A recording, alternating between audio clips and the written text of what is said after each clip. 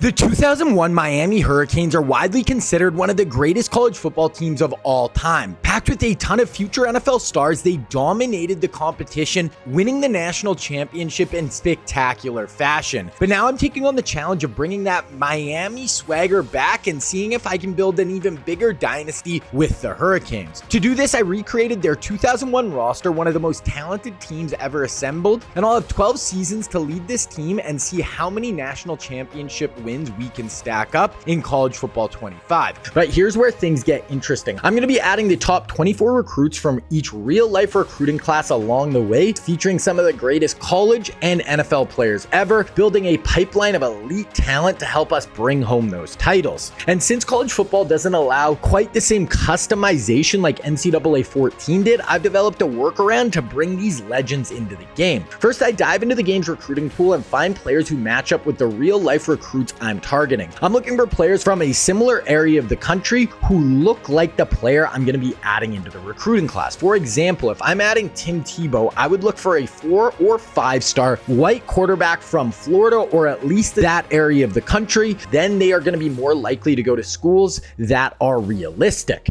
Now, once they sign with a school, I can edit their name, height and weight, and their uniform to align with their real life counterpart. Plus, I can also now edit their rating, so they're going to play just like the real life version of themselves. This method allows me to inject real life talent into college football 25 and create a way more dynamic and immersive rebuild. So I want to sign as many of these recruits to Miami as possible, but those I don't sign will end up at the other schools, spreading their talent across the country. And as we simulate each season, I'll track their development, their stats, and the awards they win. So throughout these 12 seasons, I'm going to be jumping into key games, conference championships, and college football playoff matchups so we can see these legendary recruits in action. And my ultimate goal, to lead Miami back to dominance and win multiple national championships and bring that swagger of the early 2000s Hurricanes back to Miami. Now, if you have any suggestions for other historic teams you'd like me to take on in future rebuilds, drop a comment down below. And if this seems like a video series you would enjoy, make sure you sub to this channel as it is new and I'm trying to get my first 1,000 subs on this channel. Now, this series will be split into 3 parts and this will be part 1 and we're going to cover the first 4 seasons. Now, let's see if we can bring the U back to glory.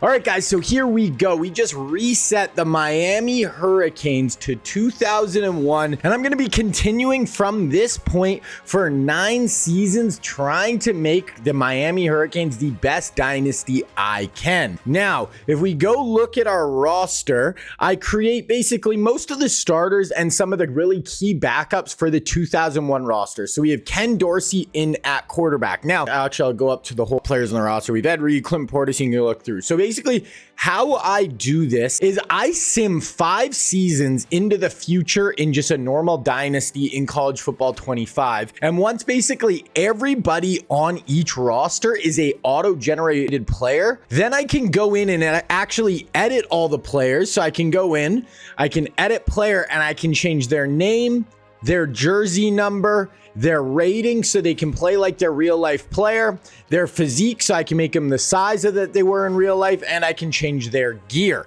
So now I sim 5 seasons into the future so I can just literally edit every player on the team. Now there's only a few things I can't edit. I can't necessarily put every single player in the exact class they were supposed to be. So for example, Ed Reed is a junior, where I believe in 01 he was a senior. That's just because I had no safeties that were seniors in the class. But so some guys are one class lower or one class higher. Some guys were supposed to be juniors or seniors or vice versa. But at the end of the day, they're all very close to where they were. And I can't change the way they look. So Ed Reed, I can't make him look more like Ed Reed, but obviously I tried to match their nationality up with what they were in real life. So like I said, I made basically the starters and key backups. So we have Ken Dorsey. Basically every player with the little apostrophe beside their name is a created player. I do that just so it's easier to identify them.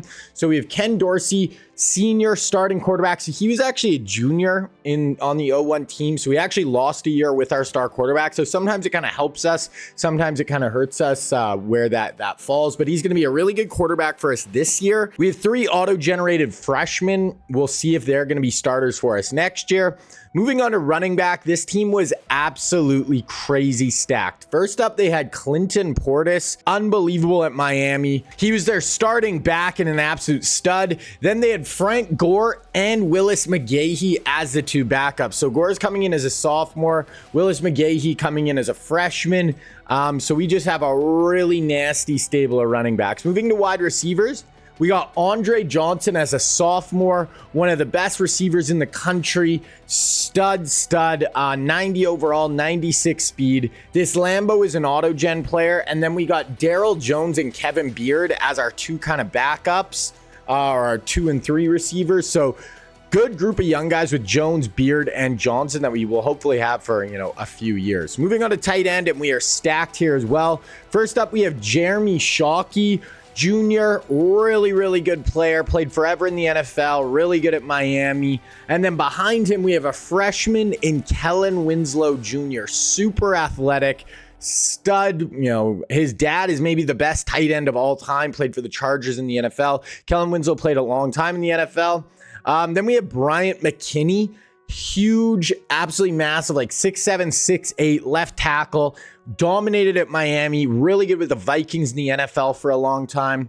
Then we have Vernon Carey, real life guard. Brent Bromberg, really good center for us. So this guy's a really good player. I think he was a junior in real life. Here we had to make him a sophomore. So those are our O-linemen. At defensive end, we got Jerome McDougal, who is a pretty good player. Lots of good, talented players on defense as well. Good player here. This Byron's an auto-gen. Andrew Williams is a freshman, 82 overall, should develop into a really good player. We got William Joseph as one of our D tackles, and our other one is freshman Vince Wilfork. We all know who Wilfork was. Played with the Patriots, absolute stud there, clogs up the inside, huge nose tackle type, and he's a freshman. We got DJ Williams at outside linebacker. He was one of the top recruits in the country when he came out of college. He's a sophomore. We got Jonathan Vilma, super stud middle linebacker, really good at Miami, played forever in the NFL with the Saints and a few other teams. Backup for him, we have Rocky McIntosh, who should be a really good linebacker, even maybe start next year. We can move him to outside linebacker. At cornerback, we are stacked here. We have Philip Buchanan coming in as a junior, really good in college, had a long NFL career. Antrell Rule, really good in college, long NFL career with the Cardinals, few other teams, multiple time Pro Bowler in the NFL. Then we got Kelly Jennings coming in as a freshman who was a first round pick by the Seahawks in the NFL draft. Super athletic, fast kind of coverage corner. Then moving on to safety, we have Ed Reed, best player on the team, 95 speed, one of the best, maybe the best safety of all time in NFL history, one of the best college safeties ever. And then his safety partner is actually going to be Sean Taylor. Sean Taylor, absolute legend. Now, he was actually a freshman on this team. I had to make him a sophomore. I needed him to have some decent development traits. And yeah, Sean Taylor, absolute freaking stud. One of the best college safeties we've ever seen. Obviously, tragically died, but had an unbelievable start to his NFL career as well. So 0-1 Miami, one of the most talented, best college football teams we have ever seen. So we are going to be starting out with this roster, but it's not going to be just this season. We are going to be playing through 9 seasons, trying to win as many national championships as we can. The other part of these rebuilds that's going to be really unique is I also include real life recruits. So if we go back really quick and just look at the roster, we can go back and look at things we can edit. So like I said, with Ed Reed, we can edit their name, their jersey number, all of their ratings, their appearance, so their physique, height and weight, and we can edit their gear. We can't change their development traits. So even with Ed Reed, even though he's a superstar, I had to create him from a guy who has normal development trait. So I can't edit that, and I can't change their skin tone or what they look like. So what I do is I actually put real life recruits in these rebuilds that I'm actually going to try to recruit on my team, and the recruits I don't sign are going to be spread throughout the rest of college football. So basically what happens is every year, this is going to be the 2002 recruiting class, and every year I go in and I have 23 to 24 of the best real life recruits of all time from that recruiting class. So basically how it works is I have my list of players, and for example, the number 1 recruit in this 02 recruiting cycle is going to be Vince Young. So Vince Young, 6'5", 232-pound quarterback, 5-star from Houston, Texas. So basically what I need to go through is I need to go through these list of players and find the recruit that best matches up with Vince Young. Then and basically what I'm looking for is, does he look like Vince Young, skin tone, stuff like that?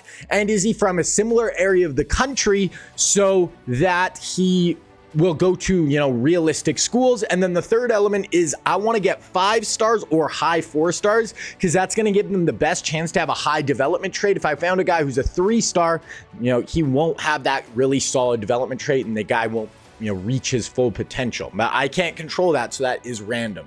So basically we could look here. Here's a 5-star quarterback from Texas, just like Vince Young, but he's white. Vince Young is not white. So we're going to move on.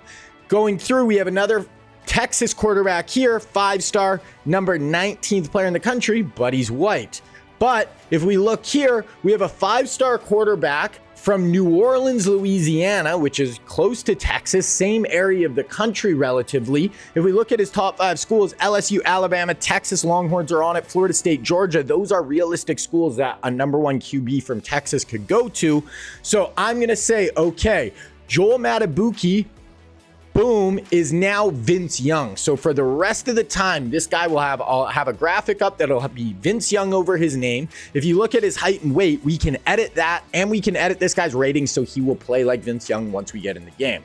So now I do that before the season starts. I do that with every player on the roster. So now we have Vince Young right here. He's a 5-star recruit.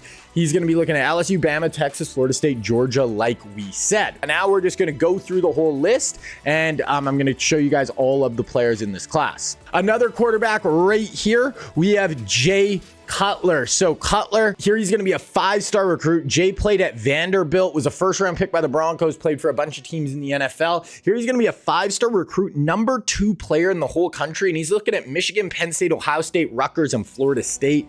So some big-time schools for him. Then right here, we have Marcus Vick. So Marcus Vick played at Virginia Tech. He is Michael Vick's little brother. Here he's going to be a 5-star recruit. We see 6'4". Vick is actually like 6'1", so we'll drop down his height. But he's going to be looking at Penn State, Ohio State, Rutgers, Boston College, and Wisconsin for him. And then the last real-life quarterback recruit is going to be a 4-star recruit from California, and it is going to be Matt Leinart. So Leinart obviously played at USC, won a Heisman there, was really good in college, was a 1st-round pick, and he's going to be looking at USC, Boise State, Utah, UCLA, and Arizona State. Now, if we look through right now, my Miami team, even though in real life, we're considered a really good school, in 01, right now, our rep isn't incredible. We're not really having access to a lot of the best players right now. So if we look, none of the real life QBs do want to come here. We do have a good 3- and 4-star guy right here, so we'll add them. But we got to win some games here over the next year or two to really kind of get in the running for some of these really, really elite players. Okay, moving on to running back, and we do have 2 here. The first one is right here with D'Angelo Williams. So D'Angelo Williams played at Memphis. Was a 2nd-round pick, our 1st-round pick by the Panthers. Really good NFL career, played for the Steelers as well. Here he's going to be looking at Tennessee, Georgia, Oklahoma, Oregon, and Wisconsin. Then the other one is going to be right here with Lorenzo Booker. So Booker, really athletic, and he's actually from California, but ended up going across the country to go play at Florida State. Here he's going to be a Cali kid looking at Ohio State, LSU, Oregon, USC, and Florida State. And if we look through this group now, running back isn't a super big need for us, but we do have a 4-star here who are 3rd on his list. We got to win some games here and get higher on these guys' list. Okay, moving on to wide receiver. Pretty freaking good wide receiver class right here. The number 1 receiver we are going to be looking at is going to be Larry Fitzgerald. So here he's going to be a 5-star recruit. Larry's from Minnesota, ended up playing at the University of Pittsburgh, was a top 5 pick guy. Cardinals, one of the best receivers in NFL history. He's going to be a 5-star looking at Rutgers, Penn State, Ohio State, Michigan, Syracuse. Then we also have right here with Brandon Marshall. So Marshall from Pennsylvania, but ended up playing at UCF. Here he's going to be a 5-star recruit, physical, looking at Wisconsin, Ohio State, Penn State, Georgia, and Florida State. Now, we're not on his board, but we don't have a deal breaker. I'm going to see if maybe we could just get in the running for him and see. I would love to get him on the squad. Then looking right here, we have Santonio Holmes. So Holmes is from Florida, but ended up actually going and playing at Ohio State. was a first-round pick by the Steelers in NFL draft. Really good NFL career, Steelers, Jets mostly, and we're actually coming in 5th on his board, so we will add him, 4-star recruit. And then the last real-life recruit is going to be Devin Hester. So here he's going to be a 4-star, 200th player in the class. I couldn't really find great guys from Florida, but, you know, once he's recruited, we can up his speed and stuff, make him a really good returner. He's going to be a 4-star recruit looking at Florida, us, Georgia, UCF, and Florida State. So we're definitely going to add him. Looking through the rest here, yeah, that's basically like we're just not, maybe we'll go after this guy. We're 8th as well, but yeah, not just a huge group there. Okay, moving on to tight end, we have one real life tight end, and it is going to be right here with Mercedes Lewis. So Lewis is from California, played at UCLA, and the insane thing about Lewis is he is still playing in the NFL right now. He's played like 19 years in the NFL. Absolutely crazy. Just played an insane amount of games, and he went to UCLA here. He's looking at LSU, USC, Washington State, Utah, and Oregon. This is not really a need for us positionally. We do have a 4-star here. We're 3rd on his board. We'll add, but we gotta get better, so we just have access to some of these better guys. This recruiting class is not going to be great, but we're going to do our best. Okay, then we have 2 real life offensive tackles. First up, we have Justin Blaylock. He's from Texas, played at University of Texas. He's going to be looking at Alabama, Ohio State, TCU, or Oklahoma, LSU. And then right here, we have Eric Winston, who actually played at the University of Miami, even though he's from Texas. Here he's going to be a 4-star recruit looking at Nebraska, Oklahoma, Ohio State, Michigan, Georgia. Maybe we'll add him. I don't know. I don't usually go after guys when we're not even on their board at all, but we'll add them and see if maybe we could just sneak in there. We do have another guy here, 4-star, who we're 5th, who we'll add. Another 4-star, we're 5th. I always like to go after a lot of offensive linemen. I like to have a really solid offensive line. You're going to have 5 starters along the O-line, so you can really kind of go hard at it. Then for a real offensive guard, we have Davin Joseph, who played at Oklahoma. Really good career there. I believe he was a 1st-round pick as well in the NFL draft. Here he's actually from Florida. We're not on his school. I think we have a deal breaker. Yeah, we don't have the pro potential. He's looking at Ohio State, Georgia, Bama, Penn State, and Florida State. We have literally no guards. Holy. Once again, maybe we'll add this guy and just see. We'll see if we can kind of get in on some of these guys. Oh, and then we actually do have one more guard as well. He's actually a center, but there wasn't any players that actually kind of match up with him, so I moved him to guard. And that is going to be Nick Mangold. So Mangold is coming in at a 4-star, 297th in the country. He played at Ohio State, drafted by the Jets, really good NFL career. He's looking at Penn State, Clemson, Ohio State, UNC, and Alabama. Okay, now we're moving to defense here. And we have 3 defensive ends, or it might be 4. Yeah, no, there's 4. So first up, we have right here with Tamba Ali. So Ali is from New Jersey, ended up playing at Penn State. Really good pass rusher, drafted by the Chiefs. He's looking at Wisconsin, Ohio State, Penn State, Michigan, and Northwestern. Then right here, we have Sean Merriman. He's from Maryland, played at the University of Maryland, got drafted by the Chargers. Really good start to his career before kind of falling off in the NFL, but he's looking at Penn State as well, then Clemson, Ohio State, UNC, Alabama. Then we have Cameron Wimbley right here. He's from Kansas, but ended up playing at Florida State. He's going to be a 4-star looking at Colorado, Nebraska, Wyoming, Oklahoma, and Texas A&M. And then lastly, we have right here with Ahmad Brooks. So Ahmad played at Virginia.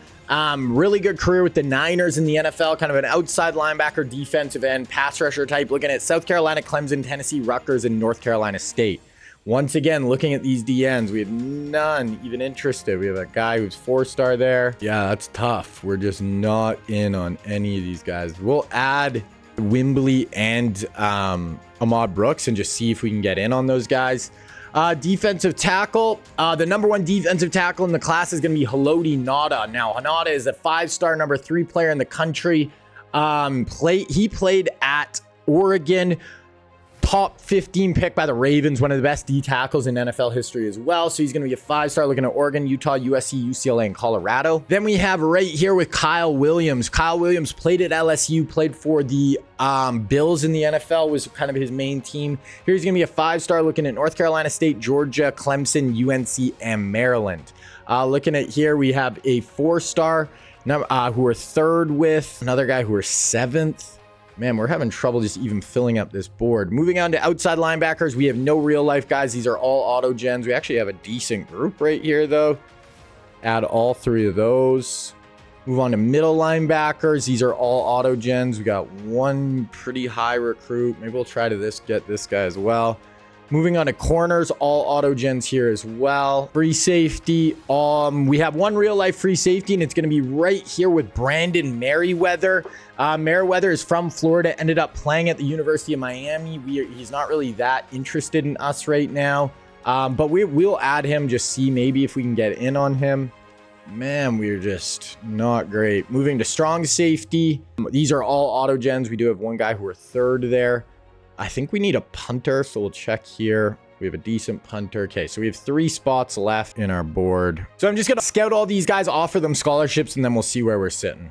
Okay, so I offered scholarships to all our guys. You can look at our schedule here. So we start with Auburn. Pretty tough game, honestly. Penn State, Florida State. So not an insanely tough schedule. NC State, 4 ranked teams, not like absolutely easy either. Okay, we're going to advance into the season here. So I want to go in before we get going in with the season. Obviously, we're going to set our depth chart. And I'm going to do my red shirts first. So QBs, we got both these dudes. We're going to do liner. Running back, we'll sit McGahee for a year. Wide out. I mean, none of those guys do I really care about. We'll do this freshman here for there. Left tackle. Do the sophomore. Here we can do the center. Right tackle. Ooh, this Hicks actually looks like he could be pretty good one day. We can do that shitty D end. Do Williams for a year. We'll buy a year with him. We'll do Ratliff. We'll do this sophomore. He's not going to play this year. We'll do McIntosh. Our depth is a little sus maybe at linebacker, but our starter should be really good. We'll sit Kelly for a year. He's not going to play this year. Free safety and strong safety. Okay, so that's our red shirts. Nothing too crazy there. Reorder. So I'm going to make the only position. So wide receiver, I'm going to make it so Jones and Beard are our top 3 along with Johnson, and Lambo will be our 4th because he's not a real guy. Then also, I want to look at corner.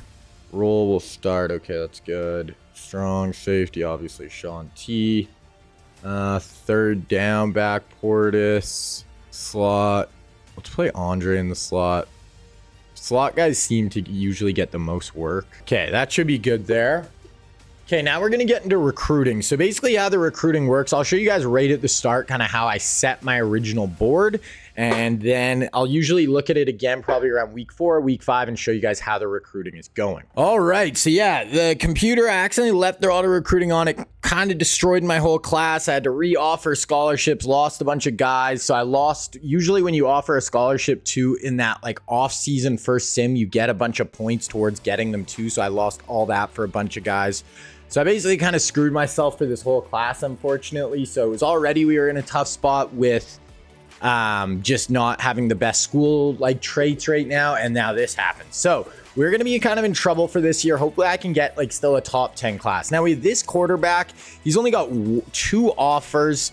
He's a gem. So we're definitely going to offer him. Same with this Ncaa, where he's the only offer right now. And he's a gem as well. We can kind of get away with offering 25 hours to both those guys. Not even going to offer this guy because we know those 2 are gems already. I'm just going to go for those 2 running backs. We have this CJ Mayer. He's a gem. He does have quite a few offers. And we are pretty stacked at running back, so I'm going to go 25 hours to him.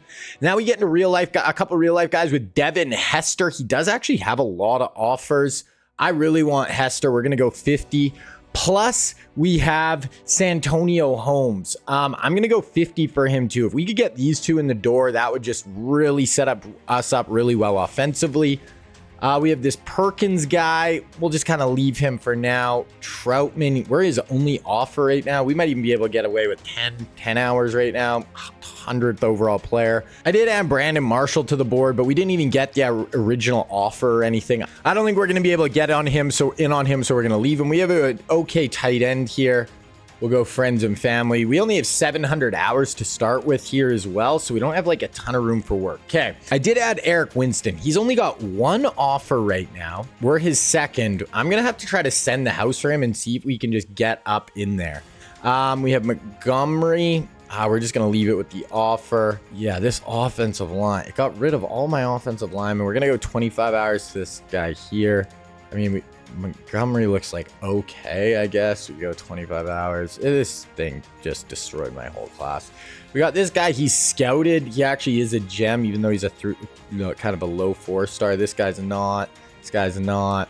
Yeah, this class sucks. You have a really good 5-star outside linebacker. We're going to send the house for him. He does have a lot of offers. Another decent outside linebacker. We're going to go 25. Another decent linebacker here. We're going to go 25. Middle linebacker, decent looking player. We'll go 25. Corner, scouted, not a gem. This guy looks okay. We'll go 25. Definitely want to try to get in on Brandon Merriweather. So we're going to go send the house for Merriweather. He's a gem as well. Another 4-star safety. Go friends and family. Punter. Do need a punter. We'll go 10 hours for now. Yeah, then for the this class, we just not great. We're gonna offer this kind of shitty center, and we'll just see with him. But yeah, there's the class. I'll show you guys what it's looking like in about 4 or 5 weeks. Not super happy with it. Just kind of that whole process kind of screwed me, but we'll be fine now. We just need a really good year this year, jump up in a bunch of rankings, like our pro potential, all that stuff for our school. And then next year, we should be able to have a really good class. So game of the week right now, it is game 1. So basically how it works with the games is we sim through most of the schedule, but we are going to watch between 3 and 4 games live each year. And we're basically going to super sim through and watch the teams. Now, this is a huge game, Auburn at home. So we're actually going to watch this one, and then we'll probably sim through the rest of the regular season, hopefully make the playoff. And if we do, then we'll check out some of the playoff games, obviously live as well. Yeah, definitely going to be looking at this Auburn game. Okay, yeah, it's a huge game. I definitely want to see how this team performs on the field, see if we can get it done. We're actually only an 87 overall compared to an Auburn's 91. I don't really get that. I think our team is pretty solid overall. Don't know if we're going to win a natty this year, but we will see. I didn't want to make the team too stacked at the start. Wanted to make this a bit of a challenge, so maybe I should have made them a bit higher overall. 87 does seem kind of low, but I think we have like a lot of good players at a lot of important positions. So I think we're going to surprise a lot of teams this year. Coming in, Miami Hurricanes at home, playing the Auburn Tigers, who are perennial, kind of disappointment. So hopefully we can take Auburn down right here. Okay, so we're going to sim through the first quarter. They jump out 3-0. Our ball, 2nd and 10, 1st and 10. Okay, another big pass play. We got it to Kevin Beard. Another big pass play. We got it all the way down to the 10-yard line. Jeremy Shockey. Okay, so here we go, trying to punch it in right here. Ken Dorsey, Clinton Portis in beside him. Gonna run. Oh God. Okay, so they tried to run a little RPO, get our tight end. Looks like we had an illegal man downfield. So that's gonna make it 1st and 15. Or 1st and goal from the 15. Okay, we got bunch to the top, Dorsey and shotgun. See something to Andre. A little slant, kind of get us back down to the 10-yard line where we were originally. Field goal here is fine. Tie this up. Oh, I made these quarters short by accident. I was supposed to make these 12 minutes right in the middle. There we go. Jeremy Shockey. Really nice throw. So these are short quarters right here. Usually I make them 12 minutes. So yeah, this is going to be a really quick game. But the next one, I'll make sure we jump ahead. But yeah, so Jeremy Shockey puts us up 7-3. Their ball. What do we get there? Interception, Phillip Buchanan. No, here we go. We're already driving. 3rd and 7 on the 11. Touchdown here would be massive. Even a field goal puts us up a full score. Dorsey, we got a tight look here. I want to go Andre Johnson or Jeremy Shockey. Right there. Oh, broke a tackle and we're in. Let's go. So back to back, really good plays by Ken Dorsey getting us into the end zone there. We are up 14-3 defensively. Now 3rd and 8, 2:43 left. They got kind of a pistol diamond look. Drops back, get some pressure. Okay, we just got a roughing the passer on 3rd and long. Oh, that is an absolute killer. Wow, that gives them an automatic 1st down. Absolute killer. That is tough. Okay, 2nd and 8, 3rd and 7. So defense is playing well. We need another stop right here on 3rd down, but no penalties this time. Let's go defense. Motion a guy. Little pop pass. Get out there, make a tackle. Get a tackle. Good job. Great job by the defense making a tackle on 3rd down. That's going to give us the ball back. Yeah, they punt. Okay, we start out with a 9-yard pass to Portis. Another pass, another long pass for 11 to Shockey. Another pass. We are just passing right through the teeth of them. They did get us to third down. Okay, 38 seconds left. We do have 3 timeouts. So if we get a first down, we have plenty of time. Dorsey, no interceptions. Fires it. Boom! Let's go. Andre Johnson gets into the end zone. We have a 21-3 lead. People thought that Auburn, 11th ranked team in the country, would come in here and win. I'm sure we were the heavy underdogs, and we are boat racing them right now. 21-3 in the first half. They have the ball back here, a little bit of time, 3rd and 4. Let's go get another pick and just end this in the first half here. 4 down, get a pass rush. Too much time. He's going to take off. Someone make a play. Wow, that is that last thing we wanted. Luckily, they do have no timeouts left. Okay, so that's going to be the half. We're going to sim to the 4th quarter here. So we're up 28-3 now, 35-10. So we are just taking it to them. Stop them there. They go for it on 4th down. Get a nice pass play, 2nd and 10, 3rd and 5 on our 30. Still trying to make it a game. They're going to hand it off. Couldn't get off the block there. They do pick up the first down. I mean, even if they score here, they're going to cut it down to 35-17. 2nd and 8. Another pick. Philip Buchanan again, and that should basically do it. We got him into 3rd and 5 here, or we're in 3rd and 5. Wow, this is going to be a great start to the season. Start out with a big win over Auburn. Dorsey checks it down underneath. Jeremy Shockey. Let's go. That's why I was surprised they had us as an 87 overall. I thought we were just better on paper than that. 2nd and 8, 1st and 10, 2nd and 6, 3rd and 8. We'll watch one more 3rd down here, and then this will be it. And we're going to start out 1-0. Absolutely massive win over a ranked opponent. This is going to be a delay of game. Nope. Just got it off. Over the middle. Boom. Jeremy. Oh, that was actually incomplete. Dorsey is slinging it. Okay, we are going to sim to the end of the game here, though. So that is going to be an absolutely massive win. 35-10. We were throwing it all over the yard. And is the U back? Is this 0-1 team going to be able to recreate history and win the Natty? Ken Dorsey, it's kind of unfortunate he's a senior, because in real life he was a junior and we could have had him back next year. He played absolutely incredible in this one. 5 touchdown passes, hit Shockey, hit Andre Johnson for some big plays. There's Andre. So great start to the season right here. The recruiting has been a little suspect with kind of some issues, but really, really good start. Dorsey played great. Didn't really get the huge run game going. Shockey, Andre had 137, 2 scores. So really good start to the year. Okay, we're going to advance through the week. Okay, next up we have FCS Northwest, and we did hop up into the top 25. So we're going to sim through this week. Should be a big win, and yeah, should start 2-0. Yeah, I'm very happy with how the start of this year is going on the field. Yeah, jump up to number 20. And Dorsey. So Dorsey has 11 touchdowns in the first 2 games. Dorsey is going off. Yeah, we win 56-6. And then we got Temple Wake. So two relatively winnable games right here to start, keep going on the season. 329. Portis went for 80. Andre 91. He has 4 touchdowns in the first 2 games.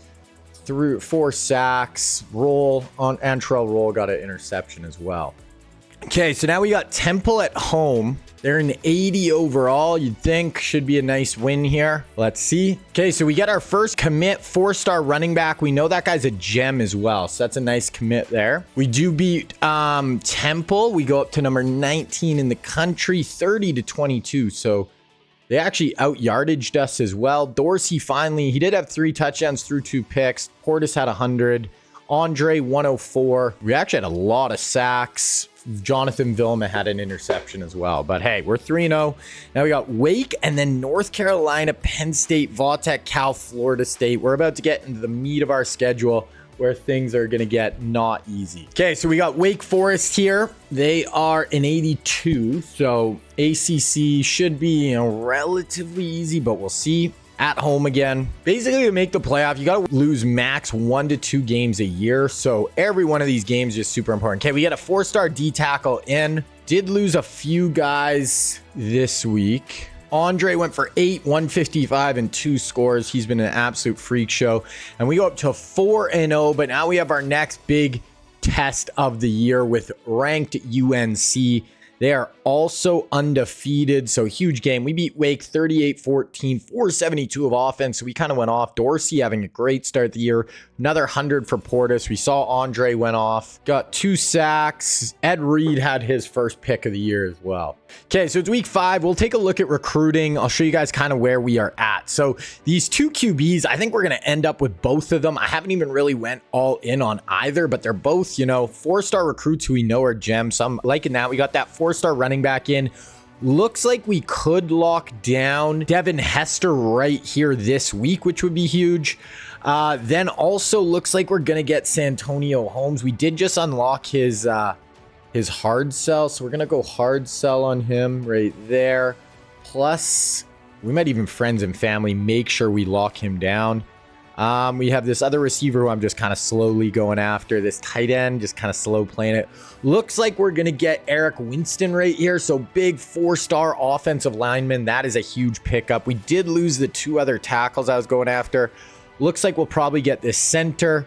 4-star D end. He is a gem, and we did unlock his hard sell, so we're gonna move him to hard sell here, right there. We did get that 4-star D tackle here. We're going after another D tackle right here as well.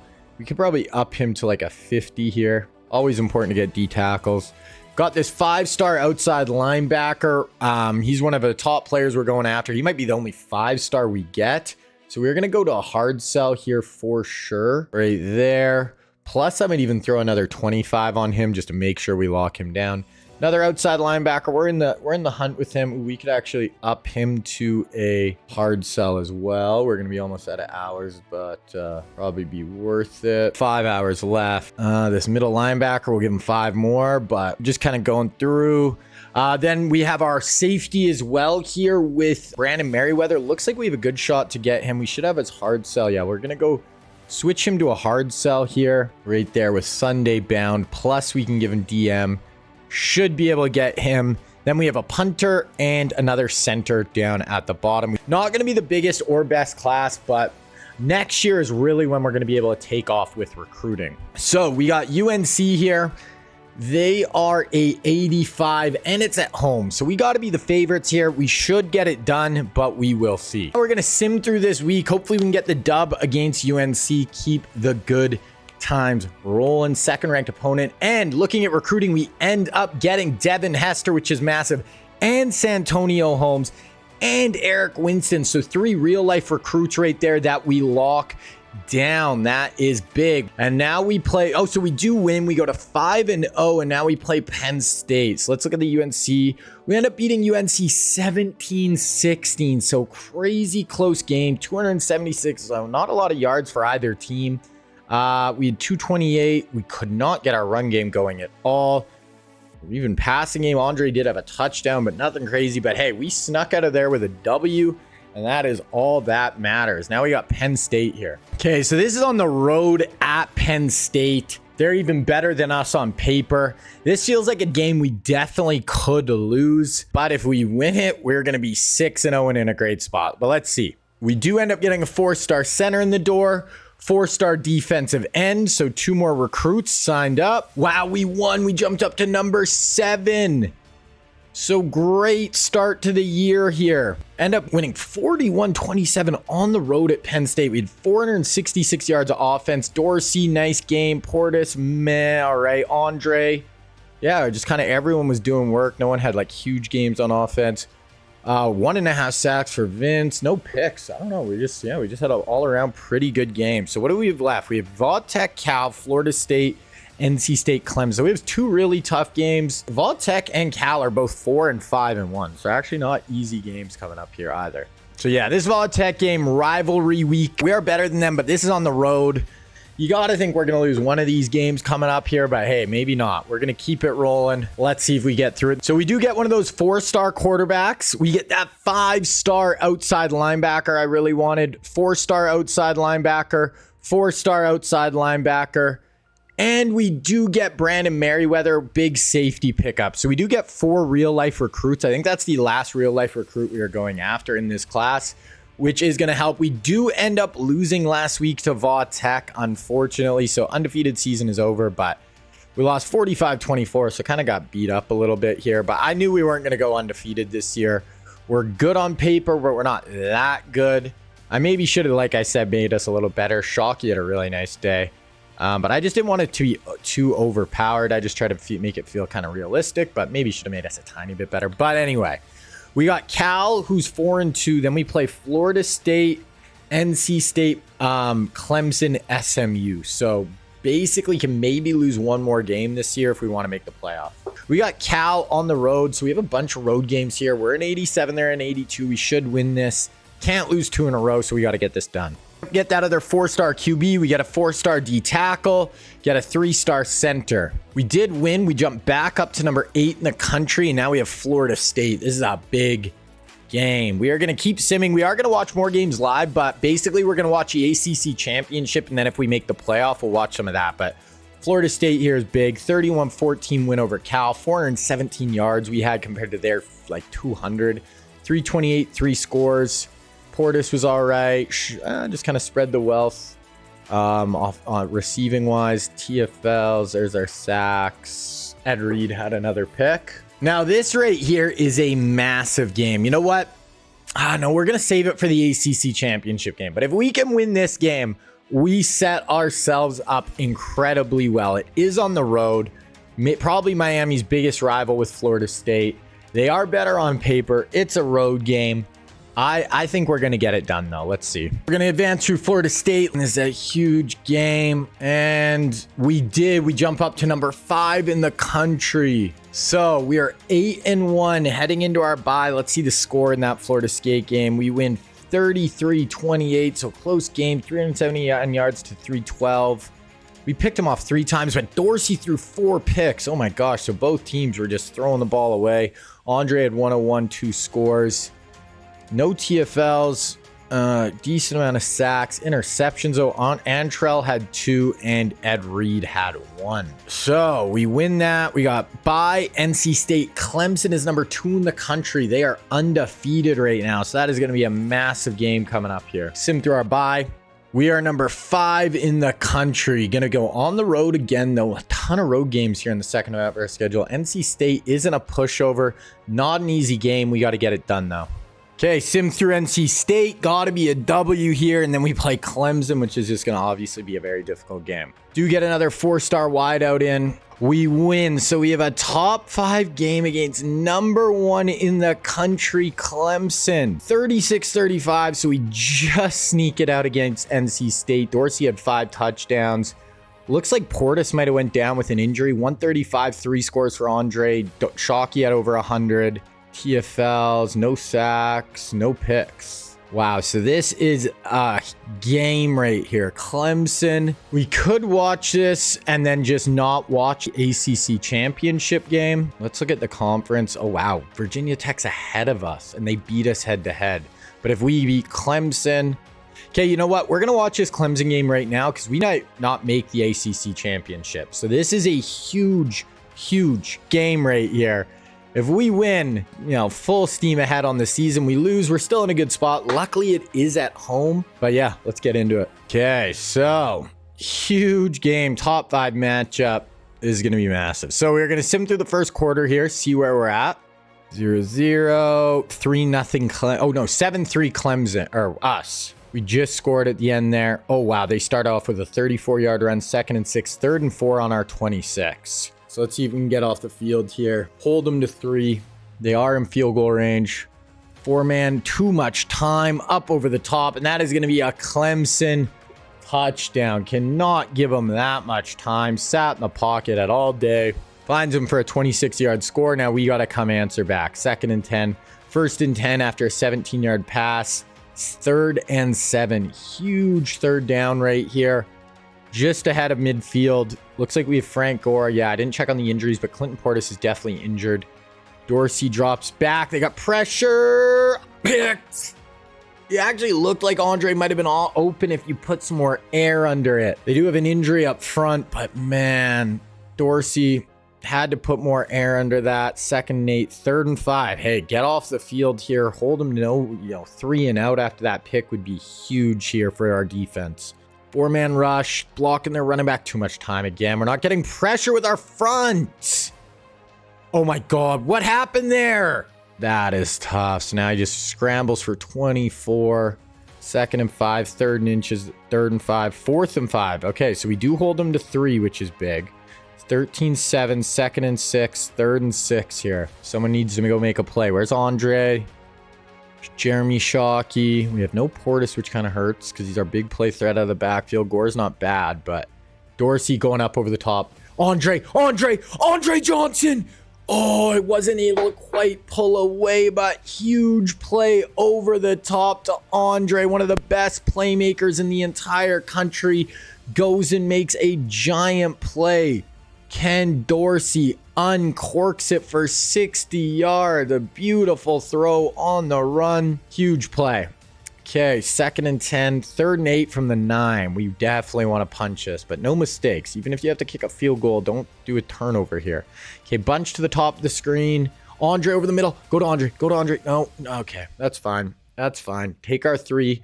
Cut it down to a 3-point game. Hopefully our defense can go make a play here. We miss a 26-yarder. Oh my goodness. And they get a big pass play. 3rd and 6. They don't convert. Okay. Our ball, 2nd and 15, 3rd and 2 is a huge 3rd down. I can't believe we missed that field goal. This 3rd down, we can basically hold the ball. Okay, here we go. Four-man rush. Dorsey, boom, down the seam to Jeremy Shockey, splits the defense. Jeremy Shockey made guys miss. He's a superstar tight end who just made a superstar play. Inject it into my veins. Jeremy Shockey against the #1 team in the country. Shockey and Andre have both shown up in this one. Both have 50-plus yard receptions here. 14-13, minute and a half left, 3rd and 4. Wow, we could get the ball back right here with a minute left, 3 timeouts if we can get off the field. Defense, go make a play. Somebody, too much time. Yeah, our 4-man pass rush is not getting anywhere near this quarterback. Keep going, 2nd and 5, 3rd and 3 again. 4-man. Drops back. Pressure. Oh, that's a pick. Take it to the house. Let's go. Tries to throw across his body late. You cannot do that. Zach Ingold with the pick 6. And the U is jumping. We might take down the #1 team in the country. Wow, you cannot throw that ball. Finally, the pressure gets to him. He tries to go across late. You can never throw that football. That is just going to be bad news. We make the play. We go up 8 here. 3rd and 1. They convert. That's going to be the half. Okay, so now we are going to go to the 4th quarter here. We're going to sim through the 3rd. 21-13, 28-13, 35-13. We might blow them out. 2nd and 5, 3rd and 5 here for the Tigers. They need a touchdown here badly. We're bringing our safety down in the box. It's only a 4-man rush, though. They're going up over the top. Nice knockout. I think that's Phillip Buchanan. Oh, no, Antrell Roll. Is this a 4-down territory? Not quite. Oh, they went for it on 4th down. I didn't think they would. 2nd and 1, 3rd and 1. Wow, okay, they get it. They punch it in. So 35-19. 2nd and 4, 3rd and 13. This is a big 3rd down. We don't want to just give them the ball back right here. They can cut it down to a 1-possession game. So bunch to the top. Dorsey, go make a play. No picks, though. No picks. Dorsey, deep drop. Sets up. Pick 6. Oh, my God. Ken Dorsey, the one thing you couldn't freaking do. Dorsey, eat it. Take a sack. You can't throw a pick, let alone a pick 6, bro. Okay, so now we're equal on pick 6s, and now it's a 7-point game all of a sudden. It looked like we might blow them out. We do pick up a 1st down, 1st and 20, 2nd and 1, 1st and 10, 2nd and 9, 3rd and 1. Okay, so really nice bounce back drive here, but if they stop us here, we're just punting. We need another 1st down here. Keep the clock moving. We got to get at least 3. Frank Gordon, nice. Cuts it out. There we go. Good job, Frank. 4-yard run. 2nd and 10, 3rd. Okay, so here's the play of the day. You pick up a 1st down. We're in field goal range, eating the clock. If not, we're punting to them, and we're up 7. Oh, up over the top. No, yeah, I didn't love that throw. Now we just have to punt. Now they have a chance to go tie it with 4 minutes left. Punt, touchback, unfortunately. 3rd and 4, though. Come on, defense. We need a play right here. Looks like man coverage across the board. 4-man, no pressure. Yep, okay, pressure. Let's go fumble. They're going to get it, but wow, huge play by the defense. They cannot go for that now. They have to punt it. They do have 3 timeouts. Huge play. Nice return. 2nd and 9, 3rd and 2. You pick this up. Frank Gore, pick it up, and we can just really chew this clock out. Got pulling guard. Read it. There we go, Frank. That's going to take us down to the 2-minute warning. We can start eating through their timeouts as well. 2nd and 8, 3rd and 4. They do have 2 timeouts. Once again, oh, wow. This might be field goal range. Even if we don't pick up the first down, you get 2 to 3 yards. I meant to watch out. We fumbled. They recovered at midfield. It's 1st and 10, 2nd and 10, 3rd and 10, 50 seconds left. Oh, my gosh. I was trying to watch that 3rd down, and I accidentally super simmed, and we fumbled. Oh, no. Okay, we're bringing a heavy blitz. They throw in behind it. Here's 4th down. 4th down for the game right here. We brought a heavy man blitz. They threw in behind it. Oh, we're actually up 8 here, which is big. I didn't do the math good enough. Pressure. Here it is. Game. There it is. We knock off the #1 undefeated Clemson Tigers. Wow, huge. That fumble could have cost us on 3rd down. But we are going to get this done. Okay. So we didn't eat as much clock as I would have thought. We punt. Okay. There it is. Okay. So we win 35-27. Huge W. That is going to probably book our ticket to the ACC championship game. It's going to be weird because it's going to be like a 3-way tie where we might all have the tiebreaker over each other. But we definitely booked our ticket. We're going to make the playoff. For sure. Pick 6 was huge. They did answer back with their own, so they kind of offset each other. We had 540 to 350. Dorsey almost threw for 500 yards against the #1 team in the country. We had no run game, but it was Jeremy Shockey, Lambo, and Andre. All had over 100 yards receiving. 5 TFLs for William Joseph. Had a good 4 or 5 sacks as well. We had 1 pick with Zach Ingold on the pick 6. That is big. So we play SMU, I believe, to end this season. Gonna make the playoff, which is what I wanted. We ought to just get into the dance and see what happens. It's always got to be our kind of goal. We jump up to the #1 team in the country. SMU is now ranked. It is at home, but they're actually not a bad team at all. 84 overall. Kind of a tough game here to end the season, but we're just gonna sim through. Even if we were to lose, we're going to the playoffs. That is really what I care about. We do get another 4-star center in the door. Wow, we actually lost to SMU. Oh, man. I don't know if we're going to make the ACC championship name now. 38-21. They had 476 yards of offense, game says. That is not what we like to see. That might have cost us the ACC. Yeah, we're not going to make it now. So it's going to be Clemson versus Va Tech. Unless, damn, that really freaking cost us. There's no way we don't make the playoff. We're the #7 team in the country. Get another 4-star linebacker in. And so, we didn't make the conference championship. Advance through that. We do get another 4-star tight end. Max Burrows, senior quarterback at Bama, wins the Heisman. I will be shocked if Dorsey didn't have better stats than that. Jeremy Shockey, 12 touchdowns, 852 yards, had a nice year at the tight end. So we do make the playoff. We're going to play the Wisconsin Badgers, 8-7 in the first round. We do have early National Signing Day as well. I think we only have 1 guy we're still going over that's unsigned. Yeah, a punter. So we'll see if we lock him down. Otherwise, our board or our class is set. We are the #9 class. And I never try to get all 35 guys. This class, I always knew wasn't going to be great, but it's low-key pretty good. I'm actually really happy with how this class turned out. By next year, I think we're going to be able to get #1 or 2 class every year. So we got Wisconsin right here. Let's look at the rest of the bracket. So we're going to play #1 Alabama if we advance through. So bit of a tough draw here. I think we're going to sim through this first round and just cross our fingers, hope we win, and then we'll watch the Alabama game next round. That SMU loss really hurt us, but okay, we're going to advance through Wisconsin, need a W, and we're going to go play Bama. We do win. Okay, huge win there.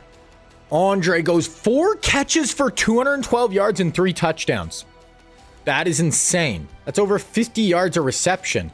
Wow. I don't even know how to respond to that. We win 34-27. So we had almost 500 yards. They had just over 400. Dorsey. Portis is back, luckily. Andre. He had a long of 90. That is insane. That is one of the craziest games I've ever seen. Didn't have much sacks. Ed Reed had a pick. Okay, so we got number 1 in the country, Alabama. So this could be our second time beating a number 1 overall ranked team. This would be huge. Yeah, they're in 89. Orange Bowl. So this is actually technically going to be, I believe the Orange Bowl is in Miami Stadium in Hard Rock. So this is technically, we're on the road, but really it's a home game. Not going to like help us in the sim or like playing, but technically, yeah, this is a home game, yeah, in Miami, even though it is Bama's home game. It is rainy and gross here. I don't know who that's going to help. They have the Heisman winner. We have pretty explosive playmakers on offense, but we're going to have to just sim through and see. So Alabama hops out to a 7-0 lead. We answer back. It is 7-7 getting into the second quarter here. 4th and 3, so we get a stop. Nice punt for them. 2nd and 10, 3rd and 3 here. Let's see if we can convert. Yeah, definitely rainy, gross, hurricane here in Miami, it looking like, but let's see if we can get it done. Motion Andre across the field. Portis out in the flat, up over the top, along the sideline. Oh, he didn't hold on. Okay, so that's going to be punting back to Bama. That was a far throw for Dorsey. 2nd and 8. Here's a big 3rd down just ahead of midfield here. Heisman winner at quarterback for Bama. Quads to the bottom of the screen. Motion the guy across the field. No. Oh, yeah, we got pressure. Wow, that's huge. That's a freaking huge sack. Lose like 15 yards on the play. 18 yards. That is massive. Give us the ball back. Okay, we got it already at midfield. 2nd and 7. Get a 1st down. 2nd and 1. 1st and 10. 2nd and 9. 1st and 10 from the 13. We're just going to watch from here. Would love to be able to punch us in. We got Bunch to the top. Under center. Frank Gore in at running back. Dorsey going to hand this ball off. Picks up 4 yards. Jump 1 play, 3rd and 4. Okay, it's a huge 3rd down. Should be able to take a lead no matter what, but 14-7 sounds a lot nicer than 14-10, but we'll see. Dorsey, 4-man. Oh, good knockout. Okay, so we're going to take our 3 here unless we miss a field goal. Nope, hit it. 10-7 lead us. They're driving 2nd and 8, 3rd and 4. They pick it up. 2nd and 7, 3rd and 4. They pick it up again. 2nd and 5. 3rd and 5. Okay, now we want to hold them to 3. See if our defense can get the stop. We're going double mug here with our 2 linebackers. They're dropping out, only rushing 4. Back corner. No. Oh, wow. Nice hit. That's Sean Taylor. Back of the end zone. Knocks that guy out of bounds. We're going to hold them to 3. Oh, they got a penalty. Yeah, okay. They kick their 3. 10-10 game. We have the ball, a minute and a half left. 3rd and 2. Pick it up. 2nd and 10. 3rd and 7. 47 seconds left. We do have 2 timeouts. So 1st down, we can easily at least get in a field goal range here. Over the middle. You got to get that ball out. Right there. Hold on. Good job. Okay. Call a timeout. Lots of time here. Try to put it in the end zone. We get another 12-yard reception to Shockey. 2nd and 10. 3rd and 9. We have no timeouts. So if we catch us in bounds, especially if it's not a 1st down, we might be in trouble. Andre across the field. Ken. Deep drop. Going end zone. Okay. So we'll take our 3. That's fine. This is going to be a battle all the way down to the end. This is a really good Alabama team. We have a 13-10 lead at half. We are going to sim to the 4th quarter now. 13-10, 17-13 Bama. So they have a lead going into the 4th quarter here. Their ball 4th and 11 on our, so they're going to be able to kick another field goal here. They now have a 7-point lead. We have it on 3rd and 7 already, so it is kind of go time here. We do not want to punt the ball back. They go score. We're down two possessions. Not what we want. Dorsey into oh my God, that looked like a horrible throw, but he gets it into Shockey. Goes for 24. That looked like it might have been picked. Just looked like a lot of bodies there. Then next play goes to Andre for 14. 3rd and 6 from the 34. Long field goal here. Definitely. Let's just go get a 1st down. We got Andre Johnson in the slot at the top. Shockey in the slot at the bottom of your screen. Dorsey up over the top. Okay. I don't know. I'm going to watch this. This might have to be 4 downs. I don't know if you can kick a field. Yeah. I had a feeling this could be kind of too long for a field goal. Can't really punt from here. Shockey and Andre both in the slot once again. Oh no. They had a free rusher and it's a fumble. Oh my God. Don't scoop and score. Oh my gosh. Oh my gosh. Track his ass down. Wow. That might do it right there. Scoop and score, sack, touchdown. We are now down 14. Boom! Next play, Andre Johnson, 75-yard score. What an answer. He's a superstar. Now we need a stop on defense. They get a 24-yard run, 2nd and 4. Oh, man. Then they get a 30-yard run, 2nd and 10, 1st and goal from the 1. They punch it in. So, yeah, 4 minutes left, 3rd and 4 here. Looks like we are going to get knocked out here. Dorsey, we got trips to the top, directing traffic. Dorsey drops back. Pressure. Oh, looked like Andre had a step, but he's got to put more air under it. We'll watch this 4th down. If we don't convert, we will just sim through the rest. That scoop and score killed us. We'd be down 7 right now.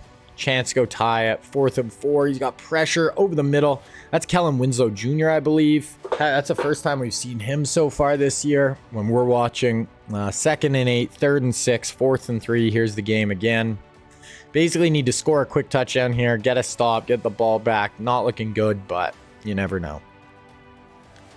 Dorsey fires on the run. Wow, that was a great throw by Dorsey. He's got 360 yards, only 1 touchdown though. We just weren't able to get in the end zone when we had some big plays. Okay, keep it going. 2nd and 10, 3rd and 10. And we do score before the 2-minute warning. We get the 2-point or this extra point. We kick it off. 2nd and 9. Okay, so right here, we have 3rd and inches for the game. If we can somehow get a stop, we're going to have 2 timeouts, a chance to go win it. They're running speed option. Oh my God. Get out there. Track him. Oh, he got it. Oh no.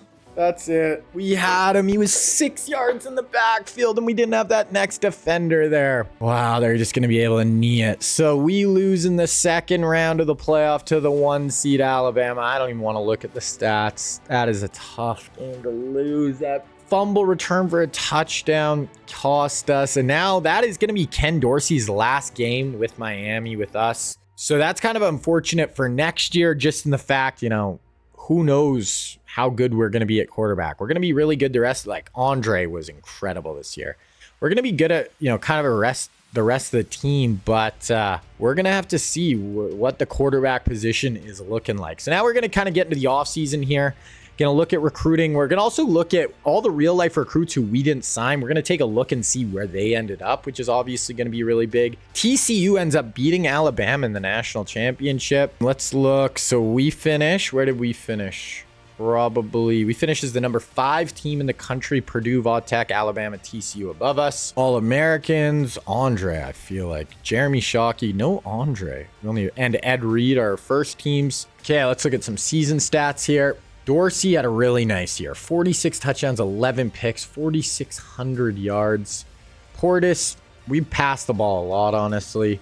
Andre, how is this guy not an All-American? 1,500 yards and 30 touchdowns. Jeremy Shockey, 965. Beard and Jones, Lambo were other guys.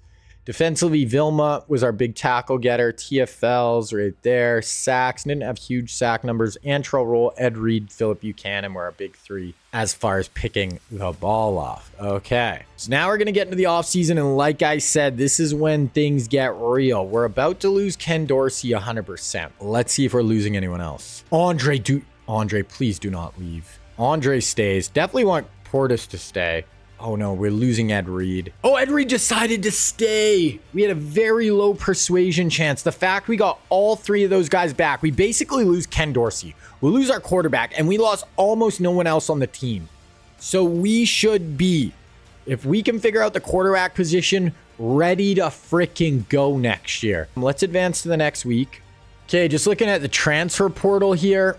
So we have a right guard. I'll probably go after 4 guys here. We got a left tackle, middle linebacker. Don't really need a wideout, I don't think. You go corner. Okay, so we're going to go after those 4 guys in the transfer portal.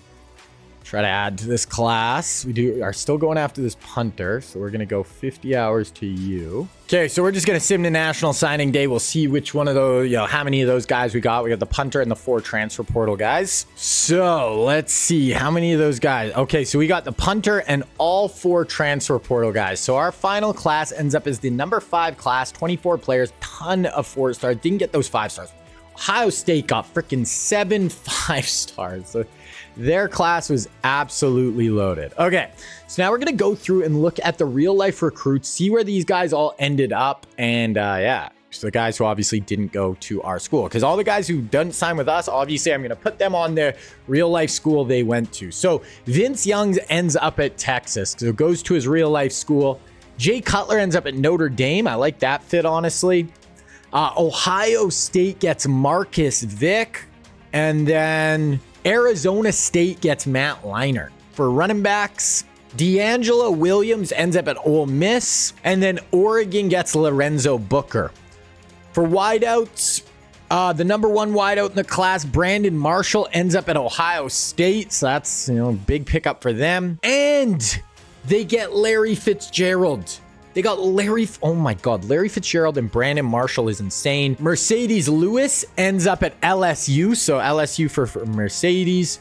For offensive tackles, Justin Blaylock ends up at Alabama. Oklahoma gets Davin Joseph. He goes to his real life school. And then Liberty locks down Nick Mangold. For defensive ends, Tamba Ali goes to Wisconsin. Sean Merriman goes to Liberty. Kansas State gets Cameron Wimbley.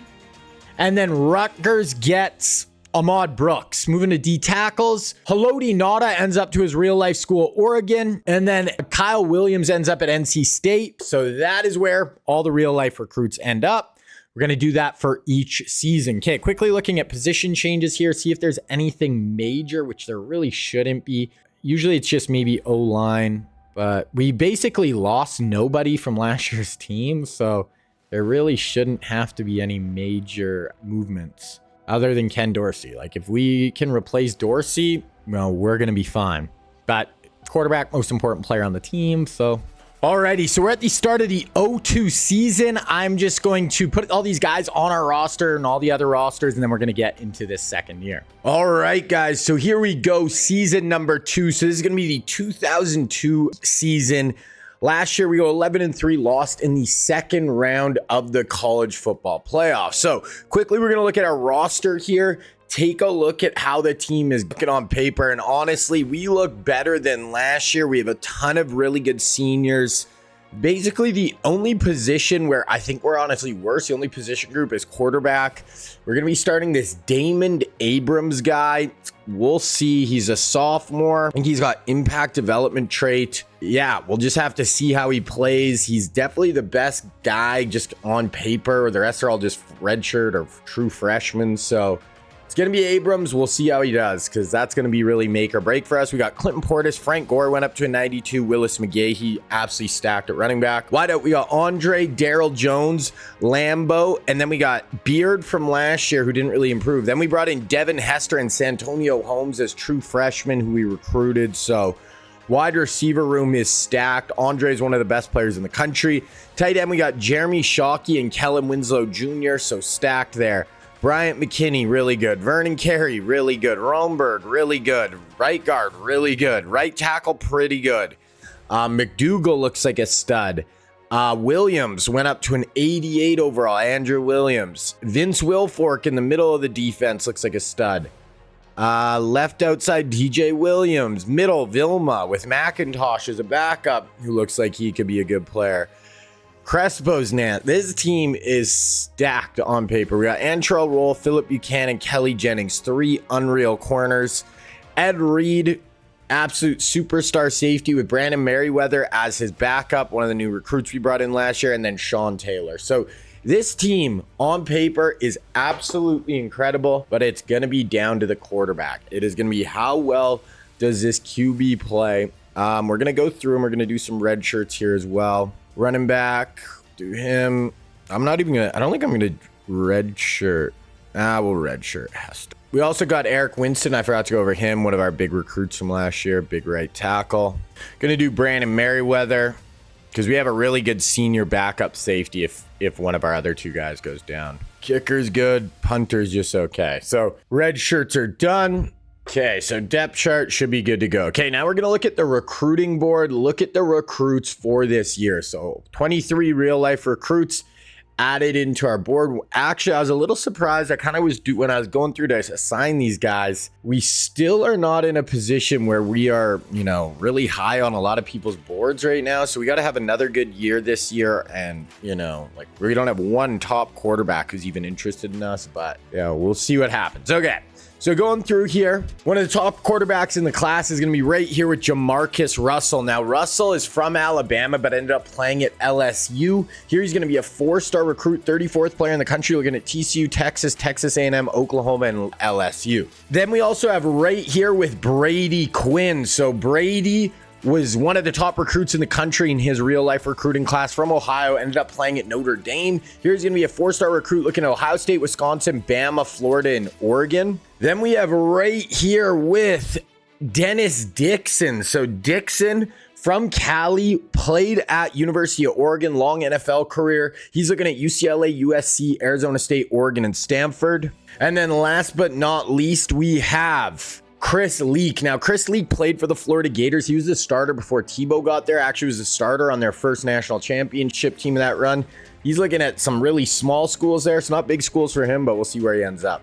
Now, as far as the quarterbacks, is there even any one we could go after? And you know what? I might just try to add Brady Quinn. See if we could get in on Brady possibly. But look at this. Not one quarterback is interested in this till we get to 350th player in the country. So we did get 2 QBs last year, so I'm not going to worry about it too much. Okay, moving into running backs. And the number one real life running back in this class is going to be Reggie Bush. We all know who Reggie is, one of the best college players of all time, playing at USC, won a Heisman Trophy, won a national championship. Here he's going to be a 5-star looking at Oregon, UCLA, Ohio State, Bama, Wisconsin. We're actually going to add him on the board, even though he doesn't have that initial interest. I would absolutely love to get Reggie, so we're going to try. Next up, we have right here with Michael Bush. So we have Reggie Bush, then we have Michael Bush. Michael played at Louisville. Big guy, 6'2", 250, big power back. He's going to be a 4-star recruit. We're actually 3rd on his board, so we will add him. And then last but not least, we got Maurice Jones-Drew, MJD. He's from Cali, played at UCLA. Absolute bowling ball, 5'7", 215 pounds. He's looking at Ohio State, Clemson, Oregon, LSU, and Bama. So we got those 2 running backs added. We do have another decent guy right here we could add. That's going to be 3 backs. We'll stick there. Okay, now moving on to wide receivers. Only 2 in this class. Not the best receiver class overall. Steve Smith. So Steve Smith played at USC. He was on those Matt Leinart, Reggie Bush teams. Really good receiver. Played for the Giants in the NFL. He's going to be looking at USC, UCLA, Utah, Oregon, and Stanford. The other one is going to be right here with Robert Meacham. Now, Meacham is from Oklahoma, played at Tennessee. Really athletic, deep threat receiver. He played for New Orleans in the NFL. So we're going to add him. Those are the 2 real guys. We do have another top 100 guy, 134th player right there. So we're going to go after those 3. Okay, moving to tight end. We do actually have 2 real life tight ends in this class. First up, we have right here with Greg Olsen. Now, Olsen is from, the Northeast New Jersey, but he actually went down and played at the University of Miami. Really long NFL career. Now he's a commentator in the NFL, but we are not on his board. Then the other one is going to be right here with Vernon Davis. Now, Davis played at the University of Maryland. Here he's going to be a 4-star recruit looking at Michigan, Wisconsin, Penn State, Purdue, and Chippewas. I'm going to add him. Maybe we can force our way onto his list. Then we have a few other tight ends who look decent that we'll add right there.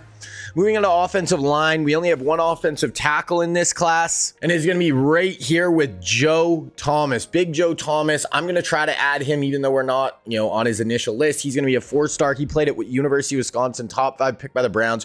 One of the best linemen in NFL and college history. Just absolute freak show. Looking at Penn State, Michigan, Notre Dame, Alabama, and Ohio State. We also have another guy here who looks pretty good. There and there. We'll add those 4.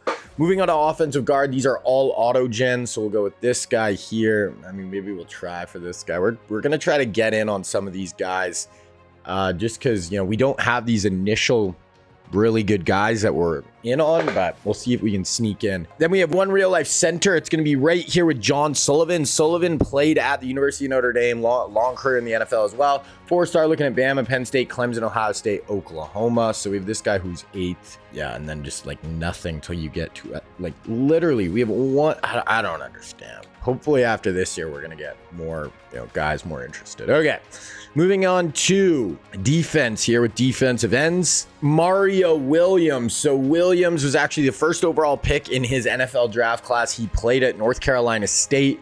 6'6", 290, rush off the edge at one of the biggest defensive ends we've ever seen. Just really crazy athlete. Here he's looking at Bama, Clemson, Penn State, Ohio State, and LSU. Then the other one is right here with Lawrence Jackson. Lawrence played at USC on those Pete Carroll, Reggie Bush teams. He was a first-round pick by the Seahawks in the NFL draft. He's looking at Oregon, Wisconsin, Alabama, UCLA, and Ohio State. So we do have this guy here who's a 4-star who are first on his board. Maybe we'll go after Mario as well. Another guy was 6th here. So there we go. Moving on to defensive tackles. We only have one, and it is right here with Cedric Ellis. Now, Ellis is from California, played on those USC, really good Trojan teams.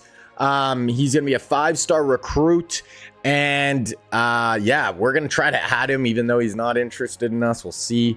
Boom, couple other guys here as we go down. I always like to go after quite a few D tackles and have really good D tackle depth. Moving on to linebackers, we have one outside linebacker here with Lamar Woodley. So Woodley, outside pass rusher type. He played at University of Michigan, got drafted by the Steelers in the NFL draft. He's looking at Notre Dame, Alabama, Ohio State, Michigan, and LSU. Once again, like just we're not getting guys very interested here, which is making it tough on me. Move on to middle linebacker. We have right here with Ernie Sims. Now, Ernie Sims was one of the top recruits in the class this year. He ended up going to Florida State. I'm going to try to add him and see if we could lock him down. Then we have those 2 guys we'll add. We got 4 more spots. We do have one corner in this class, and it is going to be right here with Antonio Cromartie. He played at Florida State, was a first-round pick by the Chargers, multiple-time NFL All-Pro, Pro Bowler, and we're actually first on his board, 5-star, so we're definitely adding him. We'll go after this guy as well, another 4-star. Then we have safeties. We actually have 4 safeties in this class between strong and free. One of them is right here with Reggie Nelson. Reggie's from the state of Florida, played for the Florida Gators, played with the Bengals in the NFL, and we're actually first on his board, so we're going to add him. We also have right here with Michael Griffin. Griffin played at University of Texas on those like Vince Young teams, looking at Ohio State, TCU, Penn State, Bama, and A&M. Then we have right here with LaRon Landry. Landry played at LSU. Really good safety, got drafted by the Washington Commanders, Redskins, whatever, in the first round of the NFL draft as well. And then the last one is going to be right here with Dante Whitner. Whitner played at Ohio State, first round pick by I think he was drafted by the Browns and then played for the Niners as well. But yeah, really good at Ohio State. So that is the safety class. We also have one more guy we're going to add on the board, and it is going to be, we got a 4-star who we're 3rd on his board here. So that is what our class is going to look like this year. All right, so now we're going to look at our schedule for this year. So we start out with Auburn FC. Well, we start really slow. So by Auburn FCS. So Auburn's obviously a tough game, but bye Wake, Louisville, Georgia Tech, Florida State, Cal, UConn, Va Tech, and then Texas out of conference, Syracuse, Duke. So honestly, not a crazy hard schedule. Kind of a tough start with Auburn. Obviously, Texas is unranked now, but they're probably a pretty good team. So not a crazy. ACC isn't super strong right now, so it is going to probably make it a little easier to get through the regular seasons. But let's get into it here. So we're going to go through the recruiting right at the start here, and then we'll look at it again around week 4 or 5. So right here, we're starting with Brady Quinn. We did offer him. We're not in his top right now, but we'll offer him 50. We'll try to get in on Brady. We're doing the same thing with Reggie Bush. So nothing yet. This is the first time I've really tried to get in on guys where we're not, already in on them. So we'll see how well this works. We have another running back here with Michael Bush, already scouted, and we know he's not a gem. So I'm only going to go 25 hours to him. Another running back here. We are first on him. We'll go 25. Then we have Robert Meacham. We are in the running on him, so we're going to go with 50 to Meacham. Definitely one of our bigger targets. 4-star receiver here, we'll go 25. Another receiver here, and we actually scouted. We know he's a gem. He's getting a ton of offers. I think I'm going to go 50 on him. This guy, we're just going to leave it for now. Then we got Vernon Davis. He's only got one offer. We're going to go 25 hours, just see if we can get in on him. Then we have this guy who we scouted. We know he's a gem. So we're actually going to go 25 on him as well. This guy, where these only offer, we're going to go like 10 hours. We're going to go real low on him. We got Joe Thomas. Right now, Joe Thomas has one offer. So I'm going to go 50 hours and just see. I'm going to give it like 1 or 2 weeks with those guys. And, you know, the real guys there who like Brady Quinn, Joe, and Reggie. And if in 2 or 3 weeks we're not, you know, obviously near the top, then we'll pull those hours. Here's another good right tackle. We'll go 25. Left tackle, we'll go 25. Right guard, we're just going to start kind of easy with these guys. We only have 800 hours for the whole crew here, so. Then we move on to defense here. Now, we actually scouted Mario Williams, and we know he's not a gem, so I'm not even going to really go after Mario. We do have this guy, a 4-star, who are first on his board. I might actually go like 50 hours to him. Then we have another guy who are first on his board. We're going to go 50 to both those ends. Really want those guys, and then we got to be a lot more careful here. This guy will go like 10 hours. We're just going to have to slow play it. D-tackle, Cedric Ellis. I mean, this is kind of dumb, but we'll go 25 hours to him. We don't really have enough to go much higher. This guy scouted, not a gem. This guy, just not that great of a player. Only 240th in the country, 341. We're going to go just 10 hours. Right outside linebacker, 25, I guess. This guy, I mean, he's a gem. We're running out of hours here. Ernie Sims, wanted to see if we could get in on him. This guy's a freaking gem though. Yeah, I might be spending we have like no hours left for the DBs. So we have to go like 50 hours here with Antonio Cromartie. That leaves us basically nothing. And we want Reggie Nelson. Okay, I gotta pull some here. Okay, so that is what the original board is looking like. So we're starting off with a bye here, so we're just going to sim through this week. Okay, so we got Auburn at home to start the year. They're a 91 overall, so they're very good on paper. This is like a close-ass matchup. I guess we actually never looked at like the top 25 here, or we didn't look at like Heisman Watch or anything. So we're coming in at number 5. We're 91 overall. Wisconsin's a 91. Clemson's a 91.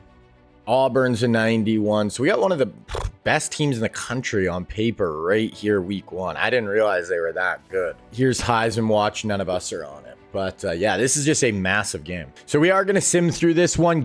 We'll probably more mid-way season, maybe even that Texas game or something later in the year we're going to watch and see. But simming through this Auburn game, got to get it done. Want to start out with a win in week 1, set us up for the rest of the year. And yes, okay, so we did win that game. We ended up winning 31-14, so nice win, 286 yards. Wow, they only passed for 100. Abrams is our young QB, first ever start, 196 yards.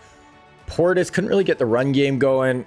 Receivers, our offense just didn't put up a ton of yards considering we had 31 points. Only 1 sack, 1 interception. So just seems like not a ton happened in that game, but that's fine. Okay, so we're going to sim through FCS here. Need to be a blowout. And then I think we had 2 straight byes. So we're going to be playing not a ton of football here at the start of the year. And then it is going to really ramp up. Obviously get the win there. 37-14. So didn't honestly blow them out. I'm a little worried about our quarterback, Damon Abrams. I just don't know. There's our run game. I don't know. I don't know if this is going to be enough this year. Everywhere else on the team, I think we are so freaking loaded. Ed Reed had a pick. Kelly Jennings had 2. But yeah, we'll just see if this quarterback is good enough. Okay, simming through our second bye week here. I've been just kind of going through the recruiting. We're going to go through it this week, though, right here. I'll show you guys where we're at. We might get some signees. Okay, so we do get Cushenberry. He was that receiver who was a 4-star who was actually a gem. So that's a big get. And we do end up getting the stud corner 5-star Antonio Cromartie. We did lose an outside linebacker there, but we're going to go through the recruiting right now and take a look. And recruiting is looking really freaking good right now. So we are going to get At some point, Brady Quinn. We're the only school that offered him, so we're getting Brady. Who knows if he's actually going to be good, but we're getting him. We look like we are going to be able to lock down Reggie Bush. We can actually get rid of Send the House. We're going to go kind of hard right here. So we're going to get Reggie Bush. And this is going to be, you know, an absolutely huge get. Reggie, Michael Bush, I'm going to leave for now. I don't even really care if we get him. Definitely want Robert Meacham. We already got 40. We're going to go another 25 hours to Meacham. Big wide receiver. Don't really care as much about this guy. Then we got our 2 tight ends. So we have first Vernon Davis right here. It's us in Michigan. We're kind of slow playing it just because no one's really going hard at him. And same with this guy. Just nobody's going after them or this guy. So all 3 of the tight ends, we look like we have a really good shot. Joe Thomas, once again, nobody's really going hard after him. I want to make sure we get Joe Thomas. So we're going to go another 25 hours. I think we can get rid of Send the House. We can switch this offensive lineman over to a hard sell right here with aspirational. This guy, we're kind of, Oregon ended up passing us here. Could go another 25 hours to him. We got to save some for defense here. Oh, this 5-star D end. Okay, we're going to go another 25 hours to him. I definitely want him. We haven't unlocked the hard sell yet. It looks like us in Florida State. Then we also have Cedric Ellis. This is going to be a big time battle. We're going 50 hours to him. We definitely want to lock him down. This guy, basically, we scouted him. Not a gem. Not really too worried. We're only going 10 hours here, but we just don't really have a ton extra. Right outside, middle linebacker with Ernie Sims. We're only going 25 hours, but we have the lead. I might actually maybe go a bit more to this guy. Only gives us 10 more hours. This corner, oh yeah, we had to, I stole hours from him to give to Cromartie to make sure we got him. Okay, so that's kind of where we're at. This class is going to end up being very, very good. Yeah, definitely better than last year. We're probably going to end up with the #1 class overall, I would guess. Now getting back into the season, so we've kind of had really only played 2 games 5 weeks into the year. So now our schedule is really going to pick up. We start out with Wake Forest here, starting ACC play. Should be a pretty easy-ish win, but we will see. So we end up beating Wake 42-21. They actually had a lot of yards on us. Abrams had a pretty good day, honestly. 4 touchdowns, really good rating. Portis couldn't get a crazy ground game going. Andre finally has a good game. He went for over 100 in the first 2. Only 1 sack, Vilma, but he did have 3 picks. Sean, Ed, and Jonathan Vilma, probably our 3 best defenders. So now we got Louisville, Georgia Tech, Florida State. So we have no one ranked till Syracuse at the end of the year right now. I mean, some of those teams probably will hop up into the rankings, but right now, no ranked opponents till the second last game of the year. Okay, so we got Louisville here, 1-2 on the road. They're an 81 overall. Gotta think this is a W as long as our QB can play good. Probably get some more guys signed right here as well this week. So we do get Robert Meacham in the door, another fast wide receiver. We do get Joe Thomas, another 4-star right tackle, 5-star center. That's a big pickup.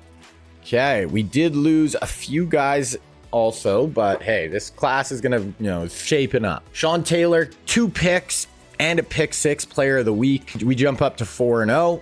So Sean T at least has 3 picks, I think, to start the year. Win 38-6. So defense plays well, held them to 170 yards. Abrams, 2 touchdowns, ran for 32 and another score. Receiving.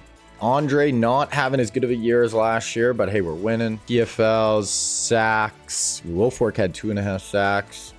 Antrell Roll and Sean Taylor. We have so much talent in our secondary right now. Okay, so we got Georgia Tech here on the road. They're an 84 overall. So this is actually probably a more difficult game than the last few. Other than that Auburn game, we really haven't played anyone tough. So I could see this being a more difficult game for sure. We do end up getting Brady Quinn.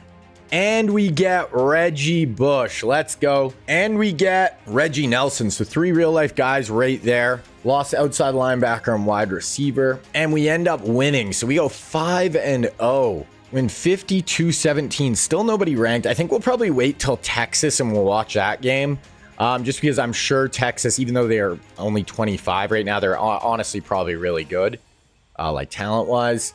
We whooped these guys' ass. They had 200 yards. We had like 400. Abrams, 358 and 5 touchdowns. So this guy's kind of picking it up here. Portis, Andre, 101. Lambo, 124. Defensively, bunch of sacks, another pick for Ncaa. So defense, I feel like, is really starting to pick it up, and Abrams is starting to find his groove a little bit here. Okay, so Florida State now, obviously, huge rivalry game here. They are 2-3, but they're an 86 overall. Luckily, it is at home, but this is a game we could lose for sure. Okay, so we got 4-star right tackle, 4-star right guard. Oh no, we lost Cedric Ellis to Houston. Crap. So big 5-star D lineman we don't get. And we lost to Florida State. So maybe not the best week. Lose to our rival, 21-15, 242 to 28. Like, they did nothing on offense, but Abrams threw 2 picks. Couldn't get our run game going. Nothing crazy there. 3 sacks. Kelly Jennings with a pick. Okay, so we dropped down to number 10. Now we can't be losing games now. Okay, so Cal Golden Bears on the road, only an 82. This has got to be a beatdown. We gotta bounce back after that Florida State game. We do get that 4-star tight end. That guy was a gem, so nice pickup there. Still going in after Vernon Davis as well for tight end. Will Fork, player of the week, 4 TFLs and a sack. We end up winning 6-1. So we won 28-10. 352 to 254 yards. Abrams, 2 touchdowns, no picks. A run game has just not been great this year. Andre having such a worse season. We have Will Fork, 4 TFLs. We had 2 sacks. Okay, then we got UConn here. They're an 84. It's not a horrible team at home. Got to be a W. Okay, so simming through this UConn game, and we do pick up Ernie Sims at middle linebacker and another 4-star linebacker, and we got the W. So we're 7-1 now. Texas has got to be close, right? Yeah, so it's Vautech this week, and then we're gonna watch Texas. They're ranked. They're 6-3. Yeah, like this schedule is just not that tough. 40-7, we win. Abrams, 2 touchdowns, 1 pick. Portis, Abrams on the ground. Andre has a nice day. Only maybe his 2nd or 3rd time going over 100. Will Fork, 2 more sacks on the inside. Ed Reed, Antrell Roll, 2 more picks on the back end. So yeah, we got Texas, Virginia Tech, then Texas, Syracuse, Duke. Okay, so now we got Virginia Tech, 85 at home. Should be able to get this done, right? So we got 4-star tight end to commit. We win. We jump up number 3 in the country. William Joseph, 4 TFLs at D tackle, playing beside Will Fork. And yes, we do win. And now we are going to play Texas at home. So we win 38-28. Decently close game. Both teams had quite a few yards. Oh, did Abram get hurt?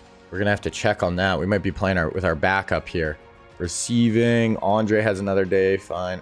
Back-to-back now. Sacks, 3 sacks, 1 more pick for Antrell. Okay, let's look at injury report here. Wow, I didn't realize. So Sean T, fractured shoulder blade, out for the year. That sucks. Our QB's fine, but no Sean Taylor. Okay, so we're going to watch this Texas game. They are 7-3. A win against there, yeah, I knew they'd be a high overall, 89 overall. A win here would really kind of save their season, whereas if we can take them down, it'll really put a final nail in the coffin for them. Big time game. Out of conference, late in the year, 2 blue bloods of college football. We're going to sim through the first quarter.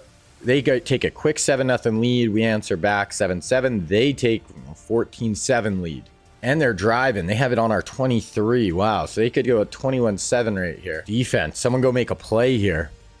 Drops back, gets a little drag underneath, easy completion for the 1st down. Okay, we gotta pick it up defensively. Someone go make a play would be huge. 2nd and 6, 3rd and 3 from the 8. Okay, D, looks like maybe press man across the board. Only rushing 4, back corner, touchdown. 21-7, Texas. Longhorns taking it to top 5 Miami so far here. They have us pinned at our own 7. Then we get a long 28-yard reception. Another long throw for 13 to Andre. 2nd and 8, 3rd and 8. Huge play here at about midfield. Do not want to just give the ball back to Texas. Down 21-7. Drops back over the middle to Shockey and no dice. Abrams has 2 picks right now. Always thought if we aren't able to get it done this year, Abrams could be the reason why. 3rd and 8 right now. But I mean, our defense hasn't been incredible today, and they're one of the best in the country. So we need to make something happen here. We need a pick six, do something. 4-man. Oh, we hit him as he throws. Picks it. Let's go. House it. House call. Wow, that is huge. It looks like he was trying to uncork a deep ball. William Joseph goes down, which isn't good, but he was trying to uncork a deep ball, hit as he throws. Antrell Roll with the interception. Couple of big pass plays. Kellen Winslow Jr. down to the 5. 2nd and goal, and we punch it in. Okay, so 21-14, 3rd and 6, back out on defense. Defense made a play last drive. Let's see if they can do it again. Okay, they're going to motion a guy out. Drops back. We need pressure. Come on, get to him, get to him. Hit as he throws, popped it up again, and we picked it again. Ed Reed this time, 2nd time we hit him as he throws. Wow, so defense, I said, we need you guys to make a play. They answer the bell. Back-to-back drives. Okay, 3rd and 4, 3:09 left, midfield. Need a 1st down. Motion out Portis, drops back, fires it, boom, wide open. Lambeau, touchdown. Wow, what a turn of events. Quick score after back-to-back turnovers, and we get a quick 14-point swing, 21 all. We start out with a -3-yard run, and now it's 3rd and 13 already. So Texas had all the momentum, and all of a sudden, the Hurricanes are rumbling. Okay, 4-man, hit him as he throws again. No, okay, incomplete. We're about to get the ball back again. Not going to be as good field position this time, but we'll see if we can go make a play with it. Start out with an 11-yard pass to Portis, then a 19-yard pass to Andre. Oh, no, we picked it. Frick, that's his 3rd pick, and they start out with a long pass. 2nd and 6, 1st and goal from the 10, 2nd and goal. 3rd and goal from the 4. Gotta hold him to 3 here. Abram has thrown 3 first-half interceptions. Just not good enough. Texas has no timeouts. No touchdown, no touch. Okay, there it is. So Texas bounces back after, kind of a rough few minutes there, and then they answer right back with a pick themselves and a score. Okay, we're going to sim to the 4th quarter. 35-21, 42-21. Okay, this one looks over. We're down 3 scores. This isn't good. We need something major to happen right here. I'm just not sure Abram is the guy.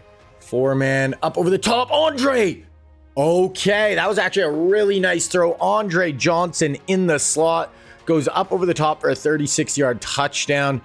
Just too many turnovers today. Now we're down 14, 9 minutes left. We need to stop on D. 3rd and 4. You got to give us the ball right back here. Down 14 is doable. Heavy shift here. Drops back, trying to set up a screen. There we go. Nice tackle. Needed that. Okay. Offense going to get the ball back here. Need a quick score again. 2nd and 7, 3rd and 7, 4th and 5. Okay, yeah, that's probably going to do it. Their ball. They pick up a 1st, 2nd and 10, 3rd and 5, 4th and 2. Oh, we stopped on a 4th down, 3rd and 1, 2nd and 5, 1st and 10, 2nd and 10, 1st and 10 from the 15, 2nd and 10 from the 15. 3 minutes left. We need a touchdown right here and then a quick stop. We still have 3 timeouts, so we got to score before the 2-minute warning. Hands off to Portis. Portis down inside the 5. You got to keep it going, though. Quick to the line. This would be an insane comeback, but we got to punch it in right here. Next 2 plays. Abram, take off on the run. That was scary. Oh, my God, Portis, how'd you break that tackle? And he's in. Oh, my gosh, he's half a yard short. That was a wild looking play. 2:38 left. Obviously 4 down territory. Okay, go. Maybe take off. Yep, take off. Okay, here's the ball game right here. Oh, no, it's only 3rd. I was thinking it was 4th. Okay, so we still have 2 downs. I would even run it here. No. End zone. Jeremy Shockey. Hold on. Touch. That was actually a nice throw by Abram, too. Just too many turnovers from him today. Might be just a little bit too late. Extra point is good. We are down 7. With the kickoff, they start 2nd and 7, 3rd and 5. Here it is. We still have 3 timeouts, so we got to stop here. We're going to have a ton of time. They're going to empty. Set up my screen. Oh my God, they have a ton of blocking. Shit. Basically going to do it. Damn, so that's our 2nd loss. Texas kind of saves their season there. Hopefully, that is a non-conference game, so hopefully we can still finish with 1 conference loss and win the ACC, get a 1st round bye. We ended up getting Vernon Davis there. So that's going to all, and we get 4-star D tackle and a 3-star D tackle. That's going to basically wrap up our recruiting class. So we're going to quickly go through recruiting here, just as far as like, that's basically it. Showing you guys all the guys. I think that's literally it. Let's look at top classes. I'd imagine we're number 1. Wow, we're not number 1. We just don't have it quite as deep. Yeah, we're not going to finish with the number 1 class. But I don't try to get 32 players or anything. I end up cutting so many guys anyway. But on maybe not the number 1 class through that, but for sure the number 1 class and actually talent brought in. Okay, so we dropped down to number 8. We're going to play Syracuse right now. They're an 85 on the road. Like, not an easy game, but we need to bounce back after Texas loss. Will Fork 3 TFLs again. This guy's been a freak. We do end up winning. We have 1 game left or 2. Yeah, just Duke. Yeah, 27-22. They actually out-yardaged us. Abrams, 3 touchdowns, no picks. I like that. Our run game just has been non-existent this year. Offensively, Will Fork's just been a freak in the middle. 2 more picks with Buchanan and Jennings. Okay, last regular season game here with Duke at home. 82 overall. This has got to be a beatdown. Okay, so we are going to be playing Boston College. They're the number 1 team in the country. So we're 10-2. Somehow Boston College is number 1. 35-7. So we do beat up on Duke pretty good. 3 more picks. Portis, Shockey, and Johnson. Decent days. PFLs. 5 more sacks. 3 more picks. We had a lot of interceptions this year, I feel like. So yeah, Boston College, number 1 team in the country. They're 11-1. They're an 86. They're not incredible, but they're decent for sure. Okay, so here it is. ACC Championship. BC and the U. 85 versus 91. We should be the favorites. So we win the ACC in our 2nd year here. We are going to get a bye in the playoff now, which is nice. William Joseph, 6 tackles, 2 TFLs. Andre, big day. So Georgia QB wins the Heisman. 36 touchdowns, 4 interceptions is a pretty freaking good year. So we're coming in as the number 2 team into the playoff. Oregon's the number 1. So we're going to get the winner of Hawaii, Stanford. And then we're going to play the winners of Wisconsin, USC, and Oregon. So we'll play one of those 3 in the next round. Oh, no, wait. What was I looking at? Why was I looking at Georgia? Sorry. We're going to play the winner of Michigan or Boston College again. And then we're going to play the winner of Bama, Texas, and TCU. We're going to play Boston College again. Okay, we're going to sim through this one because we just watched Boston College. We're only going to watch 2 more games right now anyway. So we're going to sim through BC and we're just going to... Our boys are winning. They're going to win, right? We're not losing to BC. We're so much better. Okay, so we get it done. Win 2 in a row versus Boston College. Portis somehow gets player of the week with 47 yards. Maybe he had a lot of receiving yards. And we're going to play the Alabama Crimson Tide in the Orange Bowl. So what was the score of that second BC game? 24-10. So kind of a similar score-ish. Not as much offense in this game, but, you know, they could really not hang with us. Okay, so we got Bama here. Obviously, massive game. They're 92 overall, so they're actually better than us on paper. We just got to get in, see if we can get it done. Okay, so we are going to sim through the first quarter here, and this is actually kind of a home game right now. 7-0 because it is in Miami in the Orange Bowl, though we won't get like the home field advantage. Okay, 3rd and 6 here. 7-0 lead for us. Right at the start of the second quarter, we're mugging the gap, double mug, we drop out. They're just going to do a QB draw. How do we not get the tackle there? We ran right by him. QB picks it up, 2nd and 12, 3rd and 10. Okay, bunch to the bottom here for Bama. Drops back, setting up a screen. Do we got anyone out there? No, and that's another first down, Alabama on 3rd down. So they're doing what they need to do to keep their drives alive here. 2nd and 7, 3rd and 5. They don't pick it up and they punt our ball. 2nd 10, 3rd and 10. Big 3rd down here.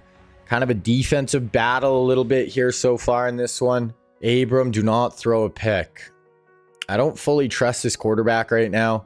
Drops back over the middle. Wow, that's actually... Shocky, you got to hold on to that. Would have really liked to see him hold on to that one. Gonna have to punt. They have it at midfield. 2nd and 13, 3rd and 10. Big down here. Trips to the top. 4 down line for us. Drops back. Okay, we got pressure coming. Too long. Oh, nice knockout at the catch point. I thought he held on to that. And then Kelly Jennings comes in. Nice knockout. Gonna have to punt to us. We have it up deep in our own end. 3rd and 2 from the 15. Need to convert here. Even just get some first downs to kind of flip the field position a little bit here. Motion shocky across. Back. Fake handoff. Up over the top. No, that is not a good throw. Not open. Andre, nothing home. Okay, so offense struggling a little bit here. 2nd and 7. Defense is doing its thing, though. We are shutting them out. We're kind of losing the field possession battle the last few drives and still giving them no points. So, motion a guy across. Up over the top. That's picked. Antrell roll. Antrell, go Antrell. Wow, roll. Gets out in the flat. Steps in front of that football. And hopefully this can jumpstart the defense. Antrell roll. Huge play. The defense is balling. Now, offense has got to answer back here. We have the ball at midfield, great field position, 2nd and 7, 3rd and 9. So, this is it. Abram, I always, coming into the year, I said this is one of the best teams we are ever going to see, except who knows at quarterback. Abram, going to take off. Nothing. 3-yard loss. Punt. 2nd and 10, 3rd and 10. Defense is absolutely giving it all they got right now. 4-man pressure. Oh, what are they calling that? Flag. Oh, wow. Kelly Jennings. Great play. What are they calling that? Personal foul? Roughing the passer? Yeah, roughing the passer. DJ. That is brutal, dog. But they start out with a hold next play. And then a sack. 2nd and 27, 3rd and 25. Okay, defense. You've been incredible all day. Do not let up here. Do not do anything silly. No flags. Nothing over your head. Oh, wow. Trying to set up a screen. We were right on top of them. Easy work. Light work. Gained 7 yards. Their QBs passed for 63 yards on our defense. They are playing absolutely incredibly well. And then, boom. Jorge Lambo. 64 yards, first play of the drive. That is going to give us some wiggle room here. 1st and 10, they get a first down. Another drive, first down. 2nd and 5, 1st and 10. They get it down all the way to the 12-yard line with 15 seconds left. They have no timeouts. So a tackle inbounds here would be basically the take us to halftime. But instead, they get wide open in the back corner of the end zone.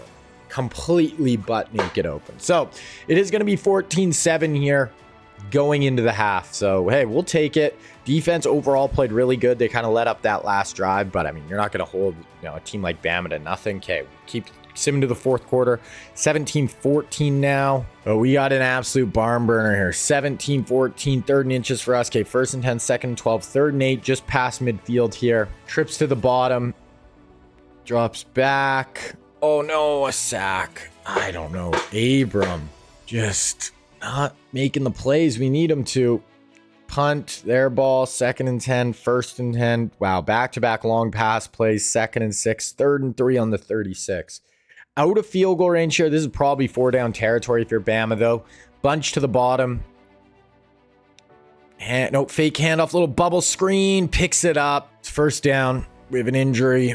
2nd and 18, 3rd and 18. Wow, we might have pushed them out of field goal range now. Yeah, I don't know how good their kicker is, but this is a huge play. 6 minutes left. We're up 3. Drops back. No pressure. Hit as he threw, but he got it off. Okay, so the 30-yard line. Long field goal, but definitely makeable depending how good their kicker is. Kick is up. Kick is good. Okay. So 17 all, 46-yard field goal. Our ball, we start out with a defensive penalty for them. 2nd and 10, 3rd and 19. Sack. Abrams, you got to make some plays here, dude. You just do. Motion a guy over. I don't even know if Andre Johnson is out there. Setting up a screen. Okay, so we're just basically punting on this. 4th down. Gonna have to punt back to Bama. Defense. We might need to play. Wow, great punt. We pinned him inside the 10. 2nd and 5. 19-yard catch. 3rd and 6 on their own 33. About 3 minutes left. Huge play right here. Can you give us the ball back? Give us another shot, defense. They're going QB draw again. Wow. I don't know what went on there. That looked bizarre. We get a stop. Punt to us. 1st and 10 on the 37. We started with a decent pass to Lambo. 2nd and 10. 3rd and 10. This might be overtime, boys. Might be overtime. Abram, Portis is tired beside you. Drops back. Gonna take off. He's got room. He's got room. He does have speed. He can run. There it is. Huge play there. 2nd and 7, 3rd and 4, a minute left. They have no timeouts. You want to run the ball here. We can basically kick a field goal with almost no time left. Hand it off. Portis. Don't go to bounds. Don't go to bounds. Stay in bounds. There we go. So yeah, we could kick this with 7 seconds left. I just know this is going to be really what I'm going to do.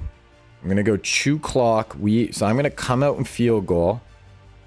I'm not actually going to kick this. I'm just going to call a timeout with like 7 seconds left. And then I'll let the computer do it. If I just did the super sim, it wouldn't actually let the clock go down before we kicked a field goal. So that's why I'm doing it this way. Because obviously in real life, you would definitely do that. Okay, call a timeout. Now we're going to watch the field goal. So this is going to go to the 3rd round. All on the right leg of our kicker. Kick is up and good. Okay. So they're going to have about 3 seconds left here. 29-yard field goal is good. And that is it. Okay, so we get it done. 20-17. Big drive there by Abrams. Doesn't always make the plays, but he did there. 304 to 340. Honestly, a close game. Neither offense was incredible. Abrams threw 2 picks. They threw a pick. So both defenses played really well, but we're able to hold on and get this done. Okay, so get it done. We're going to be going to the 3rd round now. Orange Bowl victory. Let's advance and see who we play. DJ, 6 tackles, forced fumble. Clinton Portis, 100 yards. We play the Dogs, the Georgia Bulldogs. So back to back, we play the 2 toughest teams out of the SEC. We're basically the same teams on paper. Let's look at the bracket. So if we win, oh, this is the Natty. I was thinking this was the 3rd round. Oh my goodness. So this is the national championship. I was totally off.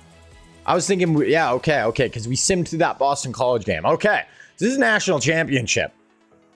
Let's just go. I was thinking this is 3rd round. We got to sim this and then see who we play. But no, that was the semi to go to the Natty. I was confused. Here we go. National championship. I was just testing you guys. Were you paying attention? Here we go. Let's go win it. National championship against Georgia. One of the Blue Bloods again. Like I said, the top 2 teams in the SEC back-to-back weeks. So not going to be easy here, but this is going to be a big game, not only because we want to win, but we are not going to be as good next year, I think, on paper. So this is a year we definitely want to win it. We go down 3-0. Georgia has early lead here. Interception by Ncaa Rule. Wow. Big play. 3rd and 15. Is this our own? Yeah, so we're backed up here, but hey, Ncaa picks them off. Antrell's got to have like 6 picks this year.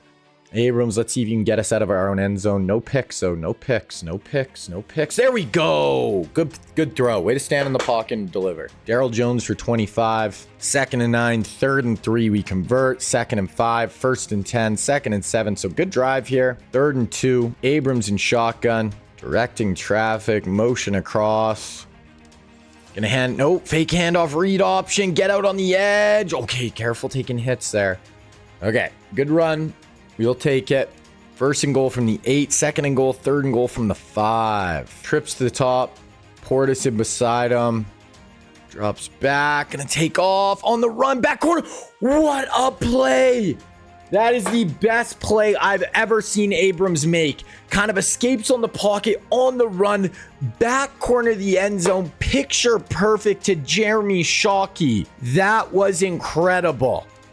Shockey back corner. Great play on the run. Absolute dime in the back corner. Great job, Abrams. Okay. If we win the Natty this year, that is going to be a play you have to remember. We got them to 3rd and 5 on their own 36 here. We could get the ball right back. They're in shotgun. We got some pressure look coming. Possibly they're going to motion over. Got double mug. No, only bring him 4. Fires it. Picked. Philip Buchanan.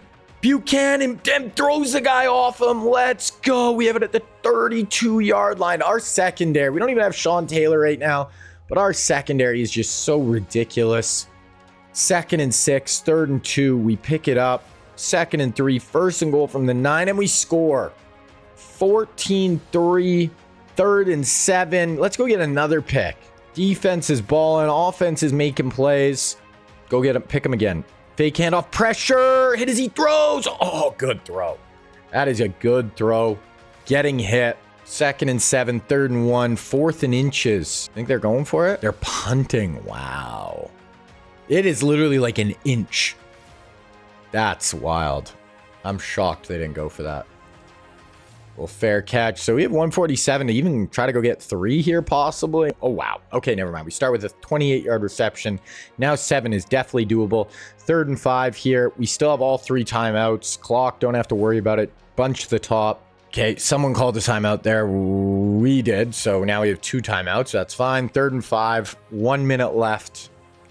Abrams are bringing a blitz. Oh, great blitz. That's a tough one. Hey, bring a blitz. If they have a free rusher on the blitz, unless you have some hot right away, you're going to be in trouble. Will they get the sack? And they get a return out to the 50. 3rd and 5. They convert. Last play of the half, they go for 29 yards, and they cut it down to 14-10. Jeez. Okay, we're going to go to the 4th quarter. Still 14-10. Still 14-10. Very low-scoring game here. They punt, 15-yard penalty on the defense, 2nd and 6. Long throw there to Andre, 2nd and 7. 1st and 10 on the 25. 1st and 10 on the 13. So we're finally getting a drive together. A touchdown here would be huge. Touchdown puts us up 2 scores. Field goal, we're up 7, which is nice. But going up 2 full scores, not full scores, but 2 scores would be huge. Read option, no, absolutely shut down. Yeah, going up 10 here would be, just put Georgia in such a tough spot. Okay, handoff Portis. There we go. 3rd and 7. So play of the day right here for both teams. This changes the whole outlook of the rest of this game if we're up 2 scores or just 7. Abrams. Shockey beat him off the line. Shockey, end zone. Touchdown, Jeremy Shockey. I seen him off the line, beat the press, lose his man. Back corner of the end zone once again. Jeremy Shockey to put us up 11 points. Well, 10, 11 barring the extra point, but Shockey beat press off the line. Wide open in the back corner. Puts it on him. Toe tap swag in the back corner. And that is a touchdown. Humongous play. Jeremy Shockey, I believe he's a senior. This is going to be his last college game. 2nd and 10, 3rd and 4. They don't convert. Is this 4 down here? This is 4 down territory in your own end. This is basically the game right here if you don't get it. 4-man rush.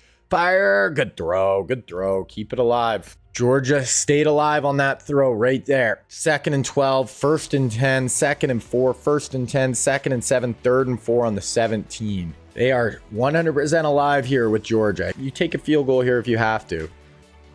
Handoff. Oh, 1st down. So they're trying to punch us in right here, right now. Jump next play. 2nd and 7, 3rd and 4 on the 5. Once again, the only good thing, they are driving here, but we are making them eat a lot of clock. It's kind of the only saving grace here. Okay, drops back. Drag. Hit as he throws. Got it out. Touchdown. Good play. Great drive by the Dogs to get right back in this thing. 21-16. Oh, so they must have went for 2. 2nd and 10, 3rd and 13. Oh, God. So we got nothing going on this drive. I mean, if we just punt to him right here, they can literally go down and win it with a touchdown drive. Take off. Go, go, go. You got to break a tackle. Don't slide. You can't slide there. You can't. Got to get aggressive and go for the sticks. 2nd and 10, 1st and 10 on a penalty. 2nd and 10, 3rd and 2. How'd they get so far ahead? Okay, so they're already at our 30. 3rd and 2. Defense, you got to make a play here. Somebody over. Blown coverage. Wide open. What happened there? We were up 2 scores. 4th quarter. 30-yard touchdown. Only saving grace is we have a lot of time after that blown coverage. So they are up 3. Okay, so we start out with a big pass play to Darrell. 2nd and 9, 3rd and 2, 50 seconds left. We do have 2 timeouts, so plenty of time here. Abrams, you got to throw it. You got to throw it. Here it is. This is it. Natty on the line. You need a 1st down or this one is over, and the Dogs overcome a 11-point 4th quarter deficit. Abrams, quick screen. Oh, Andre held on. Okay, good play by Andre. We only have 1 timeout now left, though. 39 seconds. Bunch to the top. Abrams are bringing a blitz. You gotta get rid of it. Fire. Yes, go, Andre. Oh, Andre didn't get the first down. The first down would have been huge there because you stopped the clock while they moved the sticks. Okay, 28, 27, 6, 5. You can't direct traffic too much here, Abrams. Get rid of it. Over the middle. Oh, shock. He got rocked. Okay, 3rd and 1, 21 seconds left. I mean, this is a long field goal from here. Like a 50-yarder. Pressure. Oh my God, swing pass. Stay in bounds. Portis lost 4. I don't think you can kick that field goal. Wow, if Portis stayed in bounds, he would have been able to get a first down. Instead, he loses 4 freaking yards. Here's the game again, 18 seconds. We do have a timeout to stop the clock if we get a first down. You got to throw it. You got to throw it. Damn. Georgia wins. That is it. The Dogs get it done. We had a 2-score late 4th quarter lead, and we could not hold on. I mean, we had a great year, win the ACC, make it all the way to the national championship, but we are losing a ton of talent this year. This was the year. This was a year we really had to try to get it done. We were close. We had it, and we let it go. Abrams didn't play bad, but I just don't know if he's good enough. Maybe next year when he's a junior. I just don't think he was good enough this year. I said from the start, we weren't able to get it done. The biggest hole by far was our quarterback, who was just okay. And I think that probably kind of showed itself in that game when we needed that drive, and he was okay. He wasn't great. He wasn't horrible. He was okay. And to win an Natty, it's tough if you're just okay at the QB position. Antrell Roll, player of the day on defense. Shockey had a really nice day. Both those catches back corner, big plays, but not enough. So final top 25. Obviously, we're going to be the number 2 team behind Georgia, ahead of Bama, Stanford, Oregon, USC. Let's look at All-Americans. We have none. Sean Taylor. Somehow Sean Taylor got it, and Ed Reed, definitely. Wow. And then Kelly Jennings. So our secondary obviously was really good. We also have Andrew Williams and Kelly Jennings for freshman All-Americans. Look at the season stats. I'm kind of excited to look at our defensive stats. Abrams, 4,000 yards, 41 touchdowns, 11 picks. Honestly, isn't bad. 1,000. Abrams ran for 414. Andre did have 1,000 yards, 14 touchdowns, so not as good of a year as last year, but hopefully he comes back. I have a feeling we're about to just get absolutely brutalized. Our 2 D tackles each had over 11 sacks, which is crazy, and both over 20 TFLs. Interceptions, Roll had 8, Jennings, Reed, Buchanan, Sean T. All of those guys were studs this year. But, guys, the amount of talent we are going to be losing here in a minute is going to be breathtaking. I'm not excited.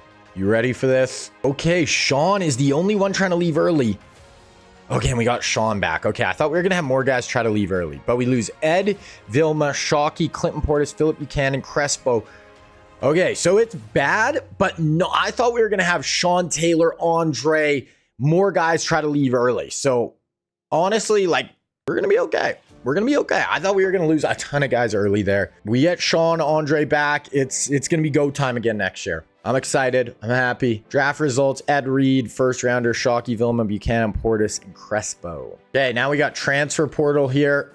Going to try to add another, 4 or 5 guys in the portal, especially because we only signed like 18 guys in this class. So get some more depth here will be nice. Wow, none of the top guys. We got a right guard, sure.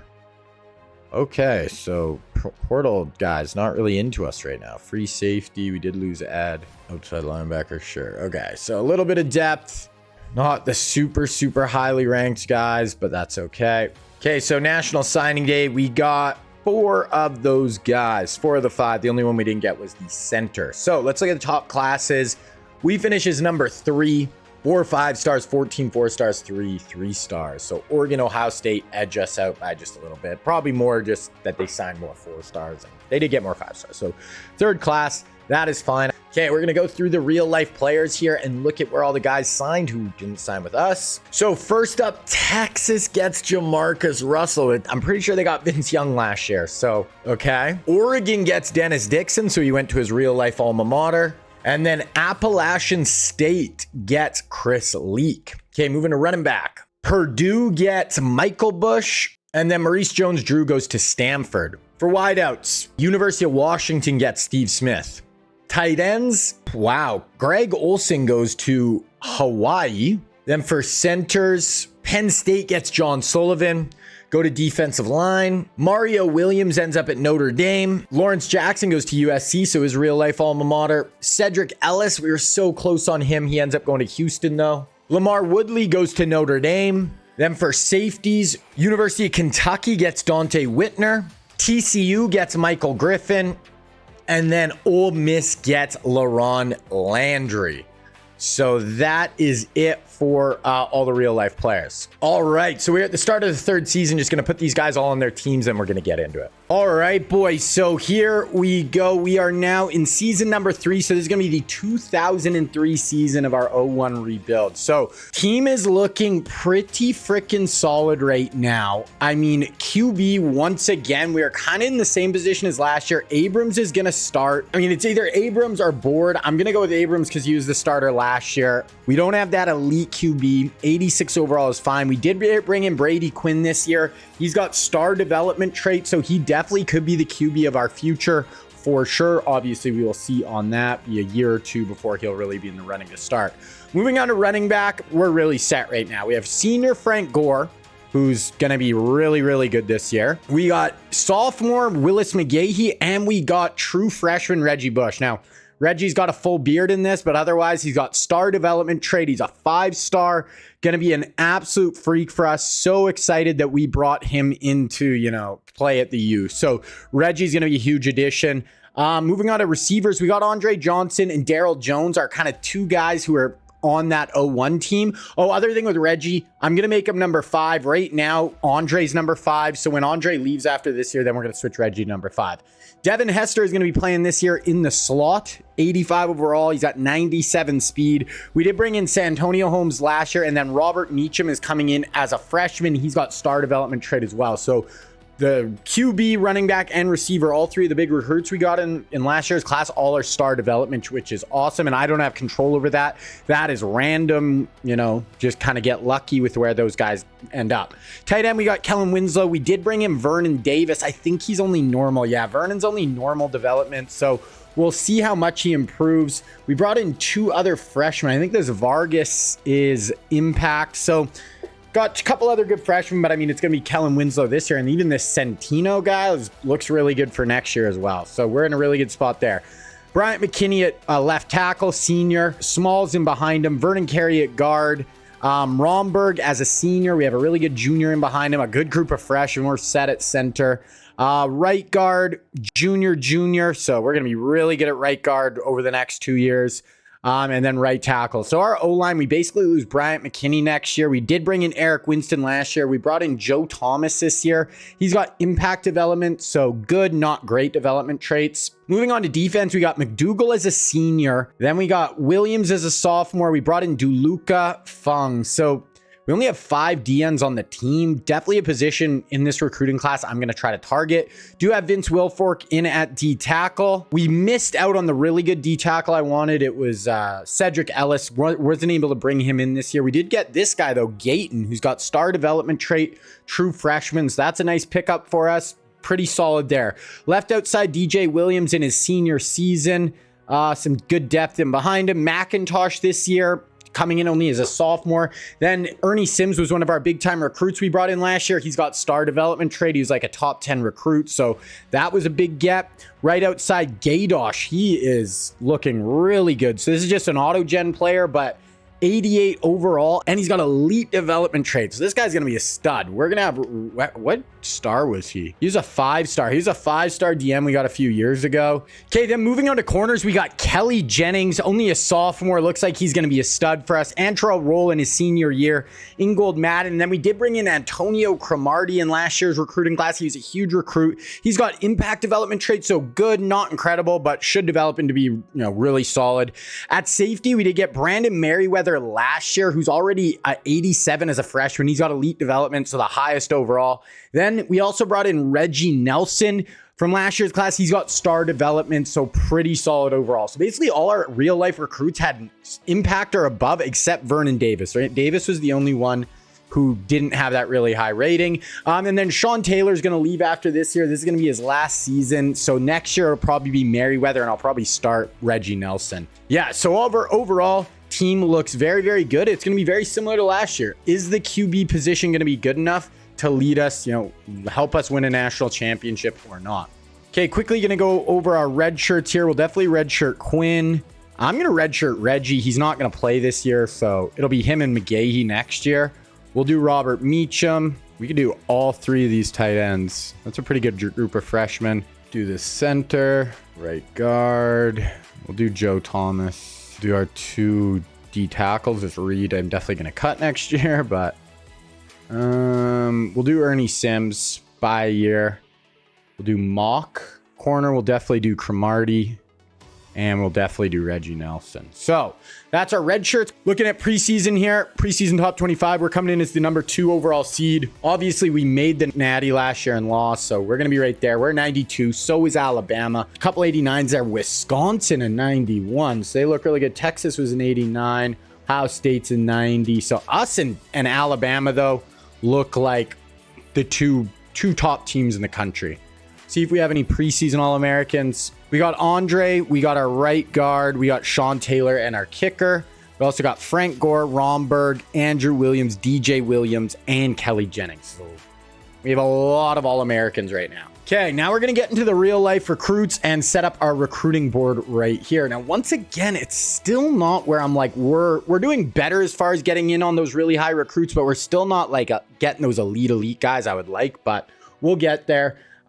Starting out, we have 2 real-life QBs. The first one is right here with Pat White. Now, White is from Alabama, ended up going to West Virginia, one of the most electric college football quarterbacks we've seen in a long time. Here he's going to be looking at Alabama, Auburn, Ole Miss, LSU, and Georgia, and he's going to be a 5-star recruit here. Then the other one is going to be right here with Chad Henne. Now, Henne's going to be a 4-star recruit. Henne played at Michigan in real life. I think he was like a 2nd-round pick by the Dolphins. I think something like that. Had a long NFL career. Here he's going to be looking at Clemson, Alabama, Penn State, UCF, and Michigan. Definitely going to be interesting to see where Pat White goes. We're going to go after this Angler guy. He is a 5-star QB. QB is not a huge position of need as far as like we got Brady Quinn last year, unless there's like, someone we really wanted, which next year there's going to be a recruit I really want that we're going to be going hard at, but we'll see. Moving on to running back. We have 2 real life ones, and the first one is right here with Adrian Peterson. We all know who AP was, played at Oklahoma, NFL MVP, played most of his career with the Vikings, probably a top 5 running back of all time. 5-star recruit, looking at Ohio State, A&M, Alabama, Texas, and TCU. Now, we're 9th on his board, but I am going to add him. If we could have a backfield of Reggie Bush and Adrian Peterson playing at the University of Miami, that would be just next level. So that's what we're going to go for. The other real life back is going to be a 5-star Marshawn Lynch. So Lynch from Cali ended up playing for the Cal Golden Bears. Here he's going to be a 5-star recruit looking at Oregon, UW, USC, Stanford, Ohio State. We all know beast mode, Seahawks, all that. So that is our 2 real life running backs. I'm also going to go after this guy up here, Pacheco, just in case we don't get Peterson.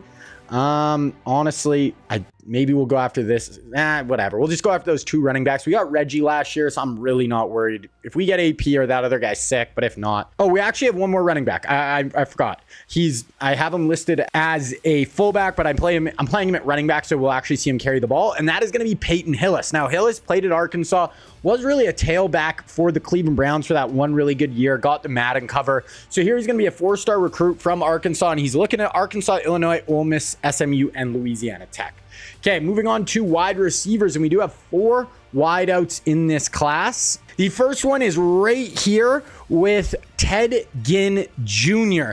Now, Ted Ginn is from Ohio, played at Ohio State, legendary college career, was like a top 10 pick by the Dolphins in the NFL draft, 4.2, 4.3 40, crazy speed. We're 3rd on his board, so we are definitely going to add him. Next up, we have Dwayne Jarrett. Now, Jarrett went across the country and went and played at USC. He's like a 6'4", 6'5". Remember, we can adjust the height on these guys. So 6'4", 6'5", big ball winner, played on that Matt Leinart, Reggie Bush USC team. He was like their number 1 option. He's looking at ECU, Penn State, North Carolina, Alabama, Maryland. Next up, we have Early Doucette. Now, Doucette is from Louisiana, played at LSU. I think he's a 1st or 2nd round pick also. Good college career. Here he's going to be a 4-star recruit looking at Clemson, Tennessee, Georgia Tech, Georgia, and Illinois. And then lastly, we have Calvin Johnson. So Calvin here, he's a little bit lower rated, 4-star, 131st in the country, but he's going to be a physical archetype ball winner. We all know Calvin, one of the best receivers ever. He played at Georgia Tech, was number 2 overall pick by Detroit. He's looking at Georgia, Alabama, Auburn, Ohio State, and Texas A&M. Now, we already have Ted on the board. We're also going to add this guy here, Cook, who's a 5-star. We're not on his board, but we're going to add up Calvin Johnson. We could be building an absolute super team at the U, and let's see if we could get Calvin. Okay, we have 2 real-life tight ends. First one right here is going to be Fred Davis. Now, Davis is from Ohio, played at USC on that Matt Leinart, Reggie Bush, Dwayne Jarrett team. Here he's going to be a 4-star recruit looking at Ohio State, Illinois, Texas, USC, and Oregon. Then the other one is going to be right here with Zach Miller. Zach Miller played at Arizona State, drafted by the Raiders, played with the Seahawks, really good NFL career. Here he's going to be a 4-star recruit looking at Oregon, OU, Nebraska, Texas, and UCLA. Now, looking at the other guys, we do have the number 1 tight end in the class from Florida wants to come here. We got another guy here who's a 4-star, 3rd on his board. We'll add those 2. Okay, moving on to offensive tackle. We have no real-life offensive tackles and no freaking offensive linemen even interested in us. We do have 2 guys here who are 5-stars. They're top 10 players. We'll see. We'll add both of them and just see if we can get in on them. Moving on to guards, all auto gens here, but we do have a number 1 guard in the class who are number 1. We do have another guy here from Florida who are number 2. We'll have both those. Then we do have 1 real life center, and it is going to be right here with Max Unger. Unger played at Oregon. He's actually from Hawaii. Going to be a 4-star recruit from Hawaii. Played at Oregon, looking at USC, Stanford, Hawaii, UCLA, and Oregon. We do have a 4-star here who are 1st on his board, so we'll just add that 1 center. Okay, moving on to defense, we have 5 defensive ends. So an absolute stacked defensive line group right here. The first one is going to be the number 5 recruit in the class, 5-star, and it's going to be Derek Harvey. Now, Harvey went all down and actually played for the Florida Gators, but he's actually from up north in Virginia. Or no, so from Maryland. Here he's going to be 5-star, like I said. He's looking at Georgia, UNC, Clemson, North Carolina State, and Va Tech. The other one is going to be right here with Chris Long. Chris Long is from Virginia, played at the University of Virginia. He was a top 5 pick by the Rams in the NFL draft. Here he's going to be a 5-star, and we're actually number 1 on his board, so we're going to add him. Then right here we have Brian Arakpo. Now, Arakpo played for the University of Texas. He was on those Vince Young teams. Here he's going to be a 4-star, really good edge rusher, played with the Redskins in the NFL. He's going to be looking at Georgia, Bama, Michigan, Ohio State, and Stanford. We're 6 on his board. We will add him. I want to go pretty hard at defensive ends here. We definitely could use some. Next up, we have another guy who is on our board. We're 6, so we will add him as well, and that is going to be Derek Harvey. Now, Harvey played at the University of Florida this is going to be Robert Ayers. So Ayers played at the University of Tennessee. We are going to add him. Here's going to be a 4-star recruit, power rusher archetype. Definitely going to add him to our board, and then we have 1 more, and it is going to be right here with Calais Campbell. And now Calais is actually from Colorado, went across the country and played for the U. We are not on his board. He's looking at Illinois, Mizzou, Kansas State, Ohio State, and Iowa State. Now, just looking at the rest, though, of guys we didn't have, we do have 2 more good 4-stars here that we're going to add all those guys. So I really want to go hard at DNs, get at least 2 to 3 of those dudes. Moving on to defensive tackle, we only have 1, and it is going to be right here with Glenn Dorsey. Now, Dorsey is from Louisiana, played at LSU, is a top 5 pick by the Chiefs in the NFL draft. Here he's going to be a 5-star recruit looking at Clemson, Alabama, Auburn, Georgia, Ole Miss, and we're 6th. Definitely going to add him. We lost out on Cedric Ellis last year, so I'd love to get him. Got another kind of lower 4-star down there who we're going to add. Moving on to linebackers. We do have a pretty good group of linebackers here. Starting right here with Keith Rivers. Now, Rivers played at USC, was a top 10 pick by the Bengals in the NFL draft. Off-ball linebacker. He's looking at Michigan, Michigan State, Chippewas, Toledo, Missouri. So that's where he's looking. We also have right here with Patrick Willis. Now, Willis played at University of Ole Miss.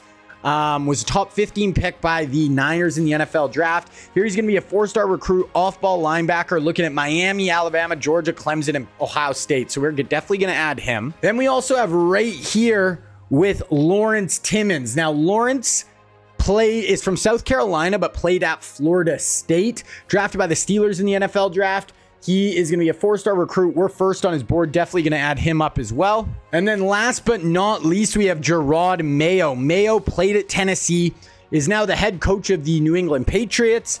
Multiple-time Pro Bowler, was a first-round pick, and we are actually going to be 5th on his board, so we will add him as well. Looking through the rest, we're going to go after this Gore guy, maybe this Bone as well. Now move to middle linebackers. Nobody really interested. We'll maybe add this guy who's first on our board. That is it. Then move to corners. Now we have one real life corner in this class, and it is going to be right here with Darrelle Revis. Now Revis played at University of Pittsburgh, one of the best corners in NFL history with the New York Jets. First round pick by the Jets as well. He's going to be a 5-star recruit looking at A&M, Texas, Ohio State, TCU, and Alabama. Now, he's not interested in us, but we do have the number 1 corner, number 1 player in the whole class, Kevin De Silva, who is interested. We're first on his board, so we'll add him. Another decent corner there, who are 5th. Another one here, who are 3rd.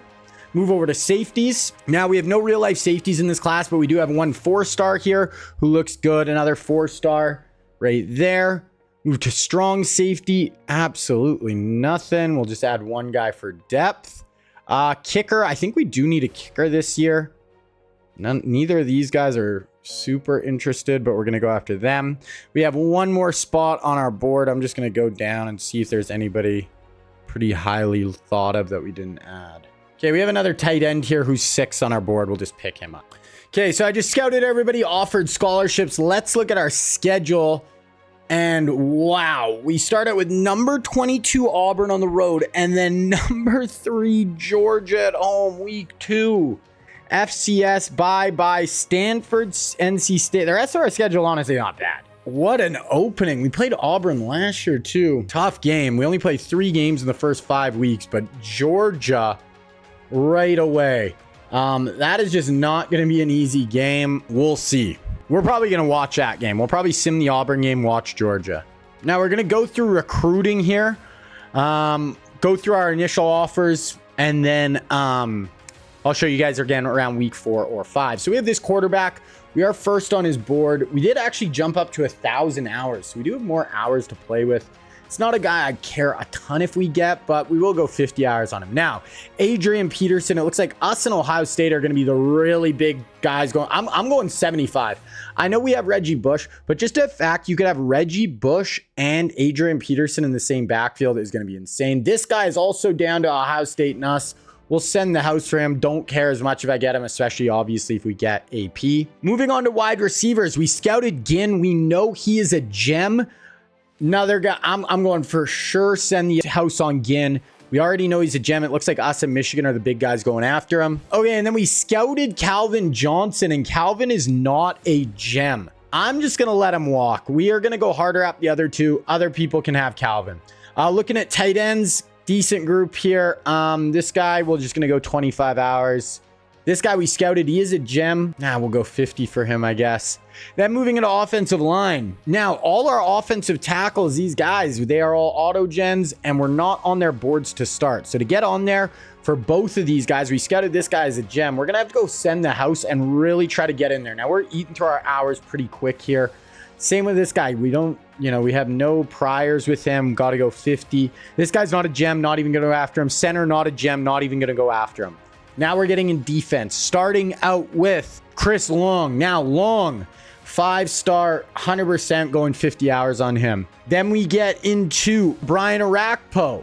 We got to go 50 hours. We're spending our hours quick here. Then we get into Robert Ayers.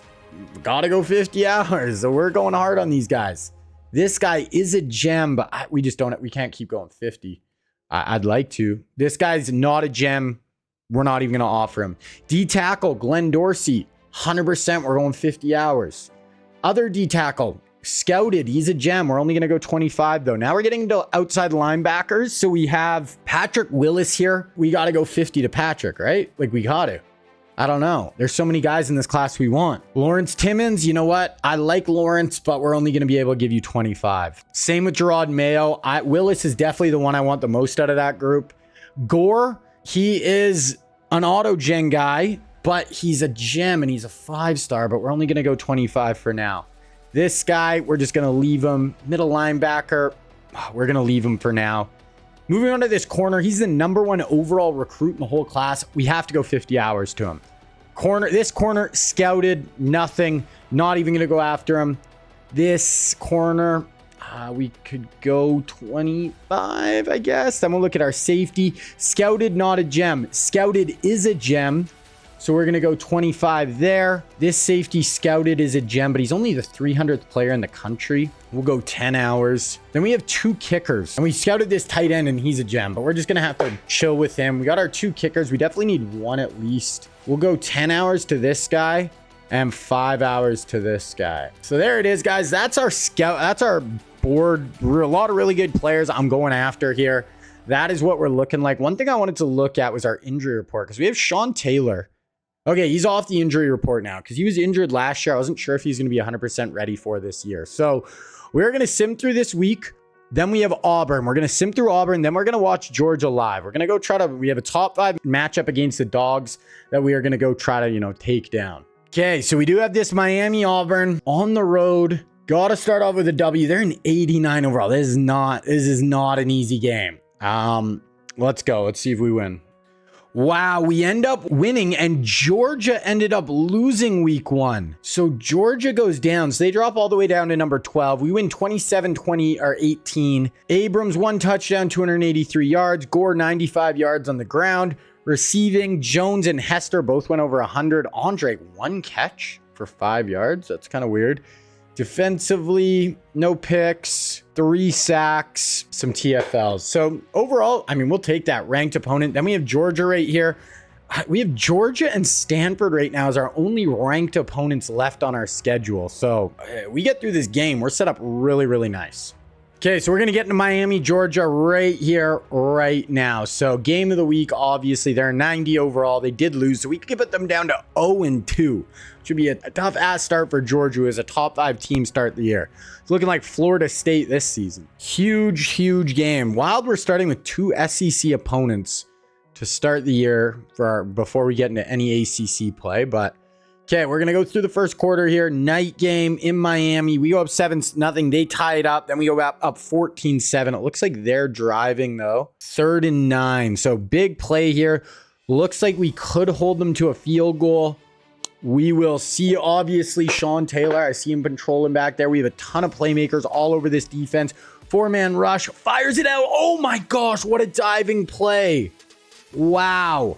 That was a sick play by, I don't know if that was a linebacker or a DB, but dove in for the pass breakup, and we blocked the field goal. Okay, so 14-7 lead, 2nd and 1, 1st and 10, 2nd and 1. Big pass play to Kellen Winslow Jr.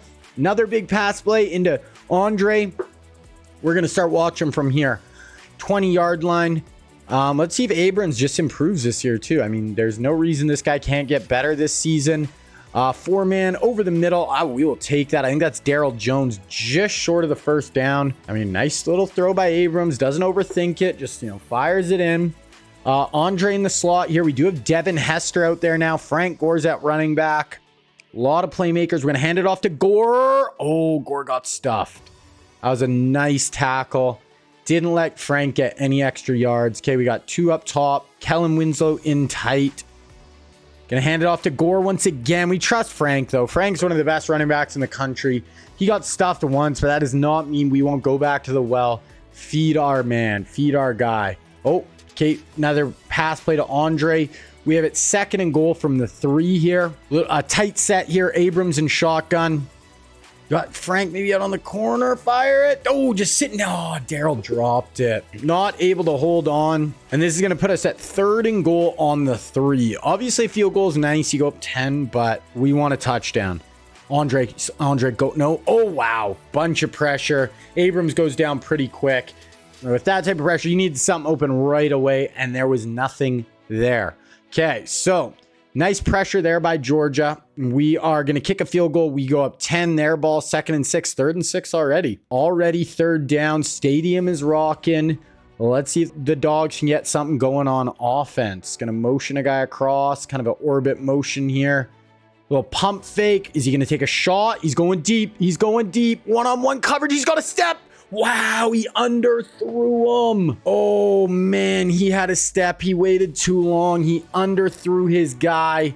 They have to punt, 2nd and 7 for us, and we get a 36-yard Frank Gore run. Then we get a penalty, or sacked actually. Then a 19-yard catch for Devin Hester. 2nd and 7, 3rd and 7 on the 25. So obviously right here we can kick a field goal as well, which wouldn't be horrible, but we want to, we want to punch this bugger in. Okay, we got Hester coming across the formation. 2-3.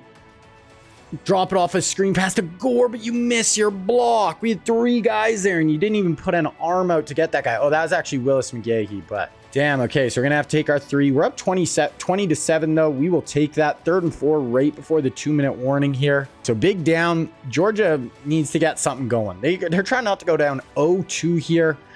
4-man rush. Fires it. That's a good throw. That's a good throw. Fires it in. 117 yards so far for their quarterback, Eli Patterson. Then they get another big pass play, 21 yards, and another big pass play for 28 down to our 13, and then they punch it in. So 3 plays in a row right down the field. They cut the lead to 6. So we got 3rd and 1 here. We'll be really, if we can make something happen here, you get, 10, 15 yards. You can keep this going. Right down the seam, that is exactly what you needed. Andre Johnson, use your timeout. Definitely have a chance to get in field goal range. That is picture perfect. Andre for 20. Still have a timeout. We only need another probably 10 yards to get in field goal, like a really makeable field goal. So you're in a good spot here.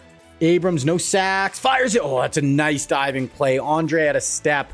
Probably needed to place that just a little further upfield and let Andre run underneath it. Andre still working in the slot here.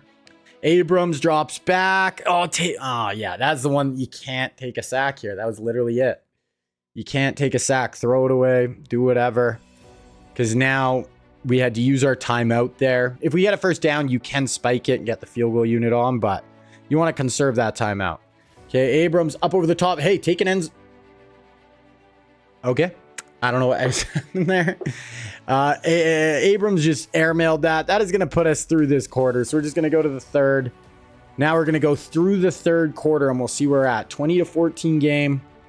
26-14, 21-26. So 5-point game, start of the 4th quarter. We start out with a 13-yard catch, then a 10-yard catch to Andre, 12-yard rush by Andre, 3rd and 6 now in field goal range. So can't take a sack, can't turn the ball over. Obviously you want the first down, but no turnover, no sack here, Abrams. They're bringing a blitz on the run. Wow, what a throw. Finds Darryl Jones. That was an incredible throw on the run. Steps up in the pocket, sidearms it down the field, and we go up 2 scores. That is a massive play right there.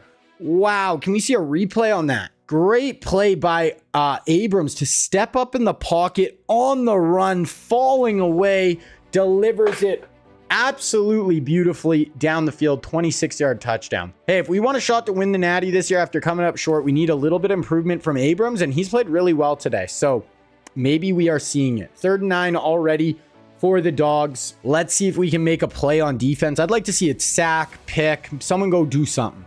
4-man down the field there. Oh, that could have been picked. I mean, we're in a good spot now, though. Force another punt. Oh, they went for that. Okay, well, that's probably the game then.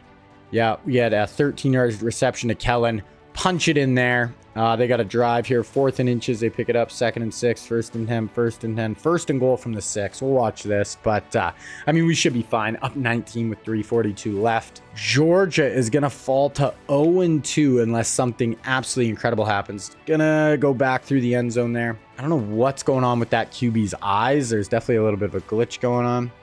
Gonna keep simming here. 3rd and goal, 4th and goal. So we'll watch this play here. I mean, Georgia's done already, but this is the last gasp right here for the Dogs. Drops back, fires it. Nice break up at the catch point, and we kind of take it to the Dogs in the 4th quarter here. We're gonna sim to the end of the game here. We win it 40-21. Huge win over, I mean, you can't call them a top 5 team anymore. A preseason top 5 team, but they start 0-2. Abrams gets it done. He has a great day. 366, 4 touchdowns, 78 completion percentage. So, hey, Abrams is playing really good. If he can play like that, obviously even not that good, that's an incredible game. But if he can play along those lines, the rest of the year, the whole rest of the team is set up to be the best team in the country. We have 538 yards of offense. Abrams, freaking 7 incompletions. Frank Gore goes for 147. Andre 155. Daryl. Devin had 53 and a score. TFLs, a lot of TFLs. No sacks, no picks. But yeah, really good game. Take down the Dogs. Okay, we got FCS here. This should be a big, obviously big win. Then we got bye, and then we start getting to our ACC schedule. So we do actually get our first commit is 5-star guard. So big time guard commit right there. Okay, gonna sim through the bye week. We're probably gonna get some recruits signed right here. And then we're gonna break down our recruiting classes while we're gonna go into our hours. But there we go. So we lock down Adrian Peterson. So we got AP going to be teaming up with Reggie Bush. We get a 4-star tight end. We get Chris Long, big pickup there. Get a 4-star D end in Robert Ayers, so another big pickup. And we get Patrick Willis, so bunch of guys here.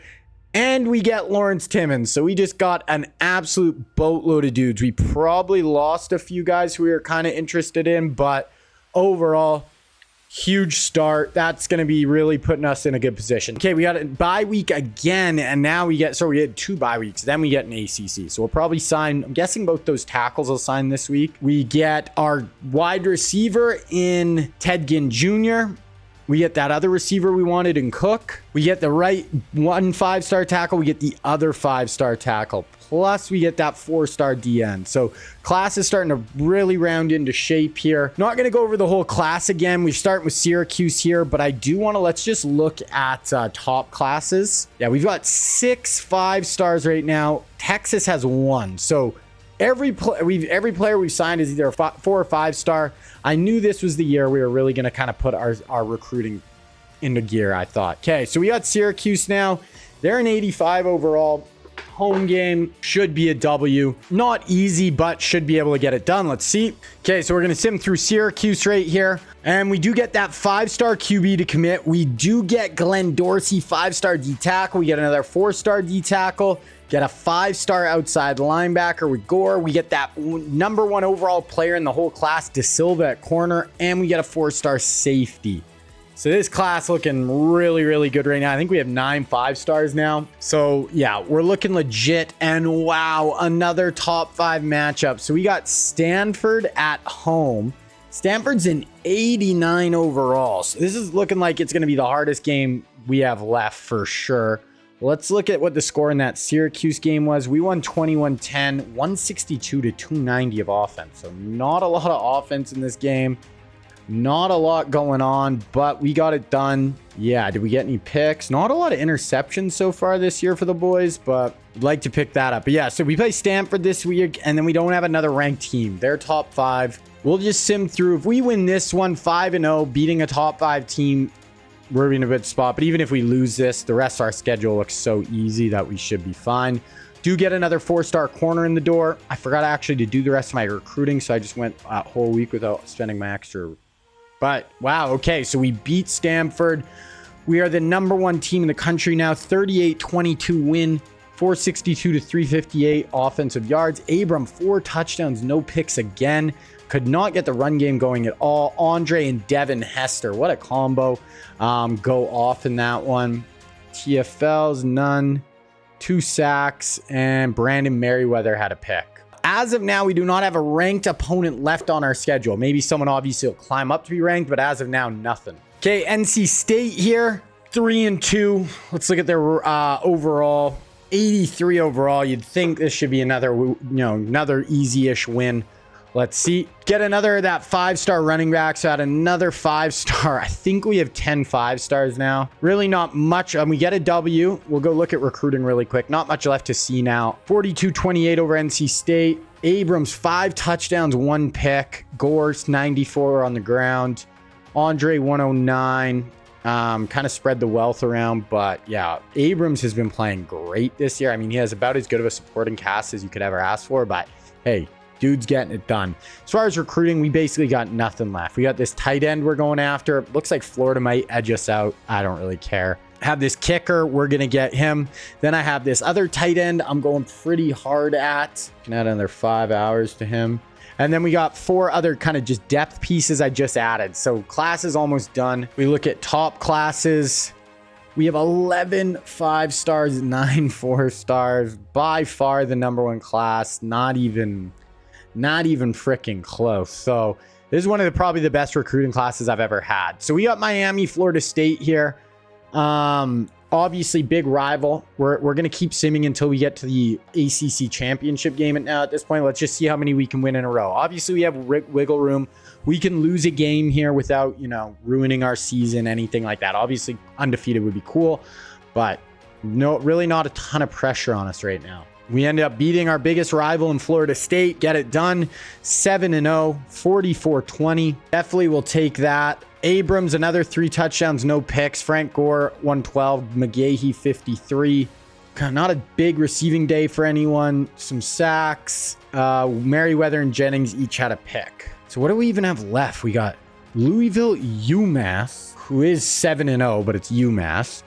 Vautech, who's 3-5, 3-4 Pitt, 4-5 SMU. I don't know, guys. I don't know if we're going to lose a game. Let's just keep going. Louisville. If we lose one, I'm okay. We're not losing 2 of these games. That's for sure. Win another one, 8-0. End up winning 45-3 against Louisville. We held them. Look at the yardage.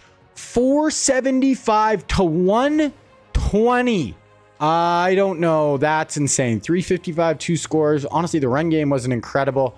It's not even our offense put that many yards up, but the difference in yards is absolutely just insane. Did have 2 picks, Jennings and Roll. That is nuts. Okay, so now UMass, Vautech, Pitt, SMU. What overall is UMass? They're an 80. I mean, we'll see. Is this going to be our L? We do get that kicker in the door. We needed a kicker. We beat UMass, which, yeah, we should have beat UMass. 20-15, so they gave us a game, actually. Played us way tougher than Louisville. Abrams is injured, and he threw 2 picks. Hester and Johnson both went over 100. Dougal had 2 picks. Roll had a pick. Okay.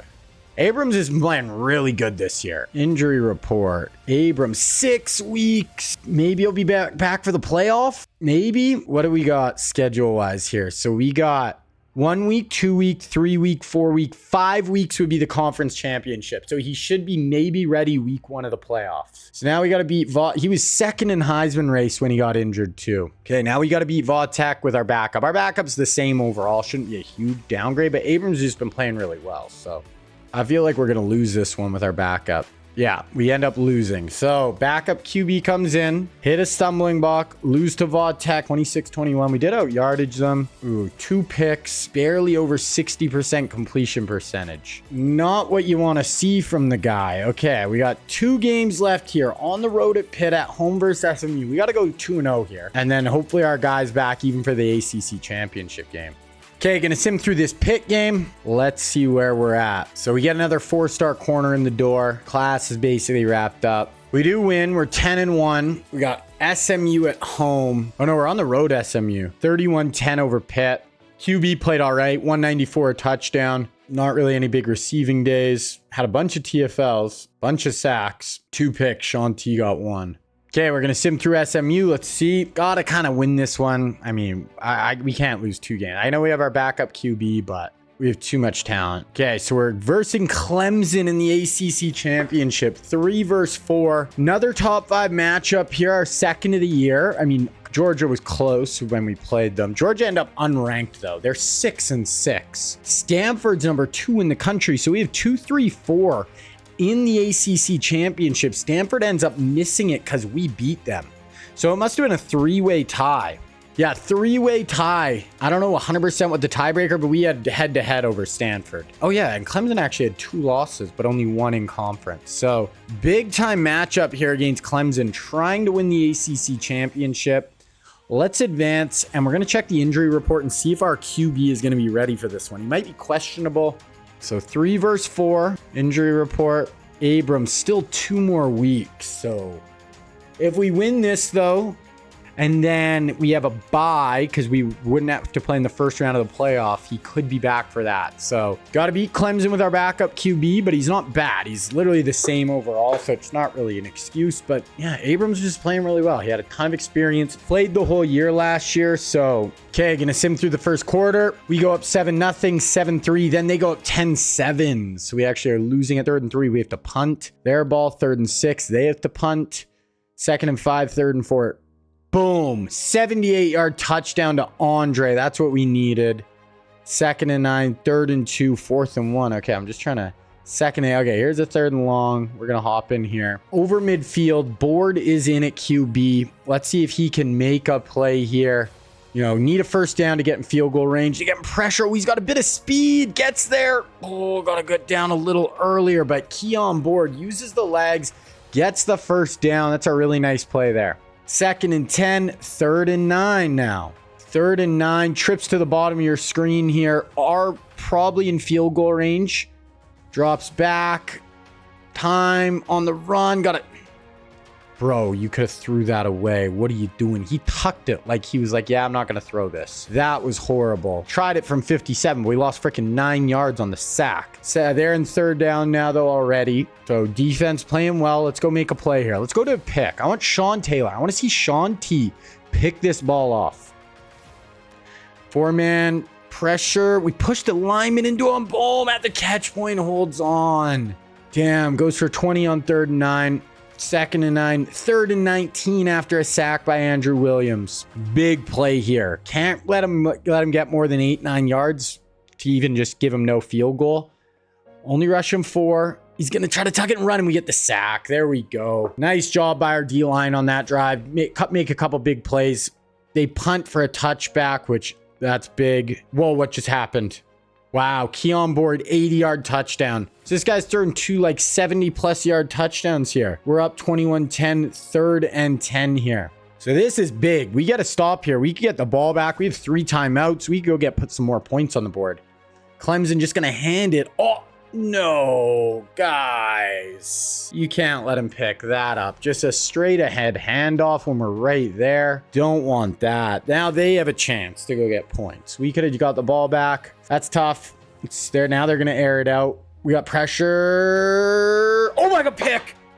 Wow, tries to go far side. Antrell roll, steps in front. One of our playmakers on the back end. Antrell, those plays where you're throwing across your body, far side of the field is tough. 2nd and 10, and we punch it in. 27-10. Devin Hester score. Huge. Okay, that's going to put us to the half. We're going to sim to the 4th quarter. Still 28-10. 28-17, so only up 11. This is still a ball game. They kick it off to us. We get a 17-yard catch for Devin. 3rd and 7 here. 3rd and 7, kind of a bunch look to the bottom. Board in its shotgun here. Hasn't been super consistent, but he had those 2 really deep passes. Let's see if he does something here. Going up over the top. Andre. Wow, another huge passing play. Andre Johnson again. That's his 3rd, like 50-plus yard touchdown pass.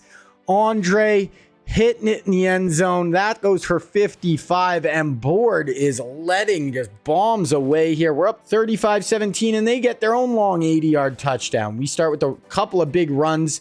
There's Board for 19. Another run, 3rd and 6. Okay, so we're back up 11. We are in field goal range. Board, you cannot, if we pass, do not take a sack. I'm probably running here, honestly. I don't want him taking a sack or doing something dumb. Nope. I mean, that's a play call thing.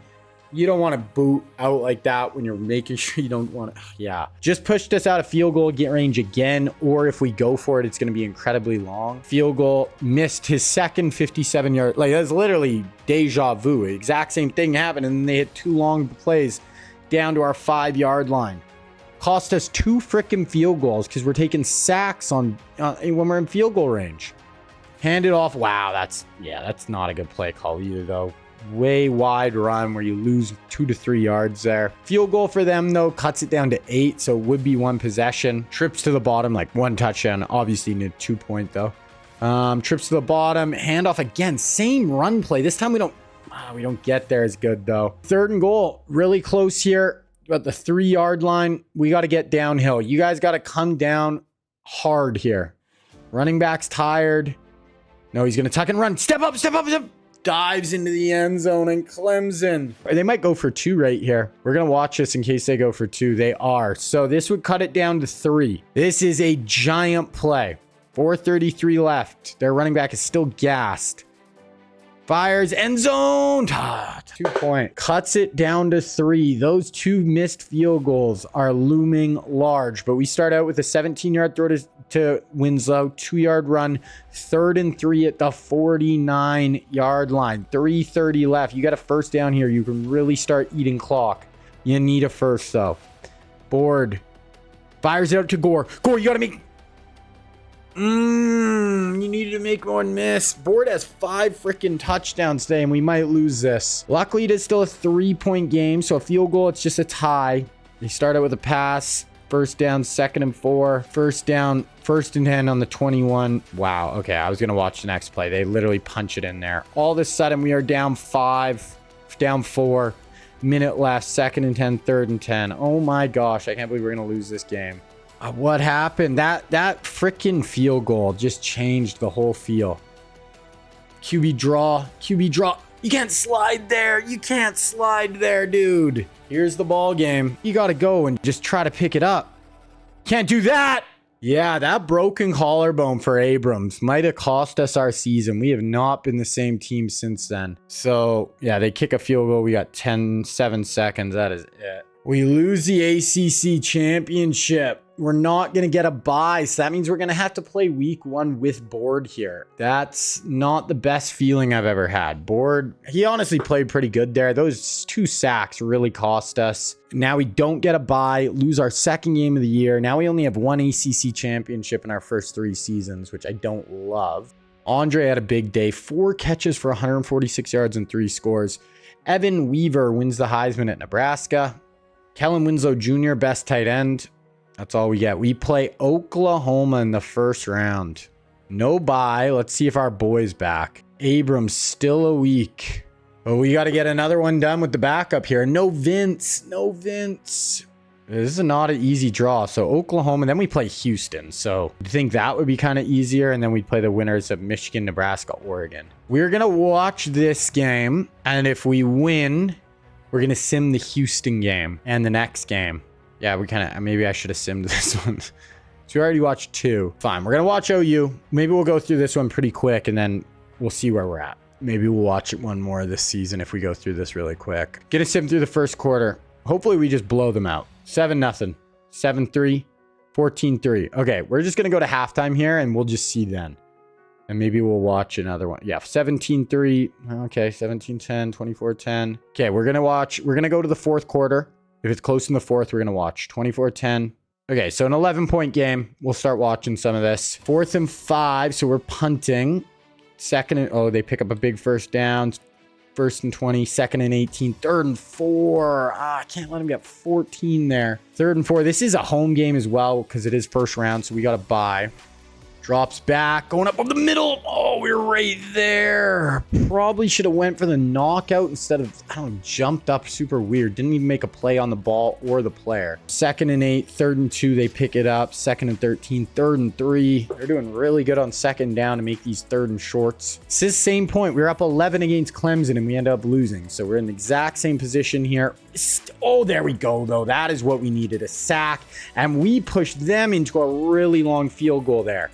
Let's see if they kick this or go for it. We're actually going to watch this. They're going for a long field goal themselves. This is like a 52 maybe, or I don't know how good their kicker is. Kick is up. Drill. Oh, off the upright. I was just looking at the distance. It looked like he had a ton of leg there, but he hits the upright. That is massive, and that's where that sack was massive. We pushed him out of field goal range on the sack. That happened to us twice against Clemson. My opinion cost us the game. Okay, 3rd and 7 here. Big 3rd down. Like, we want to get some drive. We want to get this drive going. 24 points is okay, but here we go, Board. Deep drop up over the top. That's a first down. Andre breaks the tackle. Andre Johnson. Let's freaking... Oh, no, that was Daryl Jones. Okay, Daryl. 3rd and 7 on the 27. Okay, Keon. Do not take a freaking sack here, brother. I don't know what else to say. Like, just don't take a sack and don't throw a pick. But that's it. Don't do those 2 things and I'm fine. There we go. Up over the top, wide open. Kellen Winslow, touchdown. That is going to put this one away. Put it to bed. We're going to go to the end of the game here. We're still going to sim through this Houston game.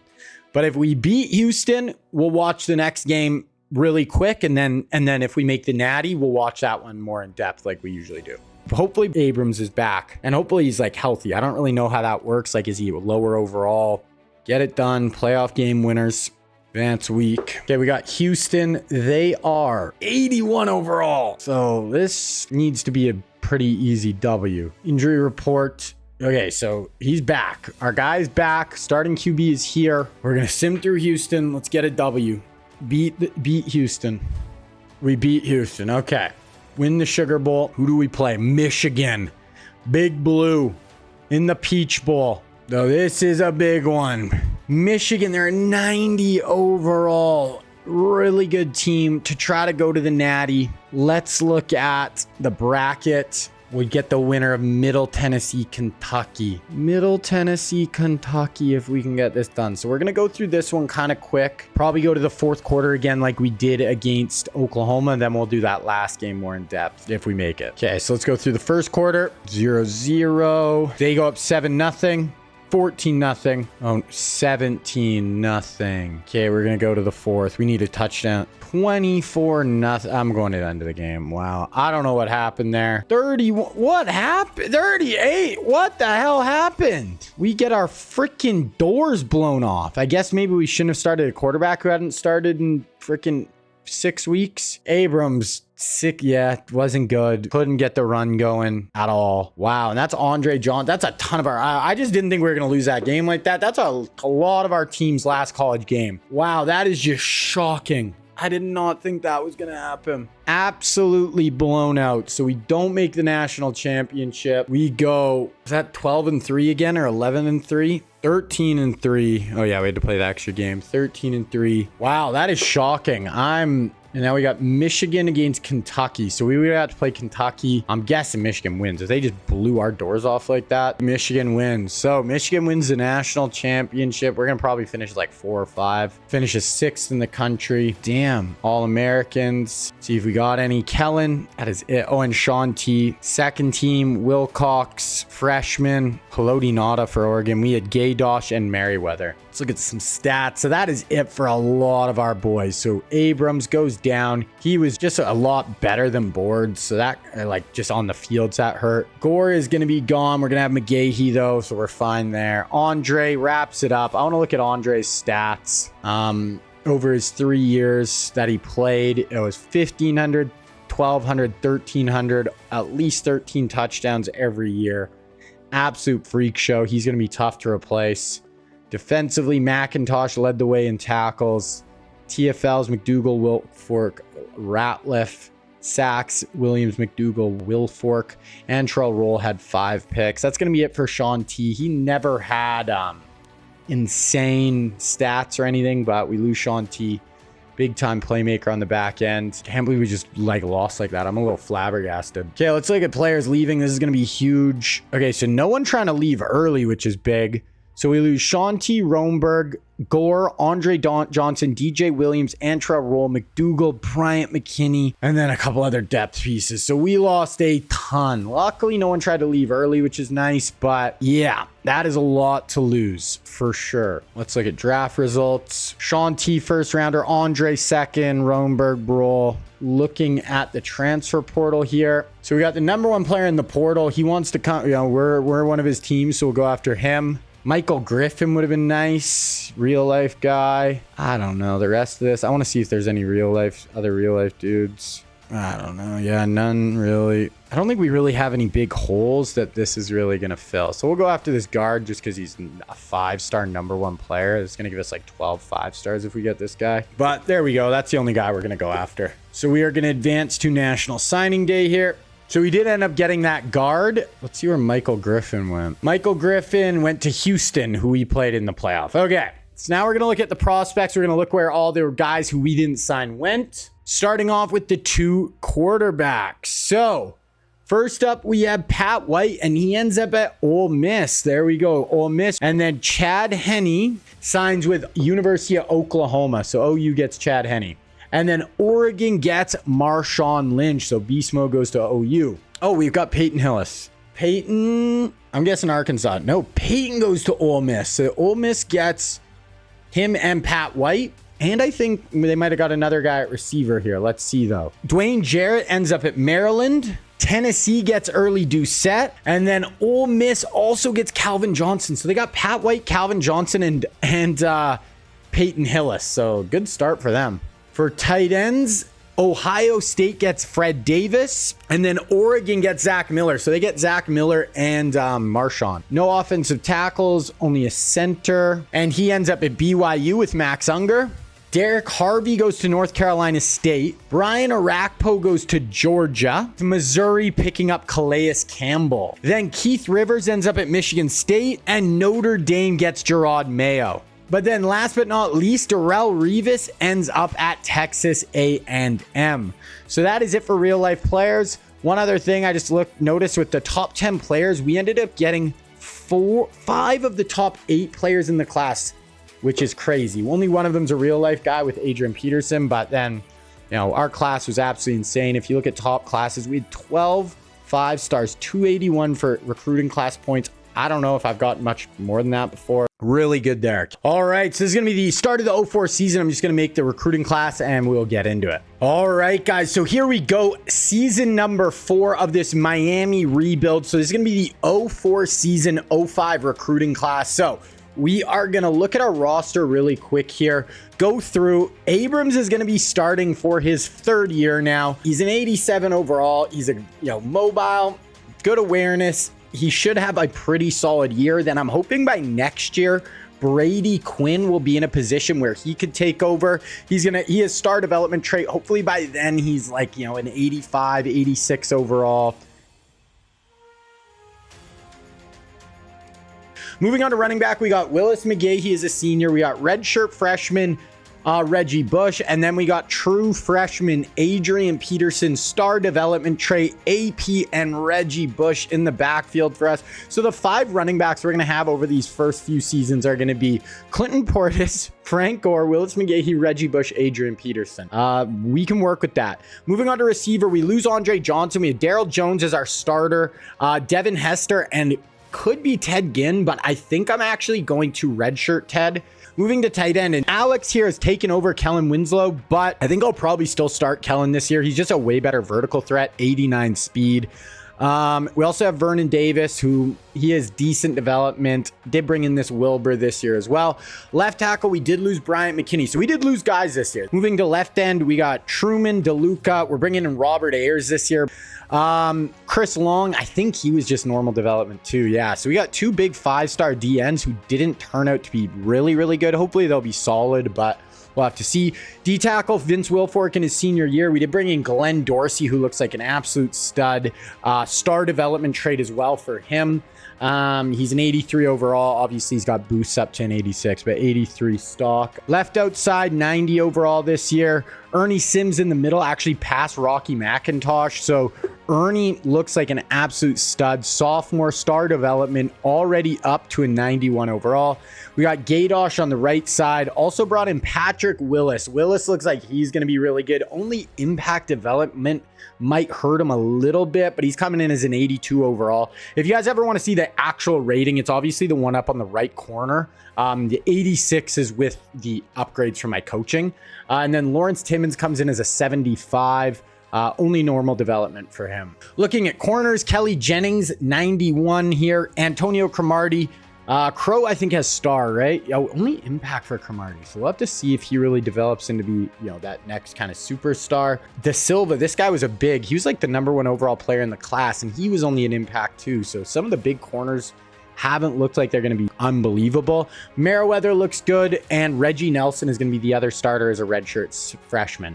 Then we have an 88 kicker and a 76 punter. Okay, let's look at preseason top 25. We're coming as the #1 team, even though we didn't win last year. Then Michigan's 90, Clemson's 90, Oregon's 89, Auburn's 89, 91 for Wisconsin. So they might be the 2nd best team on paper, debatably. I didn't see Georgia, Alabama, but let's look at preseason All-Americans. We got both our guards, our first team All-Americans, and our kicker. Second team, our right end, left outside, right outside, and Kelly Jennings. Okay, so that's where we're sitting there. So let's just look at our schedule quick. We're at Florida, Virginia Tech, FCS, then Notre Dame. That is not an easy game. UCLA, Clemson, BC, and number 3 Stanford. This seems like a much harder schedule than last year, so you never know. We'll have to see. Okay, now we're gonna get into this year's real life recruiting class. Pretty good class overall. I remember last year I said there was a QB in this class I really want. It's actually next year's class. This year, there isn't really a QB that I desperately want or I even really think fits us super well, but we're going to go through. So the number 1 quarterback in the class is going to be Mark Sanchez. So Sanchez obviously played at USC. I believe he was like a big 4 or 5 star recruit, was top 5 pick by the Jets. We're actually 4th on his board. We'll add Sanchez. We'll see, but he's not someone I really want. The other one we got here is going to be Colt McCoy. Now, McCoy obviously played for the Texas Longhorns. Really good career, long career in the NFL as well. Here he's going to be a 4-star recruit looking at OU, Texas, Texas A&M, Texas Tech, and TCU. So definitely looks like he's going to stay in Texas. And then the other one is going to be Chase Daniels. Daniel is also from Texas. He ended up playing at Mizzou. Really long career in the NFL as well. We're 8th on his board. He's looking at Clemson, Auburn, LSU, Jackson State, and Oregon.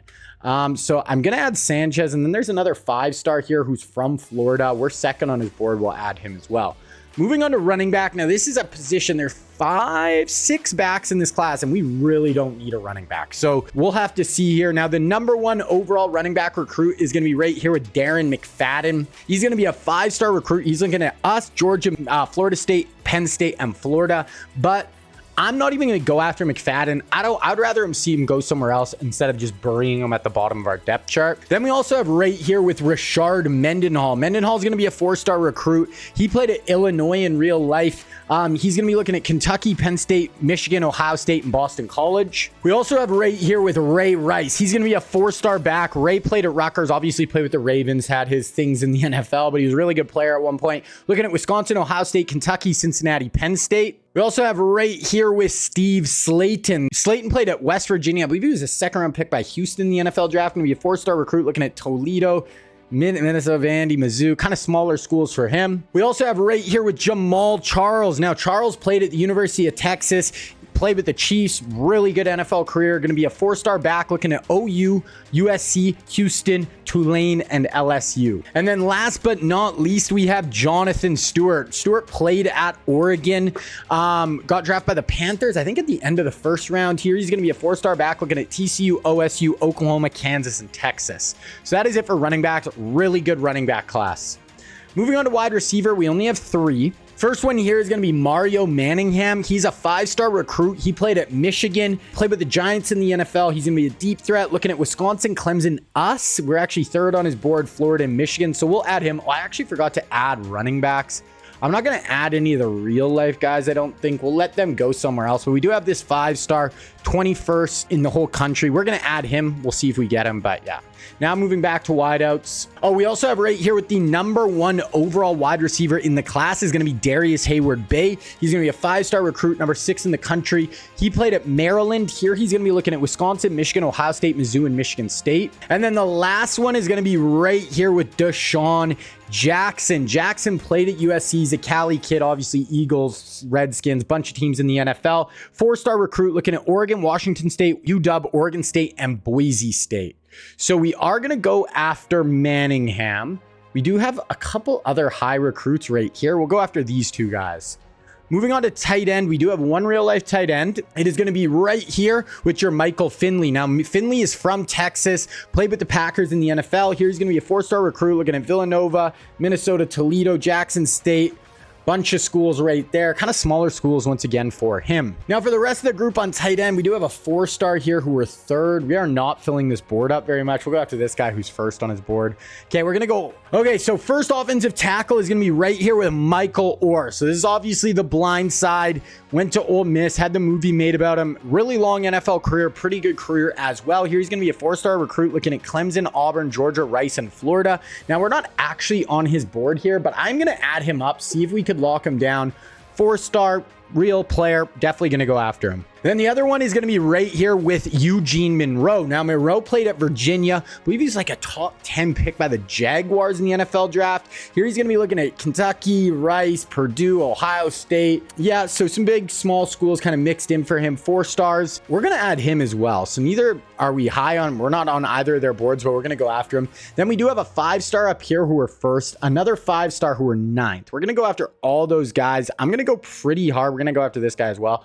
Pretty hard after the O-line in this class. Guards, they're all auto-gen guys. We're going to go after these 3. We're still not even halfway filled up our board. So then we go to center. We're going to go after this guy, even though we're not on his board. We'll see if we could get him. Okay, so there we go. That's pretty good. We're going to be going after a ton of offensive linemen here.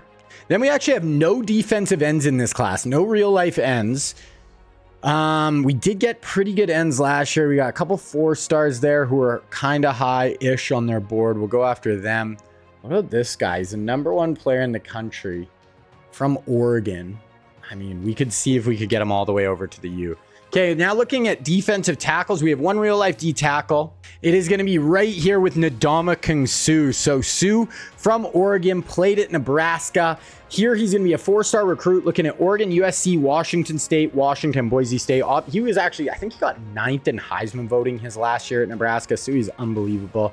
We have a guy here, top 50 player who are 3rd. Not the best D tackle classes overall. Okay, now we're going to move to linebacker. This is a good linebacker class. Starting off right here, we have James Laurinaitis. So Laurinaitis played at Ohio State, played a long time in the NFL with the Rams. Here he's going to be a 4-star recruit looking at Washington, Oregon, Stanford, Penn State, and Ohio State. Then moving on to middle linebacker, we also have Brian Cushing. Now, he's the #1 overall player in the entire class. 5-star recruit. In real life, he went over all the way across the country to play at USC.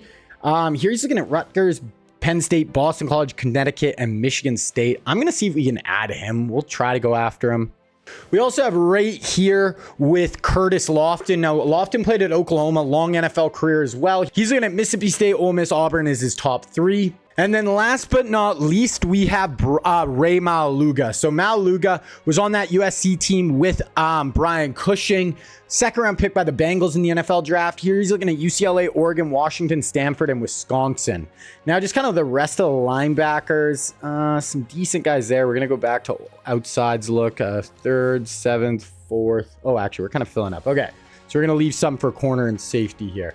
Moving on to corners, we have 2 real-life corners in this class. First up, we have right here with Malcolm Jenkins. Now, Malcolm played at Ohio State. 1st-round pick by the Saints, played forever in the NFL. One of the better players of his decade is a defensive back, played corner and safety. Here he's going to be a 4-star recruit looking at Illinois, Michigan, Wisconsin, Indiana, and Mizzou. Then we have right here with Walter Thurman. Thurman's from Cali, but played at Oregon. Drafted by the Seahawks in the NFL draft. Nice NFL career for him. He's looking at Cal, UCLA, USC, Stanford, and Arizona State. Now, we do have a couple of really good corners right here. High 4-stars and another corner here who are 2nd. So going to go after those guys. Now, we only have auto-gen safeties here. I'm just going to look, see. Yeah, we're not even high on any of these guys. We're going to go after this #1 safety from Louisiana. Just see if we can get him. He's a big 5-star. So that is it. Now I'm just going to offer my scholarships, scout all these guys, and then we're going to get into the season. Okay, so here we are getting ready to get into this 4th season. Now we still haven't won a national championship, so that's obviously pretty high on my to-do list. I like this team. I don't love it like I have liked some of our previous teams, but we're going to see what we can do. Okay, so now looking at our recruiting class here. So we did jump all the way up to #1 for Mark Sanchez. He is a 5-star recruit. We're going to send the house for him. Don't really, he's not like I need to get him, but if we do, cool.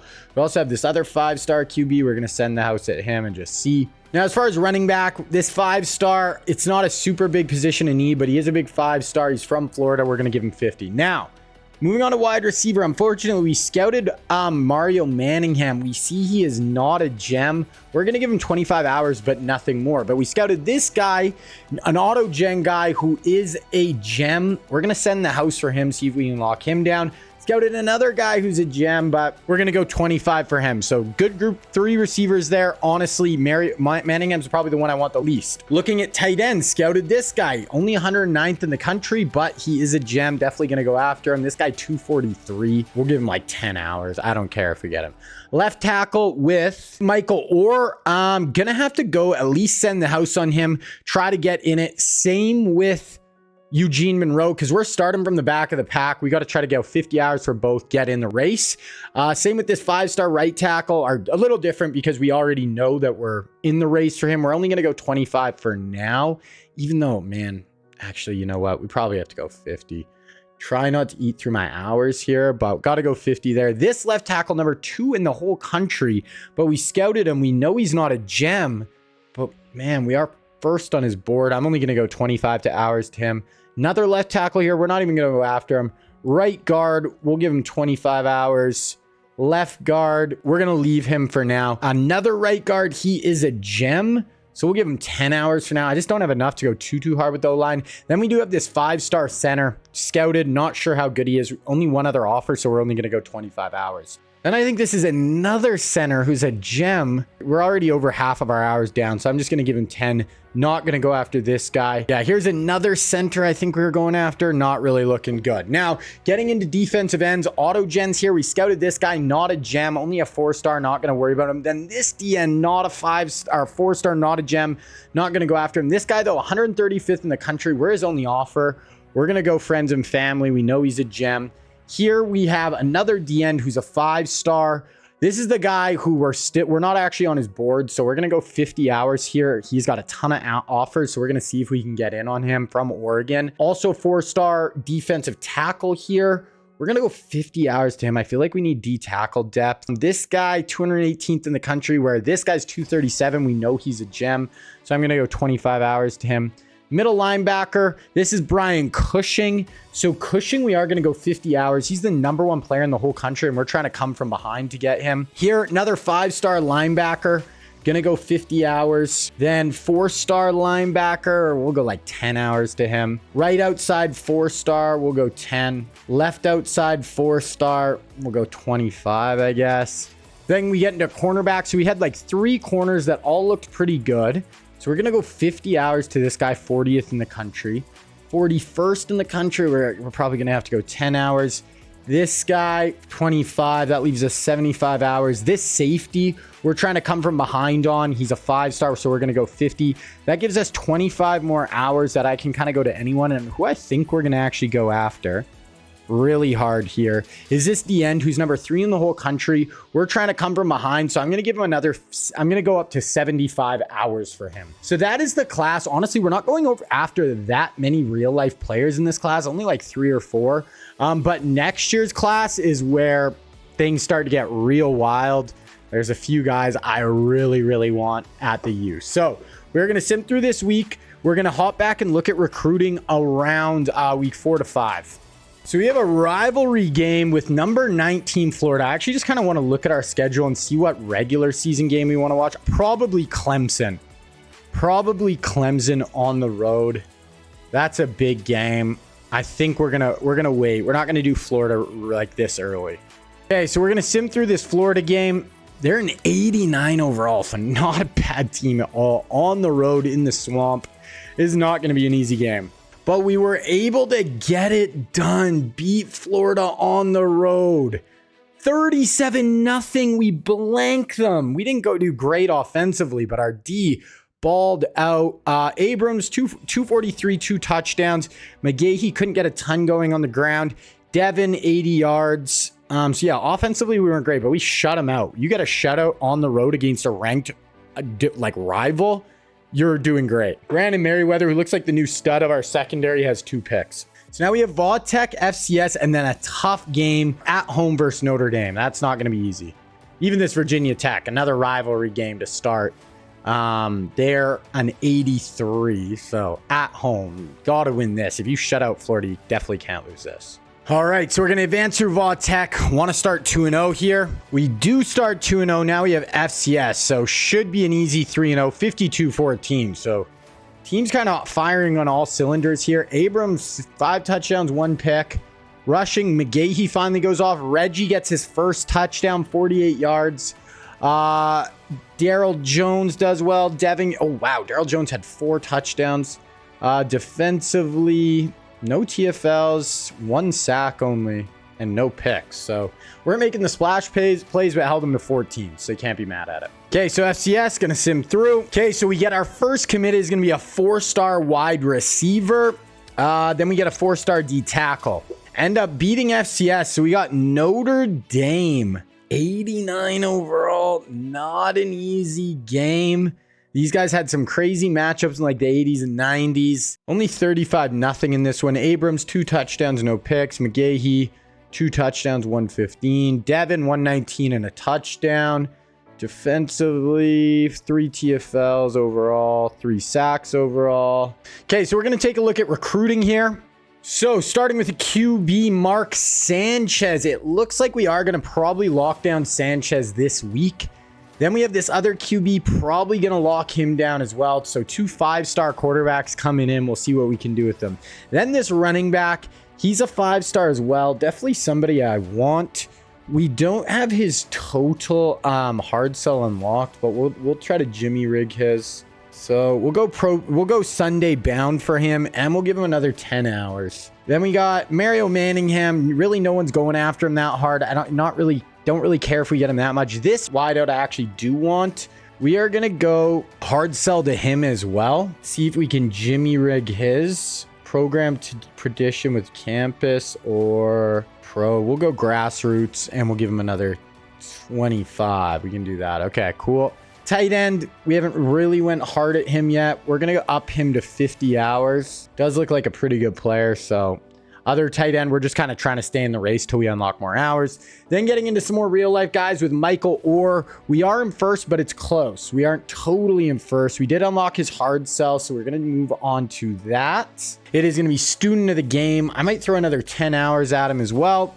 Same with Eugene Monroe. We actually have more of a lead with him. We already did his hard sell, so we're going to be fine with him there. Other 5-star tackle, we're in a good spot with him. Only sending the house hard sell. We did unlock, so we'll switch over to that right there. We'll give him another 10 actually.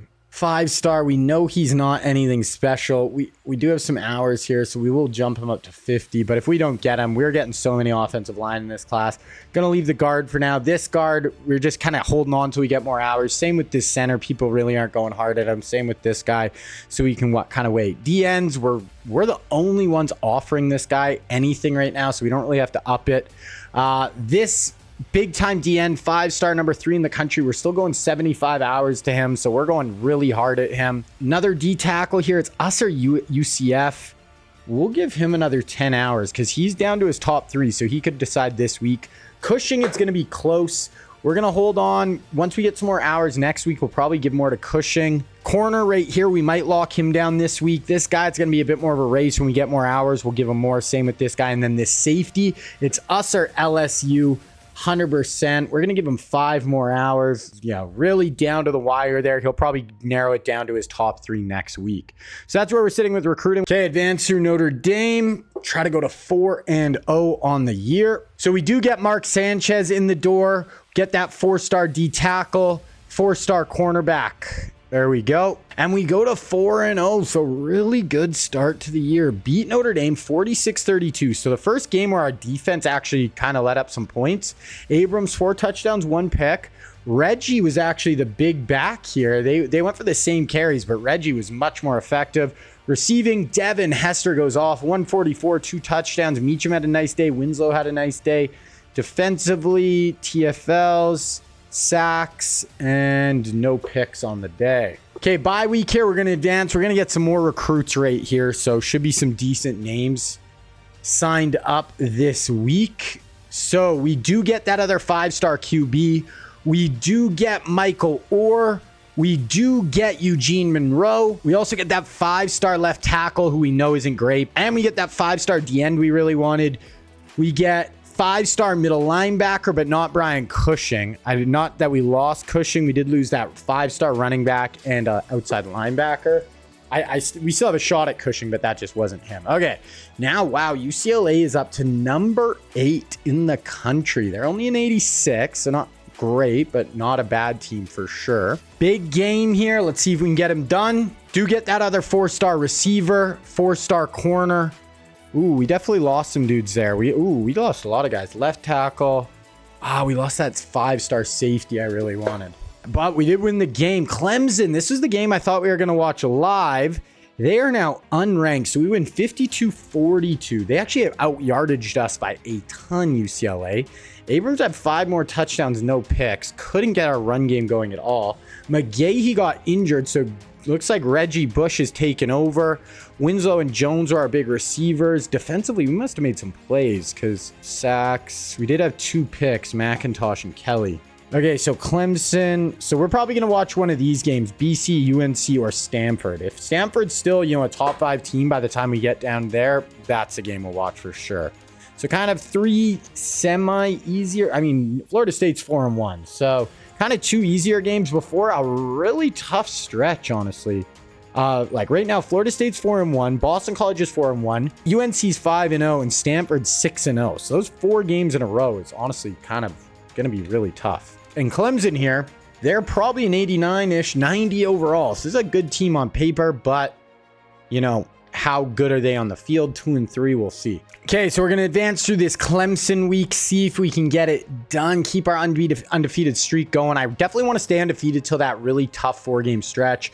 So we get that 4-star DN, and that is it. So we actually lost a decent amount of those guys. So yeah, this class is definitely not going to turn out. It's still going to be really good. We're still going to have the #1 class, but Will Fork, really nice day, 2 sacks. Let's look at the score here. Yeah, we did get that done. So we go to 6-0, 28-10 win, 393-312. Cobb for them.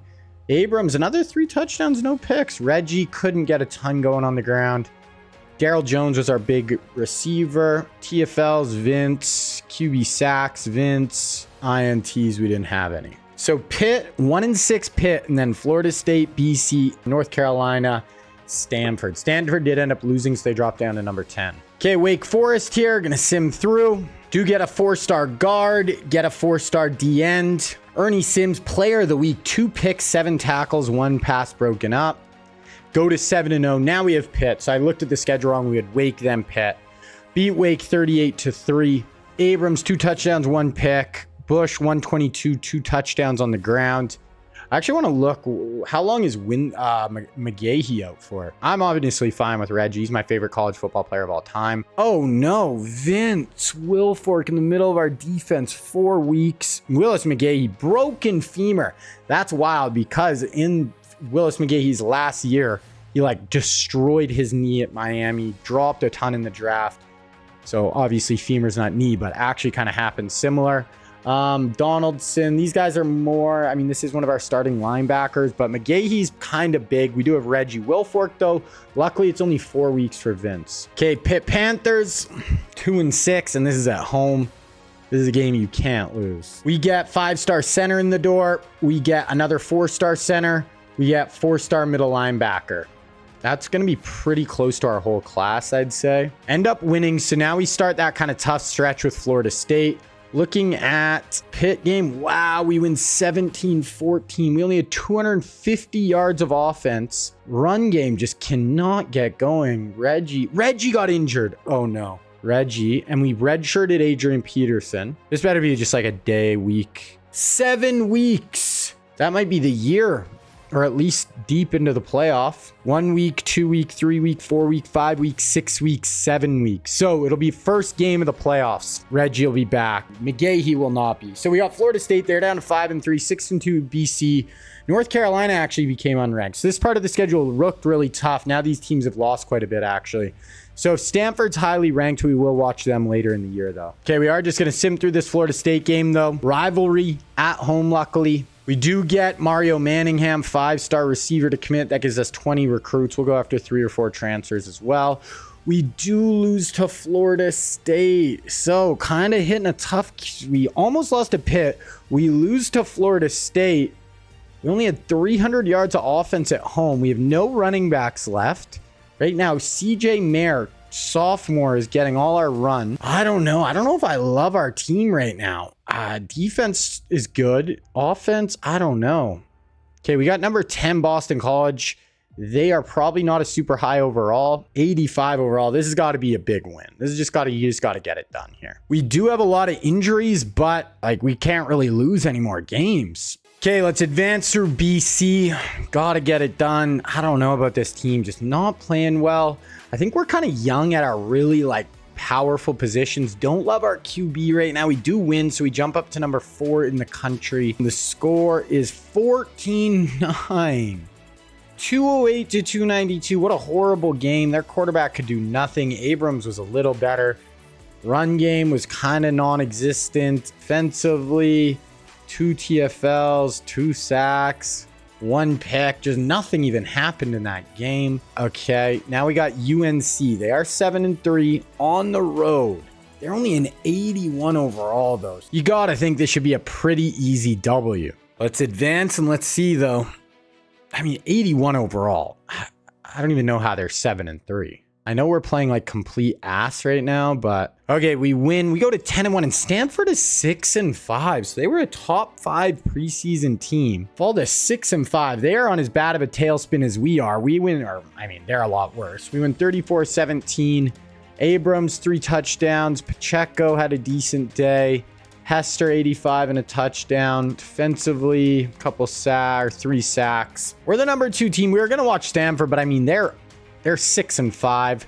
We're just gonna sim through and we're gonna watch the ACC championship though. Okay, so we did win that game against Stanford. We're the number 1 team. We're playing Syracuse in the conference championship, so this should definitely be a W.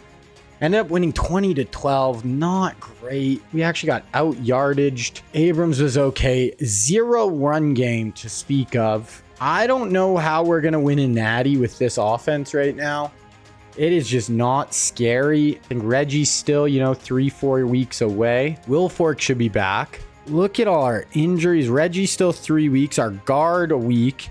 Brandon Merriweather 7 weeks. Our right tackle. Another D tackle, our other outside linebacker, both our guards are out. Man, the injury bug is just eating us alive right now. I mean, luckily Syracuse sucks, so we should beat them. Yeah, they're 18th in the country. If we win this, we're going to have probably the number 1 seed going to the playoff. We are going to get a bye. Hopefully that should allow us to get a bunch of these dudes back. Not all of them though, for sure. So yeah, we'll see. And we're just going to have to kind of get hot in the playoff. I don't know. I think we're just, without Andre Johnson, McGahee. Oh, we're in the freaking rain. Okay, we're going to go through the first quarter here. We got jump out quick 7-0, quick 14-0. Okay, we'll take that. 2nd and 6. Abrams got picked off. 2nd and 8. Here's the 3rd down.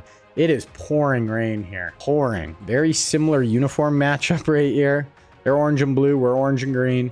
Drops back. Pressure in his face. Popped up. Almost intercepted there. I mean, I think Syracuse is going to have a hard time moving the ball on our defense. Quick 14-yard pass to Devin, and then boom, 53 yards to Robert Meacham. We are up 21-0. So it did seem like we were just a lot better on paper, but hey, you got to step on the field and you got to get it done, and we are doing that. So should be able to get through this game, hopefully unscathed, get a lot of our... Okay, they're going up over the top. Oh, okay, our guy was 10 yards ahead of their receiver. So yeah, Syracuse, not a super tough matchup here, but yeah, we should hopefully get a lot of those dudes back for the playoff here. Here's a 3rd down for our offense. Abrams in shotgun, drops back, quick over the middle, nice little throw there. 3 touchdowns, 1 pick so far for Abrams. That was Devin Hester over the middle. 2nd and 9, 3rd and 7. Let's see if Abrams can convert here. Kind of a bunch look to the top of your screen. Drops back, plenty of time, but now he's getting pressured, takes off, and that's going to be a sack. So Syracuse is going to get the ball back here with 5:35 left. We punt, -2 yards for a touchdown? What the hell does that even mean? Oh, it was a safety. It said -2 yards for a touchdown. It doesn't say safeties, I guess. So now we get a really nice return. We're already at their 15-yard line. 2nd and 7. We're probably going to watch this drive and then probably just sim through the rest of this one. This was just a beatdown here over Syracuse. We're kind of out of their league. Going to hand this off. Obviously a backup running back here. Not a bad player, Mayer. Was a pretty high recruit if I remember correctly, but 3rd and 4 here. Let's see if Abrams can find someone. I want to see Devin Hester make a play here. Abrams, we're setting up a screen pass to Mayer. Do get a block, and he's in for a touchdown. I actually don't think that was Mayer. That was the other back. But there it is. Yeah, that was Pacheco. So true freshman Pacheco.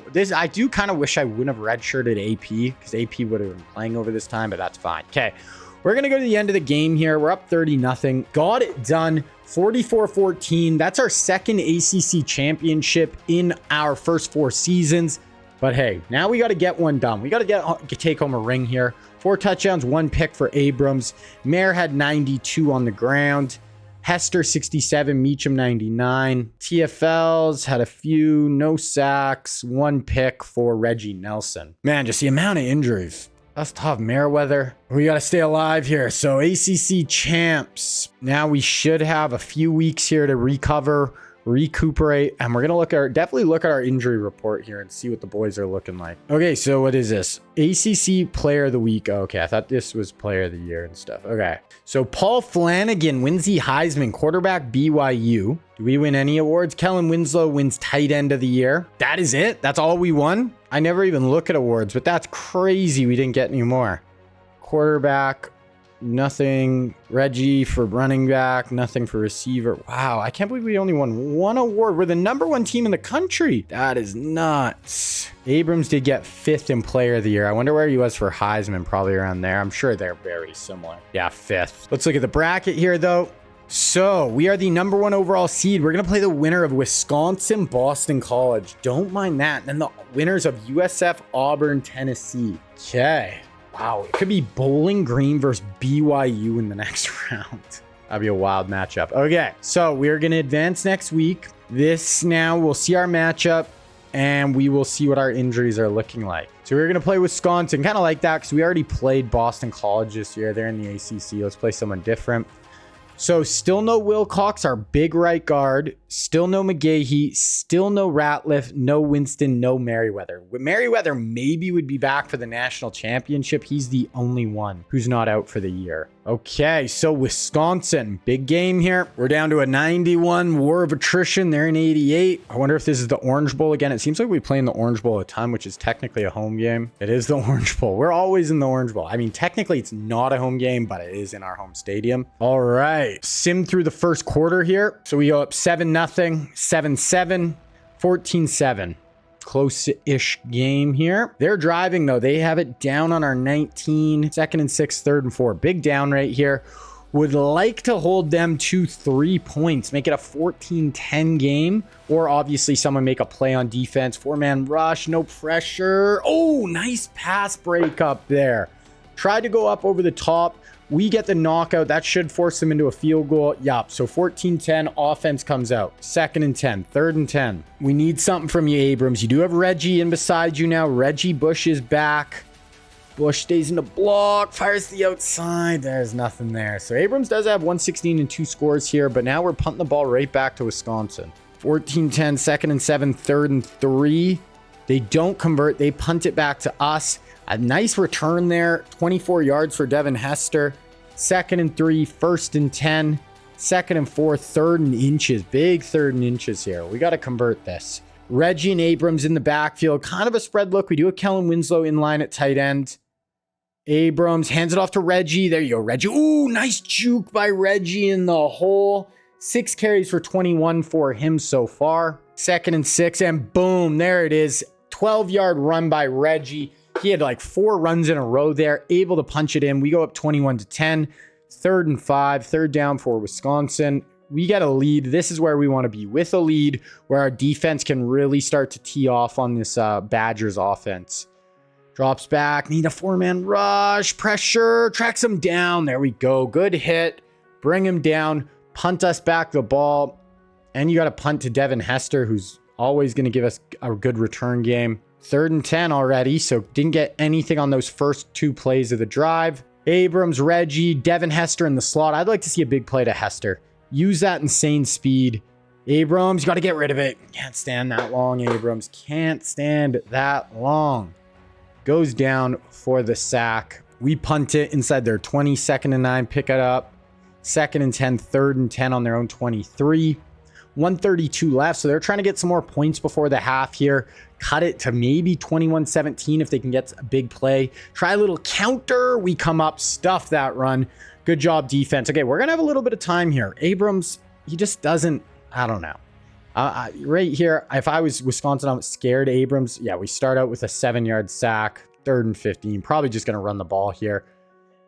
I just think we really need that upgrade at quarterback. I'm hoping Brady Quinn next year, or we just also need, we did bring in Mark Sanchez. Abrams just going to run read option. Don't fumble, Abrams. Breaks a tackle. He's been a solid player for us, but he's not that game breaker, that elite, elite quarterback. And that's, I think, the only thing we're missing from this whole squad. Okay, we punt. Okay, that's going to take us to the half. We are going to go through the third quarter, pick it up in the fourth quarter, see where we're at. 21-13, 28-16. So we have a 12-point lead here at the start of the fourth. Their ball, 4th and 6. They went, no penalty. Okay, somehow we got it on the 8-yard line. 2nd and 7. Here's a 3rd and 7. Honestly, I'm fine with a run here. Eat some clock. Don't turn the ball over. Make them drive the whole field. Abrams and Bush. Gonna pass, though. Oh, breaks a sack. Good job, Abrams. Slide. Okay, good job. Nice play. I don't want to, we got to give Abrams, his props. He's fine, but man, I feel like we're just missing that little bit. Okay, 3rd and 5 here. In those big games, is this going to be enough against a really, really good opponent? Okay, bunch to the bottom here. 3rd and 5 once again. Drops back. 4-man over the middle. Fires it in. Nice completion. There we go. Devin Hester for 19. Big play. Another 15-yard reception. And then a few plays later, we go into Santonio Holmes. That's going to put us up 35-16. So we're going to go to the end of this one. This one is over. So over the last few years, how far have we made it? So year 1, we lost in the 2nd round. So lost in this round. In 2002, we lost in the national championship game. Abrams has a nice day. And last year, we lost in the 3rd round. So last 2 years before this, it was lost in the Natty, lost in the 3rd round.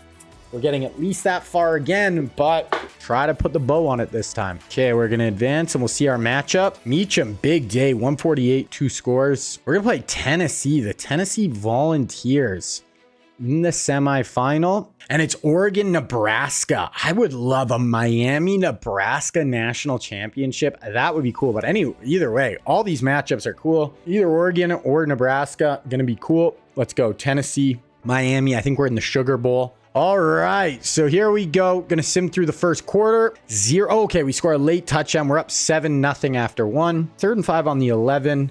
But no, we're gonna go straight back with Abrams. Fires over the middle, drops it in there. Nice. 2nd and 5, 3rd and 5. Bush and Abrams in the backfield. Gonna motion a guy across the formation.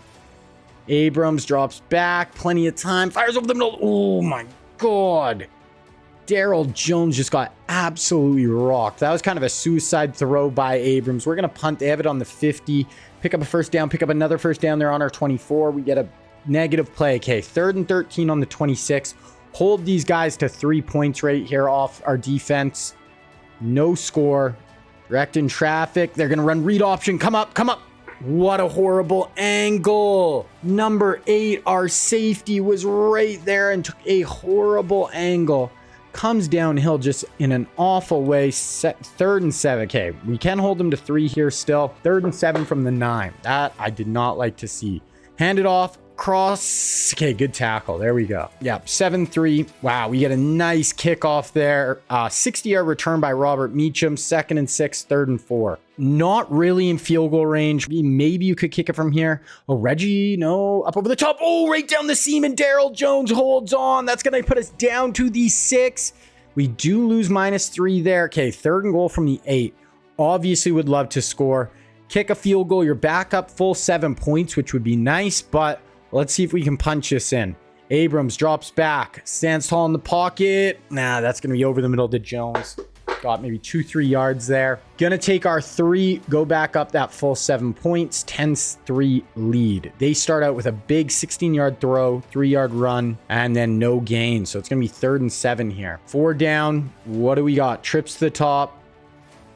Drops back. We're gonna blitz, throwing behind the blitz, and a huge hit. That was number 8 who took that bad. Okay, that was Reggie Nelson. He took a bad angle on that QB run, but there makes up with it on a big hit over the middle. Then we come back out, start out with a 33-yard throw to Daryl Jones, who's been by far our number 1 target today.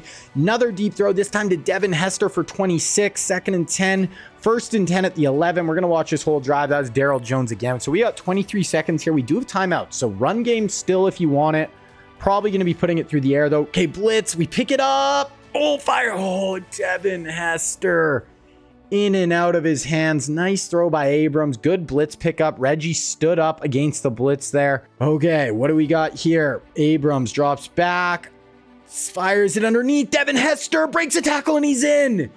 Devin Hester gets into the end zone right before the half. That is a big play. That puts us up 17-3 before the half. Absolutely massive. We are going to sim to the fourth quarter now. 24-3, 27-3. Okay, 27-6. But we're going to sim to the end of the game unless Tennessee starts. Yeah, 34-6, 37-6, 40. Okay, 40-20. We get it done and we book our ticket to our second national championship appearance. But obviously, that's not enough. We need to make it happen this time. We actually got to get it done. We made it 2 years ago, weren't able to accomplish our goal and win it. We want to end this first video of this series off with a W. W in the Natty. That is what it's all about. I'm kind of hoping we play Nebraska. I think that's a cool, like, just uniform matchup, all that. But either way, Nebraska, Oregon, doesn't matter. Bring it on. There it is. Okay, we're going to play Oregon. So Miami versus Oregon. Kind of the new school, really kind of cool school versus like in the 80s. And like Oregon with their uniforms and stuff is kind of the new school, cool team. And Miami in the 80s, 90s, early 2000s, that was the cool, swaggy team. So cool matchup. Number 6 versus number 1. They're 13-3. Not a pushover for sure. They are going to be an 88 overall. Really good squad. You know, let's see actually if we got Brandon Merriweather back for this game. He was going to be close. He's missing it by a week. And there's no way you can just like force them to play or anything, eh? Damn. So no Merriweather in this one. Got to get it done without him. Would be nice to have on the back end, but here it is. We got to win our natty. This is it. Let's end this first part of this series off with a W. Here we go. Miami coming out of the tunnel, trying to get this done. Pressure is on. Abrams is a senior. He's been a 3-year starter for us. He's got us here before.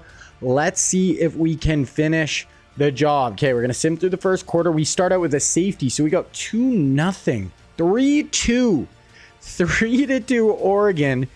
Oh, and then they score a touchdown first play of the half. So it's 10-2 Oregon. We're in a bit of a hole here. 2nd and 7, 3rd and 5. So big third down here. We do not just want to give the ball back to the Ducks here. We want to make a play, keep this ball, go get some points. Motion out. Gonna fake handoff to Reggie. Abrams goes down with the sack. Big sack for the Ducks, and we are on our heels a little bit here. We punt it away. They pick up a big first down. Then another deep pass for 28. 2nd and 6, and they punch it in. Oh my God, we're down 16-2. Defensive penalty. We get a nice pass. 3rd and 4. Wow, this is a huge down. This might be 4-down territory. Like, we got to get going here. 17-2. 5 minutes left in the half. Abrams in shotgun. Stands tall in the pocket, delivers. It was a nice hit, but I think we are punting. Hey, they won't go for it. We do punt, and it's a touchback. 2nd and 7, 3rd down. Okay, get them off the field here, defense. Offense is letting you down so far. The defense has our only points. You need to get us the ball back. Right there, little mid-screen. Nice tackle. Okay, we are getting the ball.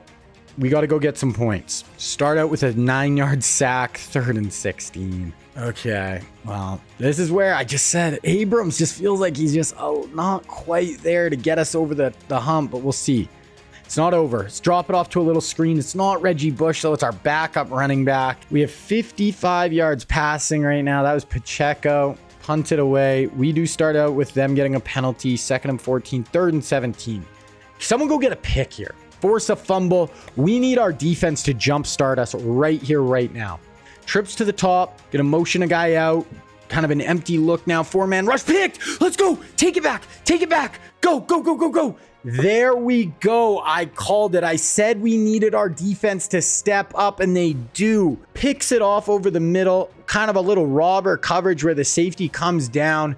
Picks it off. Now we got to punch it in, though. 2nd 11. Boom. There it is. So 19-yard touchdown to Kellen Winslow. 17-9, and we are alive. But we start out with a defensive penalty. They get a 29-yard catch of it on our 18. 2nd and 10. 3rd and 16. So forced it to a longish field goal now. Go get another sack. Force him out of field goal range. Let's go. 4-man. Too much time. Oh, we pick him off again. That's Ernie Sims this time, I believe. Throws a guy off him. Let's go. So defense has been playing incredibly well. Ernie Sims, 11-yard interception there, but they got us a safety, set us up for our only touchdown, get us pick there in when they could have easily just even got a field goal. Absolutely massive. That's going to be halftime. Okay, we're going to go to the fourth quarter. We're going to pick this up there, and we'll see where we're at. We're down 8, 17-9, 24-9. Okay, so 24-9. So we are going to need a furious second half comeback here. 3rd and 6, they pick it up. 2nd and 9, 3rd and 9. Out of field goal range. So we can't even let them get 5 yards here. This just needs to be a complete stop. 4-down rush. Up over the middle. We picked this guy off twice, and we got a safety, and we have freaking 9 points. 2nd and 8, 3rd and 1 from our 10. I don't know. Get us a pick 6 here. Someone force a fumble. We need some. 8 minutes left. We're down 15. End zone. The pick again. Ernie Sims. Our defense is doing everything they can. Can the offense do something? Ernie. 2nd pick of the day. He's a superstar at middle linebacker. 2nd and 8, 3rd and 8. Our offense just looks anemic. This is what I was scared of. Abrams just doesn't have enough to get us over the top. Abrams drops back. Deep drop, trying to run. Abrams. 4th and 18. Oh, shut up. We went for it on 4th down and hit a 78-yard touchdown. I thought we were going to punt. Kevin Beard, 78-yard touchdown. All of a sudden, we're down 8 points. We had a... Oh, my gosh. Okay, defense. Get us another stop. 3rd and 7. 6:40 left. I was about to frickin' literally say we need to bench this guy and maybe we'll throw in Brady Quinn. But here we go. 4 down. You get us the ball back right here. We can go try to tie it. Drops back. Pressure. Get him. There we go. Sack. Only lost a yard there, but we get him down. Force a punt. We had a nice return. 22-yard punt return. We're out past the 50 already. Boom. 45-yard touchdown. Okay. This is a 2-point conversion here to tie. 2.2 tie right here. Abrams under center. Reggie in behind him. Drops back. Fires. Hold on. Touchdown. 2-point. Devin Hester, and this is tied. What the hell just happened? We looked like dead men walking at 24-9. We hit 2 huge explosive pass plays, and we got him to 3rd and 7 already. 4 minutes left. We got to stop here. We're about to get the ball back. Okay, defense, go make another play. You guys have been nails today. Over the middle. Oh my gosh, Ernie Sims almost just had his 3rd pick of the day. This kid, he's only a sophomore. He's a freak. Okay, they punt. Nice little return from Devin, 12 yards. 2nd and 10, we pick up the first. 13-yard reception. 2nd and 7. Pick up another 1st down. Okay, we're going to watch the rest of this drive right here. 3 minutes left. We are already in field goal range. What a turn of events for this Miami Hurricane squad. Gonna hand it off to Reggie Bush. Pulling guard. Breaks a tackle. Gains about 2. Okay, we're gonna watch 2nd and 8 here. Kind of a bunch look to the top of your screen. Abrams directing traffic. Motion a guy over. Okay, fake hands off to Reggie. Oh, we get sacked. 3rd and 16. That was a quick swim move. Just kind of got rid of our play action. So you can't take a sack here again. Here it's a makeable field goal. Take another sack and it will be very tough. Abrams, a super deep drop. Okay, you got to get rid of it. And so, touchdown!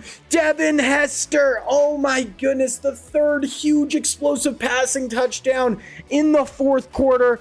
I was talking my shit about Abrams and he comes out slinging. What happened to Abrams in the 4th? Our offense was dead on arrival. Devin Hester down the seam. Abrams, just seam route. Up over the top. Hester is too fast. He goes for 28. And all of a sudden, we are in the driver's seat. Touchback. 2nd and 7. They pick up a big play. 1st and 10. 2nd and 15. 3rd and 15. This is past a 2-minute warning. They do have 3 timeouts. Probably 4 down territory, but they do have 3 timeouts, so they could punt it. Little out route. Oh, no. We're not going to... Okay, now you got to go for it on 4th down there. We're going to watch right here. This is almost the game. Now, they do have 3 timeouts, so it won't be completely the game if we stop them, but we'll see. Okay, empty. Over. Oh, knockout. Okay, so now we can just try to run this ball out and we will win the national championship. They do have 3 timeouts, so we could punt it the ball to them, but then they'll have no way to stop the clock and they'll need a touchdown. But a first down here will end it. Reggie gets completely bottled up there. They use their first timeout. Second down. Couldn't we get an explosive carry from Reggie Bush to cap this off? Handoff. Reggie Bush up the middle. Oh, he had room. I thought that was going to be her. 9 yards there. 3rd and 3. 1 first down, and we can take a knee. It looks like we might pass here. Abrams. No, handoff to Reggie. Okay. So we don't convert, but we can just punt this away. Oh, I didn't want to watch this, but I guess we're going to watch the punt. We can punt it away. Hopefully we can down it like inside the 10-yard line. If you could do that, we force them to go 90 yards in a minute. Yeah, it's going to be out the 20, 26. That's actually kind of an awful punt, but they have no timeouts. They start out with a pass, shutout, interception, Zach Ingold. That is going to do it. Wow. Okay, I probably should have watched that play. I was just going to go 1 or 2 more. But there it is. We take a knee. We are going to be the national champions in 2004. Finally get it done. We only had 1 loss on the year. Not undefeated, but national champions. I didn't love that team. I probably liked the previous 2 seasons better as far as just our roster. Abrams, I literally, guys, when we super simmed that one, I thought we were punting the ball when he hit that 80-yard touchdown. I was literally going to say, I think I might bench him and try to put in Brady Quinn and just see what happens for the rest of the 4th. But instead, we go on just a crazy 4th quarter run. Offense, defense, we get 4 interceptions. Defense played so good, and we get it done. They actually out-yardaged us, but our defense just made up a ton of huge plays. Abrams had 4 touchdowns. Couldn't really get our run game going. Hester, Beard, that was what we needed. Ernie Sims was an absolute freak. 8 tackles, 2 TFLs, and 2 interceptions. He was player of the game probably for me. He almost had a 3rd too. But there it is. We win it. So that is a 14-1 or 13-1 season. So we're still going to go through the rest of those off-season stuff. So stay till the end of the video, and then we have more episodes coming in this series. Okay, we're going to sim here. Ernie Sims, player of the week on defense. Abrams, player of the week on offense. Abrams, national player of the week. So final top 25. Obviously, we are number 1, 15-1. We get it done. Finally, All-Americans should have a decent amount. No, just a right guard. That is it, guys. And our kicker. Come on. Second team, Kellen Winslow. We have 2 All-Americans. We're 15-1 national champs. Reggie Bush, freshman. Ernie Sims, freshman as well. But I don't know how we don't have more All-Americans. Season stats. Though I don't know if our guys put up crazy stats. I mean, Abrams had a really good year. 48 touchdowns, 5 picks. Can't really get mad at that. He also added 400 yards on the ground. Reggie, we did not have much of a run game this year. Devin and Darrell both had just over 1,000. Meacham and Winslow were our other kind of 2 options. Darrell had 17 touchdowns. Ernie Sims was an absolute killer this year. 100 tackles, 3 TFLs, 6 interceptions. That was our sacks and TFL leaders. Ernie by far led us in picks. I wanted to look at kick and punts. No touchdowns for Devin, but looked like he had pretty good stats. That is going to be it for this season. I'm going to add some stuff to help us persuade guys to come back. Those are big. Now we're going to get into the off season here. Going to be a big off season. I don't know how many guys we lose. I actually don't think we lose an insane amount unless it's guys trying to leave early. Williams and Kelly both trying to leave early. It says very high persuasion chance. Decided to stay. Cool. And no, so we lost Kelly Jennings. So we lost Wilcox, Conrad, Jennings, Ingold. Yeah, we didn't lose Wilfork, Winslow, Carey, Beard. We lost some guys, but I think we're going to be better on paper next year than this year. I definitely do. Our recruiting classes are going to really start rounding into form now. The guys who are kind of last year were sophomores and freshmen are going to be juniors and sophomores this year, and I think we're going to be in a good spot. Draft results, a bunch of second round picks, 3rd, 6th, and a couple of 7ths. Now let's look at the portal here. We have a defensive end we could go after, a corner. I want to see if there's any real life guys also. Keith Rivers, but he doesn't want to come here. I would have loved some Keith Rivers. Yeah, that looks like it for real life recruits. So we're just going to go after 3 here. So we have, what was it? We had a D end and a corner. And I think D end honestly might be a pretty big area of need for us. So we're going to go after this other D end as well. Because some of our recruits at D end haven't turned out to actually be like that great. Okay, so we have those guys offered. That'll give us around, if we get all 3 of those, around 23 guys in this class. Kind of a smaller class. But like I said, next year's class is one where we have some dudes I want. Just because you guys, it's going to be a while till you see like some of the guys in next year's class: Stafford, Percy Harvin, LaShawn McCoy, Tim Tebow, who's from Florida, Geno Atkins, DeMarco Murray, Sam Bradford, Taylor Mays, Michael Crabtree, Richard Sherman, Cam Chancellor. This class, well, I didn't love quite as much. But okay, let's look at National Signing Day. We got all 3 of those transfers. That is going to give us the top class narrowly over LSU. We only had 23 recruits, but pretty good overall. Okay, we're going to quickly look at all the real life recruits that we didn't sign. And we barely signed any this year, and see where they all ended up. Well, I want to look quickly at Keith Rivers as well. Where did Rivers go? Keith Rivers went from Michigan State to Wisconsin. Now, going through these real life recruits, just like in real life, Colt McCoy ends up at Texas. And then Oregon gets Chase Daniels. Okay, moving on to running backs. We had 6 running backs in this class. First one, number 1 running back in the class, ends up at Wake Forest, Darren McFadden. Rashard Mendenhall ends up at Penn State. Steve Slayton ends up at Mizzou. Michigan State gets Ray Rice. Oklahoma gets Jamal Charles, so doesn't go to Texas, goes to Oklahoma instead. And then lastly, Kansas State gets Jonathan Stewart. Moving on to wide receivers. The number 1 overall receiver, Darius Hayward-Bay, goes to Wisconsin. And then Oregon gets Deshaun Jackson. I think they got Marshawn Lynch. They just got Chase Daniels. So they got some really good players there. Okay, tight end. Okay, nobody offered Jermichael Finley. So I guess he's going nowhere, which is kind of crazy. For D tackle, Ndamukong Suh right here ends up at Oregon. Oregon's getting a ton of real life dudes. Okay, looking at linebackers, James Laurinaitis ends up at Oregon. They get another one. We just missed out on Brian Cushing. He ends up going to Syracuse. Auburn gets Curtis Lofton. That's a nice pickup for them. And then lastly, Stanford gets Ray Maluga. Moving on to cornerback, in Illinois gets Malcolm Jenkins. And then Stanford gets Walter Thurmond. So that is all the real life recruits.